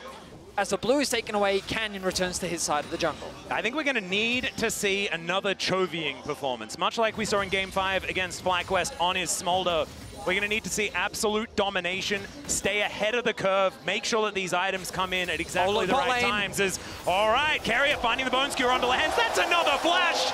They'll take that, and this is a T1 bottom lane that, yes, we've always known that they're capable of. We haven't really seen this level of aggression for a long time. Paze even went for Halo Blades himself just to try and be able to trade a little bit better, stack up that passive early. The main thing for Gen.G is that the bottom lane is still alive and relatively healthy. We also have Owner on the opposite side of the map, and Canyon is starting, or should be able to build a lead once the actual full care comes through, because he got that early buff on in Owner's jungle. Ona, I think, actually expected his Grom to also be taken. He took the walls, then path back up towards the top side, which is the most frustrating thing for T1, because you look at that bot lane matchup and we're like, Ona, dive now, please dive. But because of his pathing, it's hard for him to actually be in a position to really set that up. He's setting his sights on mid after Faker got a really nice trade onto Chovy. Yeah, Ona now driving in, looking for Chovy, just gets the flash.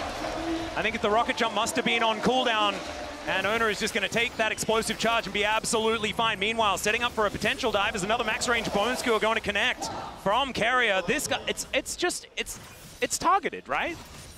That's now 3 flashes down, and for a pick as volatile as Pyke, that is a playground. You have so many lanes to play through. Oner, will Canyon hold off? They are going to know with the saplings. Canyon, I think, is going to try and play through the fog, not try and show himself.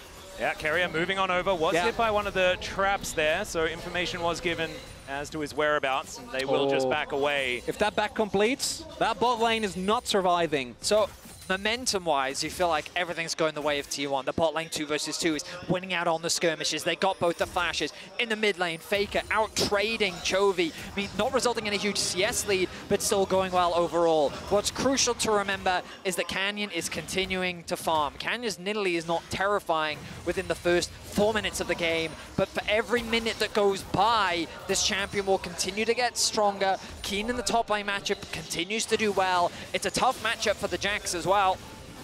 And so Gen.G definitely don't have to be too terrified, even though the bot isn't going the way that they would like. I'm also wondering if Canyon thought that Oner took his blue, because his blue has actually been up since the start of the game, because they they read the early play because Carrier caught Pace, right? So I assume Canyon made the read. I figured when he went to his Gromp, he would have seen it, but Keen. Oh yeah, there's another bone skewer being charged up. First one that he's going to miss outright. And Keen will survive. Ice cold. Yeah, I like that. Just continuing to walk. It's the continue to walk strategy, one that we haven't seen for quite a while. No jukes abound. And Chronicle has been talking about this, the impact of the supports, right? We saw it from Carrier Game 1, Game 2, we saw Lehens very active on the map. Game 3, I think both supports were trying to make plays around the map, but with Carrier kind of just finding those advantages because T1 was finding advantages. But now Carrier's on a champion that has so much agency, but his AD carry is low. Oh yeah, Gumayusi in a lot of trouble. Does have to use that cleanse. Okay, he's going to take some damage back though, yeah, that's a decent trade. Remember Still, they did summon a spell advantage. He did do that thing last year. Yeah, I remember that thing. Outplayed. I was about to say they did buff the lethality virus a little bit more, and as you rightly said, this man has a bit of a history on this champion. I'm actually surprised it hasn't come out more this Worlds, to be perfectly honest. I think it's in a decent position, especially in the hands of players like Gumayusi, who are so incredibly good at it. We talked about it on the way here, didn't we, Atlas? Where like the mobility and how like in the meta it feels it can be difficult to play, but in a position like this. Yeah, Faker looking for Canyon, trying to find that opportunity, scaring him with where this charm might go. Point blank, the charge, the stun, but the knockback with the buster shot is not enough, and first blood goes to Faker's Ahri, and it's Faker's Ahri. That's the biggest thing here, because Ahri has been such a curse for so many teams. We actually have the stats here for both Faker and Chovy, and it is a different story when it's the unkillable Demon King that has it, as another charm is going to get Gumayusi executes. Lehens, they do try and even out the fight as Faker is evicted, but T1 are still standing their ground. A great start for the defending world champions as Gen.G do manage to get back some control of this grub pit, and I believe for the very first time we're going to trade a couple of grubs instead of just taking 3. That's such a hefty prize though. Lehens gets blown up, but it's the kill on Canyon in particular that is the biggest thing here. Early on, getting taken out. Faker further accelerated than Chovy on a nerf Tristana, not able to find the impact as this couldn't be a better time for this graphic to come up. No, exactly right. Here with match point in hand, Faker on a champion that he's been synonymous with for a very long time. There's quite a few of those, of course. Yeah, sure. Oriana, Azir, Ryze, like but there's this one plenty. has a special Zed is a pretty good one. This one does have a special skin. LeBlanc also has a special skin, and the win rates for both his LeBlanc and his Ahri are about equally ridiculous. So world skin aren't special anymore? Yeah, I mean, they're all special. I was just saying that there's a lot of special. Extra special, okay. When everything's special, you have to sort of redefine where it lies, you know? Now Gen.G have a stacked wave on the top side. T1 have read the play effectively. Faker's on the rotation. Carrier. Yeah, can he charge it? He does find a knockback onto FaZe. There's a crash into the wall as well. Lehens just caught out and explodes. Oner's going to grab kill credit for that one, and T1 seem to do no wrong. It's an aftershock that ends up picking up the kill as Zeus is pushing on the bottom side of the map. 3 kills for T1. And we talked about the momentum earlier, but it feels like that this train just continues to ride in the way of T1's victory.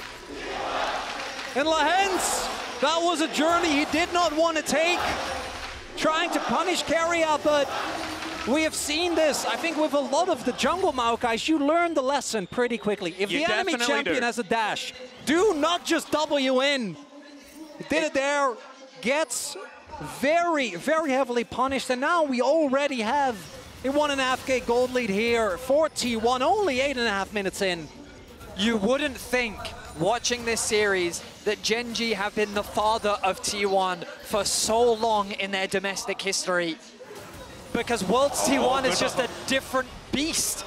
They are the only team in the world where the plot line truly seems to be unbreakable. Yeah, the script really just seems, like, as much as you talk about it, it still seems infallible. As, all right, looking for a bit of an opportunity towards Gumayusi, but he does the walk strat, moves away. Keria will be able to move back up again, trying to dodge vision as he does get back up there, but is going to be spotted on the edge of that ward.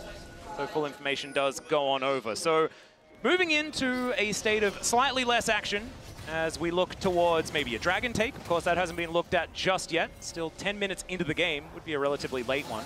And one thing to do, keep in mind, is that this game still feels less explosive than the previous Pyke game we saw. And T1 did have some issues closing that one out. They did. As good as Pyke is, and for as long as we've seen Keria play this is the game state that you want, and I think we need to see more objectives, right? Like, I think the gold alone is nice, but I want to see dragons being taken early, and I want to see that Rift Herald take down that mid lane, because the moment that control of the map is ceded and vision starts to drop, that's when the Pyke feels unpunishable. And I also think that this whole series has been about who can play the game plan that they wanted to play coming out of the draft. And I don't think that either team is being denied just yet. In the shellackings that we had games 2 and 3, it's because Gen.G and T1 both enabled their win conditions so incredibly well. This time around, we haven't quite seen that happen just yet. Still an opportunity for Gen.G to try and turn the tides of this one with moving Chovy into side lanes, obliterating these turrets and creating leads that way. The only problem for Gen.G right now is they're not in a great position for grubs. They have just secured the dragon, which is a nice pickup for sure. However, on the top side of the map is T1's bot lane. Zeus does have the TP available. I'm pretty sure he has it available at the very least in a few seconds. So this is going to be a difficult objective to contest, meaning that 4 grubs will go in the favor of T1. Don't let it go. No possible contest, and a Nidalee composition that isn't able to snowball early objectives. And a Tristana composition that doesn't get a decent amount of grubs. Yep, quite rough, and there is vision. Gen.G obviously knew that this was happening.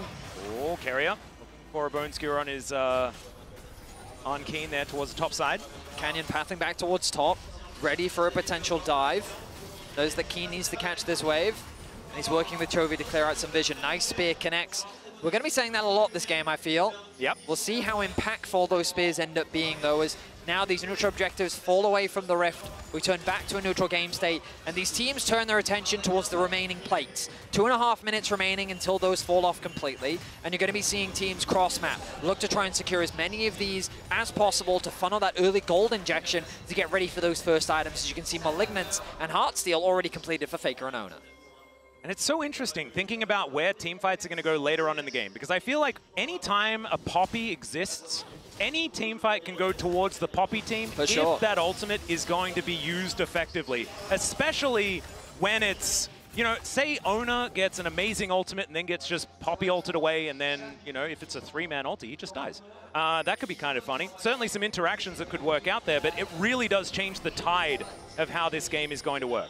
There's also a lot of champions on T1 that rely on their mobility to make plays in fights, right? Pyke is the most obvious one, but even for Ahri, it's the case as I don't know if they really have an angle. They don't have any vision, so they don't want to risk it. 2v2 could not go their way, but the fact that the Maokai, even with Lahens having a really rough performance so far, in team fights, in theory, should be able to do something like, look at the game state, look at the map state. Keria is everywhere.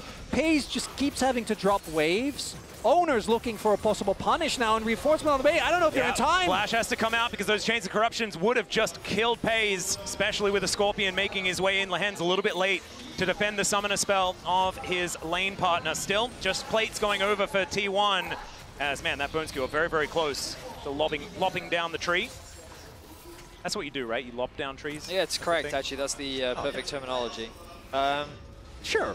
Herald, going to be the next objective that lobbing will be commencing. We'll see who gets that objective, as right now the T1 members are resetting. Vision needs to be replenished, gold needs to be spent. Gen.G gonna push out these waves. We'll give them initial access to the topside river, but it means that they haven't had that opportunity to base, spend some gold, and look at those items between the 280 carries. No Blade of the Ruin King completed yet for Pays, or even Static Shiv rather, I should say. And we'll see what direction he goes as... Yeah, and getting Gumayusi onto that single item before Pays gets there as well. We know what this guy can do with his Varus. He is just exceptionally strong on this pick as Carrier continuing to be annoying. And like you were saying, this guy is pretty good on Varus, as we can see. He's somewhat familiar, yes. Yeah, somewhat. This feels like a Hail Mary here for Gen.G. If they lose can't this start fight, a Baron, though, because Gumayusi's on Varus, like we were talking about. You can't do that. We're talking about plot armor. I mean, that's to bridge too far, as now Owner is just trying to bully them out of the area. Faker's actually gone back to base. He does have the TP available. He's going to commit it now to the top tower. Might even be able to grab an outer before he makes that flank happen. This is it. She'll be able to lock it in as Keen gets in there before the arrow does come down. Slightly mistimed, but yeah, Keen was already softened up. And you can see Zeus makes his way into the mid lane. They are taking control of the lanes as Gen.G are committing onto this Rift Herald.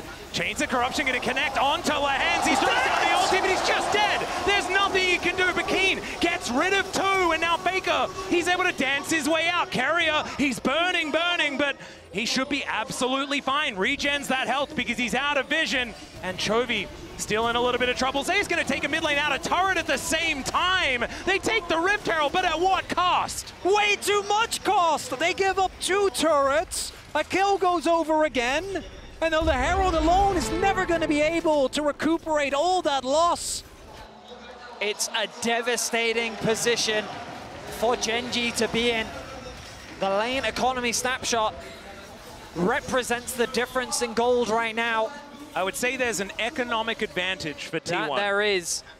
And T1, they do sacrifice the Herald. It was an awkward position for them to really get in because of the Maokai ultimate. But they secured the top tower, they secured the mid tower. Honestly, T1 was a little greedy even trying to contest that because they committed both top and mid to securing those outer towers. They got level 11, and then I thought they were trying to collapse. But of course, getting a pick is still worth it after securing those objectives. Second Dragon of the game will go towards T1, equalizing that up. But the goal difference is the most crucial thing. Oh God, another one! We got the big souls in this series, and also this means that we've got Hex Gates, so teams can fight a whole lot more than they otherwise would. Also gives you a little bit of leeway in your movement around the map as well. Can certainly feel good to try and snowball things further forward. I also have to apologize, my 80 carry animation, Kraken Slayer, secured for Pays. Going to be the first item, a valuable first item, of course, the additional attack speed, but it still doesn't solve the problem of into this Jax. We've already seen how 80 carries fare when playing into this in game 2, when T1 tried to hand the double 80 carry into the Jax. But the presence that Zeus is going to be providing in these fights is going to make it very difficult for Chovy and Pays to play optimally. Oh man, T1 going to be able to clean up the last remaining outer turret here as well. Faker going to claim credit for that one on his Ari. Now looking for a back angle. Is he going... Interesting itemization here, a little bit of a stretch away from what we have seen otherwise as the Lichbane does come through. This is something that used to be in vogue a lot, but I think a lot of players have moved away from it towards the Liandry's instead, but Faker has really liked Lichbane for a little bit of extra side lane power. And I know we've mentioned it a lot as a hold that thought lands might be in trouble again, but looks like he's going to be okay. Although Guma... Oh, manages to catch him on the juke, and he explodes one more! Owner's like, all right, let's just turn away. We are not required. Lahans, 0-7 in the last game, 0-4 in this one. Just not able to be where he needs to be, but I want to hone in on T1's performance, because this team was, and if you experienced it, you'll know, but the team that played against KT could not be further away. And I know they do it every year, but that doesn't take away from the fact that it is such a transformation, because it wasn't just the meta, right? It was also the cohesion of the members, the confidence. I mean, remember that in a world where there is no 4th seed, T1 isn't here. Yeah. Right? Yeah. It's just Damwon takes their spot, or D plus Kia, my apologies. Yep. But the addition of that 4th seed, allowing T1 to be here, for them to be in this position. In the past, they were denied that when they did have those slumps. They didn't make it to the World Championship, but they are an organization, and that man in the mid lane is a player that has never missed a semi-final. And also, if they manage to win here this year, it's 2 4th seeds from the LCK winning in the last 3 years. That's kind of insane. That's even a thing we can talk about. You guys need to stop. We are getting a bit ahead of ourselves. We are definitely getting ahead of ourselves. T1 fans are definitely getting nervous. I apologize. I know I'm like not even allowed to tweet about this team anymore, if you know that. But as soon as I say anything positive, they lose. The reality is that the position that they're even in is already in and of itself ridiculous considering the path that they took to get here, which is why their performance right now should be reveled given how well they've been able to level up. Now, as you rightly said, 5-0 is the score, the lead that they have, 5K is the gold lead, Baron spawns in 50 seconds, Dragon in a minute 50, Genji still have elements, they still have tools to turn the game around. It all comes down to whether or not they can punish T1 for their mistakes, and if they can find a good angle to turn these fights in their favor. And Genji have been pushed many times this year. TES brought them to 5 games at MSI after a 2-0 lead. They were able to persevere. Oh, Faker looking for the charm, doesn't get it onto Canyon there, but gets the true damage on that Orb of Deception. As Lahan's allowed to drive once again. I don't know about it as he gets pulled back immediately, but he's able to absorb a lot of it still. The answering Impale is so good. The arrow is going to connect onto the backline, onto Carrier to deny him bone skewering anyone forward. And Genji, I mean, it was dangerous, but they get out of there after the charge, just not earning that much. A very tense back and forth as T1 is able to protect their mid-tier 1. Genji, the idea was pretty promising there. The Ash Arrow didn't actually connect onto the Skarner. If it had slightly further away from the tower, that could have been an opportunity for Genji at the very least to get a pick. But it connects onto Carrier on the back line, which they really couldn't follow up on. Ultimately, though, no one ends up dropping. Genji have good setup for this top tower, but the TP is committed. Can they dive?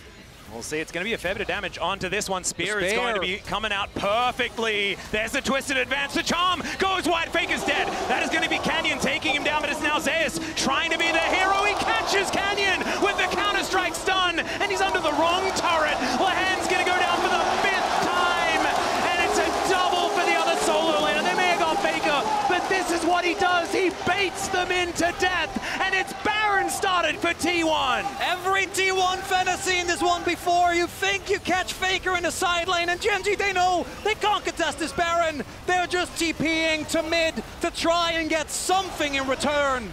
Genji just wanted the tower. Faker TP's in. They sit there and say to themselves, this should be an easy pick. His ulti wasn't off cooldown, but the collapse was crucial. Genji, I don't think you can do this Dragon. They're going to start it, but the collapse is coming through. Faker's back out onto the map. Zeus as well. All right. Genji do manage to make their way back out. As Keen also trying to get back. But man, this is only the start of the devastation. We've got 2.5 minutes of T1 with Baron. They're going to start by trying to take down this Dragon. With the resets coming through from Genji, there's not going to be an opportunity. Gumushi coming on over will start to make short work of it. 2 items for this Lethality Varus. T1 really just have Genji exactly where they want them. This is such a change from what we saw in this exact matchup in spring of this year, but that was a very different Genji. That was a Genji that looked impossible to take down. They took 2 games then. They're looking to only miss 1 in this series if things continue going the way they're going. Genji with opportunities to try and create miracles, but it's looking like they're going to need exactly that. They want to make their way back into this one. Only a 4,000 gold lead. Still looking pretty rough. I mean, worlds aside, the fact that T1 is even getting revenge for a rivalry that has been so Genji favored domestically in and of itself is impressive. As we look back at the dive, the idea, I mean, it makes so much sense from Genji. Dive onto Faker. He's an easy pick. Even if the TP comes through, we can turn it. But they don't expect Ona to collapse this quickly as well. A beautiful flash from Zeus to get that stun for Canyon. He leaves the tower to finish off the kill, and they convert it onto Lahan's as well. Canyon actually, I think, got aggro because of the Leandries. So because he hit the perfect spear to set up the initial damage, because there was a wave, not a big one, but would have been enough, but as a result takes so much damage. Baron still here for another minute. Genji just desperately clinging on to their world's dreams. Steadfast presence now on cooldown for a little while as T1 look to set up a 5-man siege. on this inner turret. At 23 minutes, sieging is quite difficult unless the Bone Skewer comes through. The arrow is denied by the ulti from Keen, but now with only 2 stragglers here, Zeus will explode. It's Canyon that locks up the kill as Keen dives in once again. Pei is able to take down Carrier, but it's Gumayushi standing tall and taking down Keen. Still a positive trade for Gen.G is still huge news. Keen actually diving in there, denied the ultimate from Carrier. Otherwise, Carrier maybe could have gotten the resets, but because Keen jumped to his death, no resets for Carrier. He ends up getting focus going down, and it's not enough, but think back to that previous game where Gen.G held on tenuous for so long. T1 have shown tendencies at this World Championship to overforce. They throw the ultimate out, a beautiful response from Keen to create a numbers advantage. They have the confidence then to turn it back as they get a kill onto Zeus. And you'll see here this play, nicely done from Keen to avoid the resets from Carrier. He knows how dangerous that could have been. And sighs of relief as Gen.G stay fighting here in Game 4. And Helper's not even there. I think that guy is just completely overly stressed at this point in time. I'm sure he'll be back as this game does go on, but there was a little bit of a grin on Marta's face. Coach Kim as well, not looking all doom and gloom. They are still in this. We'll see. T1, Baron has worn off 2.5 minutes until that one's back up once again. Still a 4,000 gold lead, 5,000, something like that. Not end of the world, but 2 items now onto Chovy. 2.5 on Pays. 1-0-1 now, actually picking up a lot of that money in the last fight. Could be huge here for Gen.G. Death kept done here for Faker. He's pretty strong. He is very strong. I would argue also just now the transformation for Guma. So T1 do have an opportunity. The one Drake, not as good of a cushion as last time, but still is going to be a big difference maker for Gen.G. Means that they probably should be able to get it to 3 items on their double 80 carries. The issues don't stop there though, because Zeus on this Jax in a wonderful position is building towards that stopwatch as well, allowing him to play very far into the back line. The problem I see for Gen.G is this poke is a problem. And Keen, I think it's going to be fine. Extremely tanky. Yeah, but the poke is a problem, and not only is it a problem, like, they don't have the best engaged tools. T1 have a lot of ways to just run away from a fight. Ola. What? Now, I don't think T1 need to be forcing this hard. Like, Dragon spawns in a minute's time, so does Baron. Ola committing his flash there, I think, is a bit of a fumble, because now he doesn't have the potential play set up with his ulti later. And, like, this is a tendency we see with T1 sometimes when they have a big lead. They sometimes overforce. They did the same thing against Top Esports. They ended up still winning because, again, the gold lead is theirs. But they need to calm down because, as you both have already highlighted, Gen.G are a patient team. They will happily weather the storm. I want to go back to the last game as well, though, because T1 were playing very patiently, very slowly, only taking the guaranteed advantages from around the map. This feels a little bit different. Might have something to do with that Pike being that good sidestep, but the charm is going to land here from Faker. That one chunks Keen. That's those 3 items that you guys were talking about. Faker also starting to get some Death Note stacks put together. One of the few tools that Gen.G do have is actually Canyon's heal. Every single heal has a base heal of 240 going up to about 500. If you are chunked, that alone is not going to be enough, but it might be the mitigation that Gen.G need to at least try and contest. And it looks like they are not giving over Soul Point for free.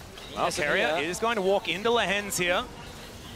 Pike so incredibly squishy. There's the teleport from Keen. The front line will arrive. Chains of Corruption do go wide. As now Lehens, he's chunked out just a little bit, but he's going to throw his life away for a good position in a team fight. Carrier on a flank angle. It is going to be Ona taking Soul Point, but can they win the fight? That's a phenomenal ultimate from Keen, and Pays is untouched. Still, Carrier explodes, pops like a balloon. Zeus has the counter-strike, but he has no friends. Faker dives in to try and save him. The flash of the Kirby, and it's a double kill. Pays now standing his ground. Gumayushi can't do anything, and Gen.G will ace them with Baron up and available. Unbelievably, Gen.G turned the fight in their favor. They punished the execution. Baron is alive, and Gen.G say, we will not go down without a fight. You might kill Lehens 5 times without getting punished, but that 6th one, he's got you right where he wants you, as the Baron is going to come through. Oh man, and look, he may not have got the dragon or anything like that, but Canyon on this Nidalee, it always just seems to be something that can work out even when it's not supposed to. Late game Nidalee is not supposed to be a thing, but man, Keen coming in as such a hero. The ultimate from the Maokai was huge. They're coming in from all angles, but Ona dying first. The target selection is great. They're all in the dragon pit. They then turn their attention to Zeus. A reset doesn't come through. Faker, he's only got, well, he does get 2 charges off. He tries to collapse on a Chovy to get the reset, but then a nice flash away from Chovy. It was simply a matter of Gen G targeting the person in front of them. And with the double AD carries in a front-to-back composition, Gumayusi just doesn't have the consistent damage. Well, Arrow gonna go wide as once again, Gen G are looking for Faker. Not again. And yeah, they're just like, no. Look at that. We remember what happened. Yeah, how, like, what? It's the most damage in the fight! It is absolutely nutty. Maybe when he puts on Primal Surge, he gets credit for all of the extra attack speed that he gives his I mean, I wish that we could watch that friends. fight again, because I feel like there were so many things that we missed, but all that matters right now is that Canyon's level 16. That's a 3-item Nidalee, ladies and gentlemen. And now it's Gen G that can begin their offense. The poke from Deb. We talked about Gumayusi's poke. Well, now it's Canyon's turn to get a bit of revenge. And Vedi, in the previous game, you told about the waters, you know, the feeling of, oh, what if? Maybe it was just a game delayed. Yeah, you were right, just a little bit early. Gen G haven't done it yet, though, because all this has done is equalize the game, right, Cole? Oh, my God. But look at that jump upwards, and the double AD carry now have hit their spikes. All right, Boneskewer going to connect, but the spear does too. That is a decent impale, only onto one there as Lahan's able to eat some turret shots, and he'll be okay. Man, that Primal Surge almost gave him his whole health bar back. And the siege will continue here as Chovy getting more and more stacks into that passive as well. Level 16, and the spears are hitting one after the other. Faker, he wants out. He's going to kill that siege minion, and they will back away. Carrier, yeah, not wanting to stick around when he is seen on vision. The charm from Faker didn't actually connect, even though Ono was able to land the ultimate. The top tower is now exposed as they turn their attention to mid to try and defend. T1's base is beginning to fall apart. They still have some towers remaining. But as you rightly said, Chronicle, return to an even state, and the Dragon Soul is on the horizon. Big thing here for T1, they didn't lose any inhibitors. So this brought Gen G back in the game, but T1 still will get the opportunity to get a straight-up 5v5 for this Dragon. And they can even afford to give it up. I don't think they will, given how this series has played out. A minute and a half until it's available. As an Elixir of Iron, thank you for pointing it out, Vedi. For Keen, just trying to be as beefy as he can be. Look at how tanky he is, though. Like, it's crazy. The Sundered Sky, this front line is exactly what they need. I was worried about Gen G's ability to engage, but around these neutral objectives, they're still able to find the fight. And what looked like a devastating collapse from T1, Gen G handled it so beautifully. Summoners are coming up. Maybe T1 can find an angle before that flash is back up for Chovy and Pace, but I don't expect it. It's Gen G with control around the Dragon. The amount of homework that they're doing as well, you can see this vision shut out. Yep, lights go off. And there is an Umbral Glaive here for Carrier. They have ways to cheat vision in this game, but he's on Pike. You can't face check anything without just popping. Yeah, particularly into both Maokai and Poppy. Another thing is that T1 doesn't actually have great hard engage. They have really good pick, which is why the game felt so one-sided. But outside of Owner going in, or like Guma, you know, going in with an ultimate, Faker hitting a charm, that is a lot more telegraphed, or it puts you in a position of danger. And engaging onto Gen G is also a nightmare. Tristana is notoriously hard to collapse on. There's a Poppy and Maokai combo in the game. And there's a lot It's fascinating how quickly the dynamic shifted, right? It's just, it's ridiculous. But they don't need to go for this, is what I'm saying. T1 can bide their time. I just don't think they will. Yeah, Nature's Grasp going to cut out the arrow, connecting on Owner. Chains of Corruption just try and buy some space with the flash. Onto Faker, the knock-up, and he's dead. Pieces arrows follow him into the death chamber as the impale is decent. Owner's still alive, he's so tanky, and it's Gumayusi taking matters into his own hands. The spears go wide and the Poppy goes down. It's a double kill for the Skarner, and Chovy's still alive. There's a bit of damage, but he gets over the wall, flashes, but the Bone Skewer finds him. The shutdown for Goomer and T1. They want to go to London. And Gen G trying to get the fight, but the death timers are too long. Oh, it's only Canyon versus the world here as T1 are taking down their first inhibitor of the game.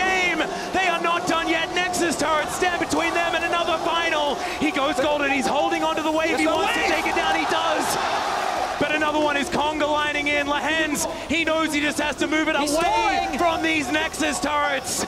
And he is able to stall it out. Another teleport. Faker does come back. And they'll now get their time. It is Guma that's able to melt these turrets. And Gen.G for the last 2 years have been the kings of Korea. But we know the world is T1's home ground. What an incredible final game! At the brink of a comeback, Gen.G's final fight is shut down. And in such poetic fashion, they catch Faker. He was the first to fall, but then the rest of T1 rose to the occasion and turned the fight around.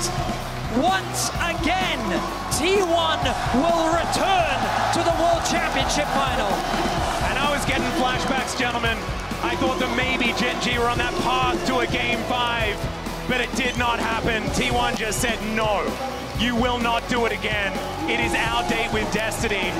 You guys, what did you think? T1 back at the World Final again.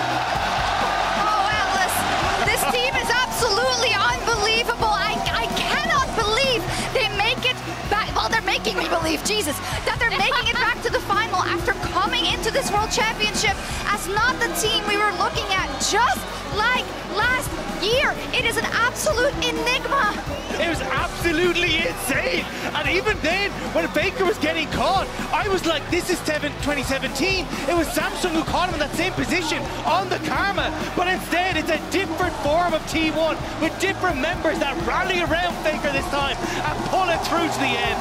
The reigning world champions will return to defend their title versus BLG now. We'll get a chance to talk about, unfortunately, Gen.G's exit later, but I do want to first take a look at something that was crucial. He's on screen right now. Keria on the pike in our HyperX Reflex replay, because you were talking about you need a difference maker in a moment like this, and how many times has Keria been that? And that's the thing, you thought it might have been Canyon on the Nidalee, but it was this pike pick, constantly catching out Gen.G, playing spectacularly in the early stages, roaming around every year. And I'm shocked he had this performance, because I looked at that man as he stood up from his seat, shaking, shivering. I thought it was Worlds 2022 with the way he was shaking. Yeah. Like, that man put on a hell of a performance here today. Yeah, as we see a nice little highlight reel of Keria in this game, he now is second in international performance assists. He just surpassed Xiaohu, and the amount of relief that you saw on his face. Look at he's so, like, it's such an emotional moment for these guys. They've been through so much this year, the pressure of defending their title. Bring it on! Yeah. Pin, I see you! Guma egging on the crowd. You could just see the entire coaching staff coming out, all of the emotion behind them as well. It makes it so much sweeter to overcome the adversity they faced this summer. Again, like, to have them be able to be one of the few teams go back to back, it's them, it's only them that have been able to do this, T1 the org, back to back to defend a world championship title. But think about how many doubts have had to be on them throughout this year. Reckless world champion, it's a path. Think about it, you come into summer, you barely scrape in. Yep. You go to 5 games against KT. You then, like, you get knocked out by Hanwha in playoffs. You don't even make it to finals. Everyone is thinking this is the year T1 fumble. And we've got to look at a team like Gen.G to step up and take the mantle. A team like Hanwha, who were coming fresh off the heels of a first place in the LCK. But no matter what, it feels like once you get to internationals, it is T1 who will always represent the LCK and always be the team you have to take down. That's why we predicted T1. Exactly.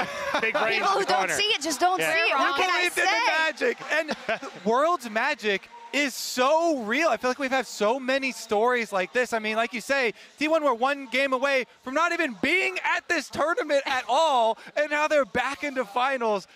We also get BLG actually getting what they asked for. Yep. Bin wanted T1. Bin was laser focused. As he was watching this game, we saw him with Elk. He's ready. He wants it. He wants the 5 games versus Zeus.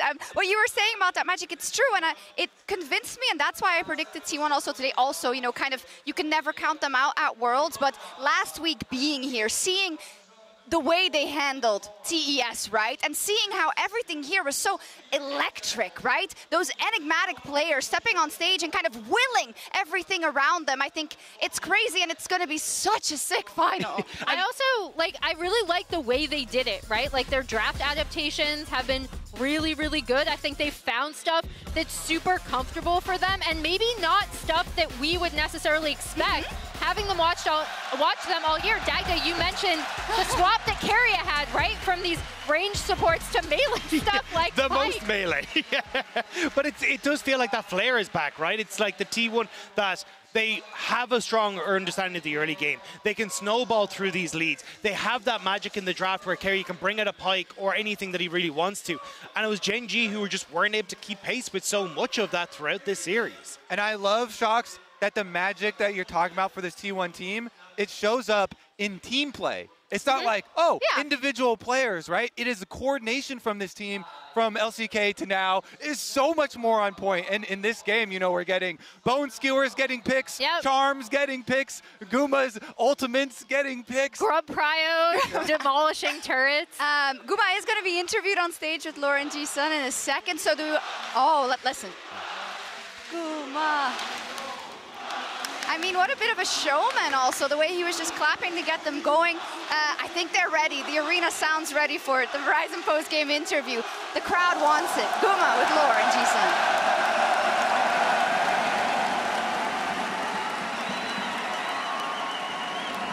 Paris, un tonnerre d'acclamations pour vos deuxièmes finalistes, troisième fois d'affilée, T1 et Gumayushi.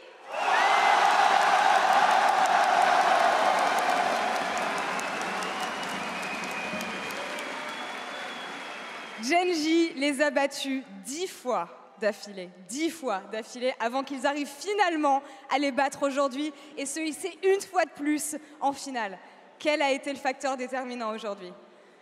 Gen G beat you guys 10 times before you finally defeated them today. Tell me about it. What made it special? What made today different? 젠지가 사실은 오늘 경기 전까지 T1 상대로 10연승을 달리고 있었습니다. 오늘 어떤 점이 달라서 다른 결과가 나왔을까요? 이곳이 월즈이기 때문입니다. Because this is Worlds. C'est les Worlds et on sait que pendant les Worlds, T1, c'est une bête absolument différente. Mais qu'est-ce qui les rend différents? Est-ce qu'ils sentent, eux, justement, quand ils jouent ces matchs, qu'il y a quelque chose de différent? I have to follow up on this because we keep on hearing that T1 at Worlds is a different beast. Do you feel anything different when you play on the world stage that makes you pop off the way you guys did so far? 말씀하신 것처럼 T1은 정말 월즈 무대만 오면 더 특별한, 더 강력해진 모습이 나오는데요. 선수분도 스스로 월즈 경기를 치르실 때 뭔가 다른 느낌이 들기도 하나요? 개인적으로는 좀 그런 느낌이 생기는 것 같고 좀 더 게임에 집중하고 몰입할 수 있게 되는 것 같습니다.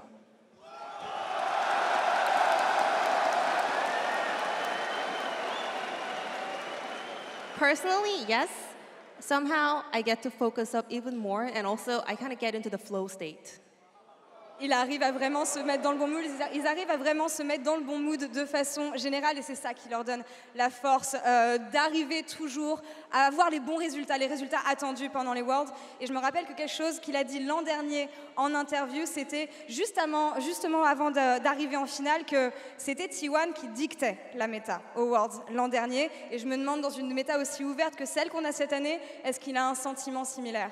I remember that on stage last year, when you did the interview, when you reached finals, you were saying that T1 is so strong right now because you are dictating the meta. Do you have a similar feeling this year, especially given how open the meta has been at Worlds? 작년 월즈에서도 결승 진출을 확정 지으시고 무대 인터뷰에서 구마요시 선수가 T1은 월즈에서 지금 강력한 모습이 나오는 가장 큰 이유가 우리가 메타를 지배하기 때문입니다 라고 하셨는데요. 지금도 비슷한 느낌을 갖고 계신가요? 저희가 지금 메타 이해도가 가장 뛰어나다고 생각하고 지도하고 있다고 생각합니다. I can say for sure that we have the best meta read so far and we are dictating still. Ils ont la meilleure vision de la méta et évidemment, dès qu'il s'agit de dominer, c'est le cas de T1 et c'est encore le cas cette année pour les championnats du monde.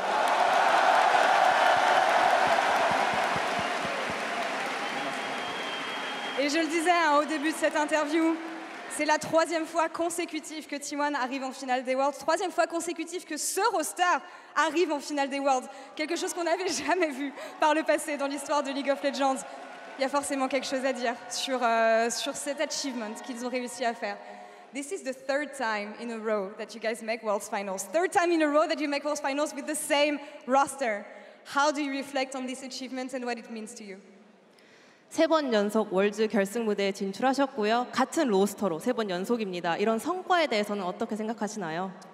월즈 결승이라는 게 참 프로게이머들에게 꿈의 무대인데 이 로스터로 3번이나 올 수 있음에 감사하고요. 이번에도 좀 좋은 결과 있었으면 좋겠습니다. Worlds Finals is the dream stage for every professional player. I am very grateful that we pulled it off together on the same roster for 3 years in a row, and I hope we can have a good outcome this time as well.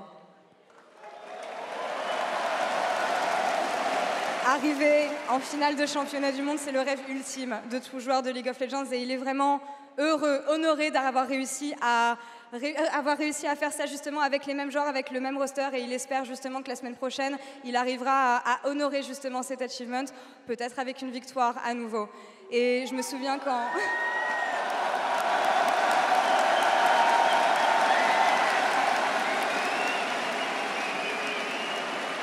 En interviewant Bin hier, il les attendait. Il attendait de pouvoir affronter T1 en finale des Worlds et c'est chose faite. C'est le match que nous aurons la semaine prochaine. BLG contre T1 et on sait ce que T1 arrive à faire contre la LPL. On va voir ce que Gumayushi peut en penser. When I had Bin for interview yesterday, he said that he wants to face off against you guys. He wants to defeat the world champion and bring pride to the LPL again. Do you have any message for Bin and for BLG, your opponents, for next week? 어제 이제 빈 선수가 인터뷰에서 T1을 결승에서 만나고 싶다. 월즈의 T1, 디펜딩 챔피언 T1을 잡고 또 우리 LPL에게 엄청난 그런 위상을 높여주고 싶다라고 말씀하셨는데요. 혹시 빈 선수 또는 BLG에게 전하고 싶은 말씀이 있으실까요? 제가 작년에 했던 말을 잊지 말아야 될 겁니다. You better not forget what I told you last year. N'oublie surtout pas ce que je t'ai dit l'an dernier. Voilà le message.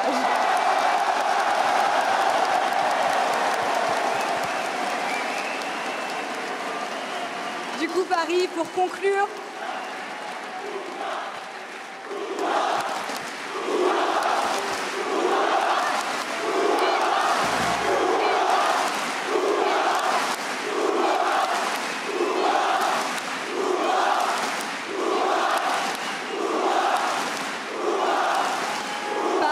je vais avoir besoin de vous pour cette dernière question. On a passé 2 semaines absolument incroyables tous ensemble. C'est notamment grâce à vous. J'ai vu tout le soutien que vous aviez apporté à T1, tout le soutien que vous avez apporté à toutes les équipes. Donc j'ai préparé un cadeau qui n'est pas que de ma part, qui est de notre part, à tous. Vous allez voir. I want to say thank you to all the fans, thank you to all the teams, but also the fans wanted to say thank you for everything you brought them. They were so hopeful and really, really looking forward to seeing you. So we have a gift. France has a gift for you. I present you a normal size croissant. 프랑스 팬분들이 감사의 마음을 담아 평범한 사이즈의 크로아상을 준비해봤습니다. 먹고 후기 한번 들려주시죠.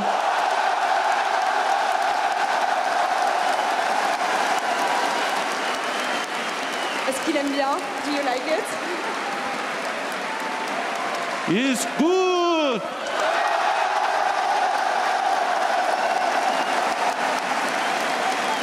Et c'est fini pour nous ici. That's all first here on the Paris stage.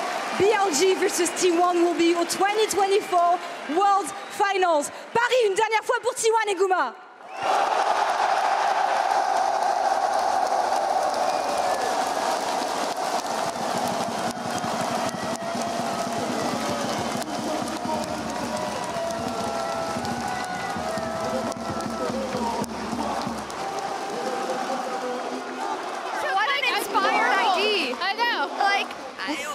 She's been talking about this for weeks, by the way. She said, what if I get this huge croissant to Where do you even get a croissant that size? I don't know, she's French. larger Ask than her. my head. Best two interviews heading into finals so that good. we have ever had, by the way. Ever. We do not deserve Bin and Gumayushi. Those were both amazing. They're both such showmen. The way he was hyping up the crowd, too, was amazing. Isn't it crazy? Like, when you kind of think about Guma, right? You had the beginning. Sometimes he wasn't always the absolute pop-off star. Then he turned into this super, super reliable player that got them a lot of their victories, including a big part from the bot lane in Worlds last year. Then, you know, I know we laugh at the stat, but kind of the unkillable demon god over there, like the prince. But then also, and most importantly, Faker and the broccoli, no more. Guma and the croissant, you are my new best friend. Everyone will get a signature food. Cultural impact, baby. I love the way everyone's going to be signing croissants now as they go around. No.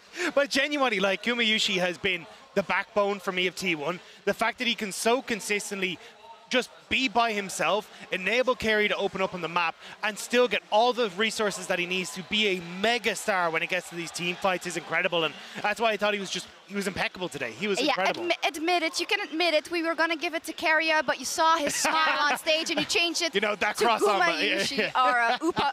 Oh my God. Oppo player of the series is Gumayushi. No, just kidding. We decided it beforehand, but it was hard, right? Because all these players stepped up today. I thought that the replay was going to start with a big bite of croissant. Maybe we can get it. Yeah, I think like it was these kind of fights where Gumayushi was just absolutely insane. The entire time we're watching this is like, oh my God, this is the moment Gen.G turn around. But Gumayushi, his positioning was incredible, getting behind this front line. And again, it's the fact that he can be so reliable with so little investment. That's what makes him so special. There are very, very few people that can be low resource and still have the impact. There's your and as we get the replay of this, Sept's face. maybe it's fine over here. No, but I think it was so crucial, him on this Ashe pick, as we talked about, picks that have dictated the meta, him and Elk. I don't think you want either of them on this champion just because of what they're able to do with it in and out of team fights in terms of crucial, like, a lot of people over-focus, I think, on Ashe arrows, but both of these guys know where and when to hit based on setup from their team. I think that's really good. And then going forward, he's had such stellar performances. I cannot wait to see these two bot lanes go up against each other. Exactly. Look across at who he's playing in Elk, and you mentioned also the Varus, very big for Guma, very big for Elk as well. So it's going to be a very fun clash. It's going to be amazing in the O2 in London next week. I do want to, because I forgot to do it yesterday, because you do get swept up in the excitement of the winners, and rightfully so. But for Gen.G, I mean, it's unbelievably heartbreaking, and you had that, I think, feeling in the back of your head, right, going into this best of 5, knowing that actually the odds are stacked in your favor, knowing that actually this should be yours. Oh my God, it's just horrible, but they just weren't good enough again at Worlds. But I think that's it. It's when it's almost destined to be yours, that's when the pressure is on the most, and I think that's really what got to them.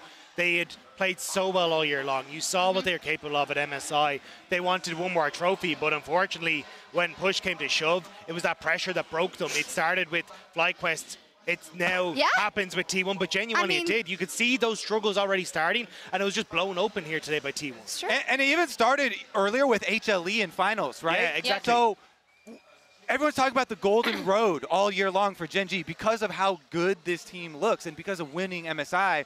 And then you see the first pebble drop in finals versus HLE, and people are like, I still think Gen.G's, better stuff. But then also here, you just feel so bad for those players getting so close and having to go up against that. Golden road, maybe there was no road at all. Yeah. Who knows? Well, the road goes through T1. Yeah, it sucks, right? And it's the typical one where it's like you get judged on your last performance when they were awesome for a lot of this year, but that's just how the cookie crumbles. I mean, and can we just, as we're about to sign off, Faker could win his 5th. Yeah, I know. Yeah, what the hell? Or Bin and Knight could win their first. Yeah. I mean, it's both are great. Yeah. Both good, but it can't happen together. I mean, it's just absolutely insane that again we see T1 taking to the finals after what was not a good summer for them, what was a disappointment for the fans, but they always seem to turn on when it matters most. But BLG is absolutely no pushover, and honestly, this is such a sick finals. Like, this is going to be absolutely insane. Yeah, and I think That's the big thing is like BLG initially struggled at this tournament.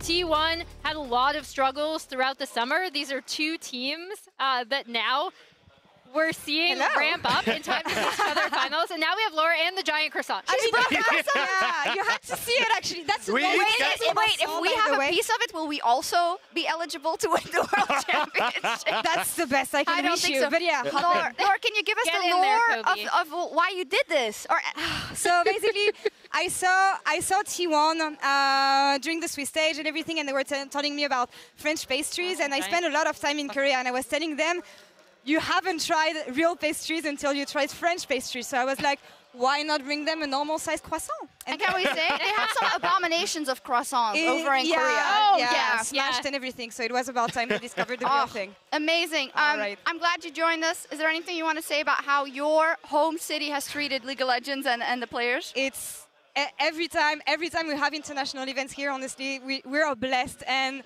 I rediscover how passionate French audience can be around League of Legends. They have allegiances. They support teams, but they support League of Legends, and they wanna celebrate League of Legends together. And I hope that's what you guys felt for the past 2 weeks, because God, it's been good. It's been so good. I almost don't want to leave, but then I think what's on the horizon, and hopefully a full 5 games of BLG versus T1. That's it. Anyone has some kind last words? Oh no, Paris has been amazing. I'd love to hear. Thank you so much for everything. You've been amazing, Laura, in terms of welcoming us to your home city. Yeah. Shall we do a synergized Guma reaction to the croissant? It's good, okay? In 3, 2, 1. It's good! And we are so cheesy. Oh my gosh. We're terrible. Yeah, we are. But I hope you enjoyed your show here from Paris. Thank you to everyone. Thank you to production. Thank you to the wonderful crowd here in Paris for everything, and the players. We'll see you next week, Saturday, the 2nd of November, in the O2 in London for BLG versus T1. Merci beaucoup. Au revoir. Got a little bit?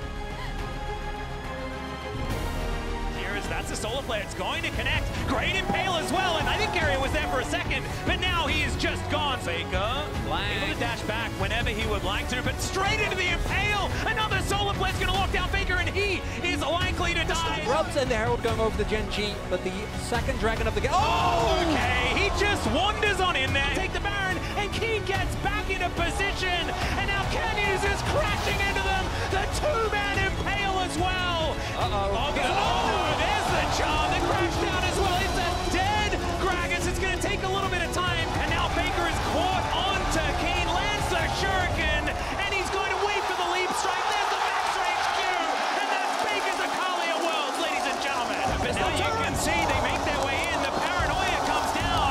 Decent little utilization of the counter-strike, but Faker's going to get on the kill on takeover. Means Keen is dead at the same time. It took a little while, but I think they're just going to move through and win Game 3. Looks like it's going to be okay. Guma. Oh, manages to catch him on the juke, and he explodes one more. Mona's like, all right, let's just turn away. We are not required. And Paze is untouched. Still, Gary explodes, bumps like a ball.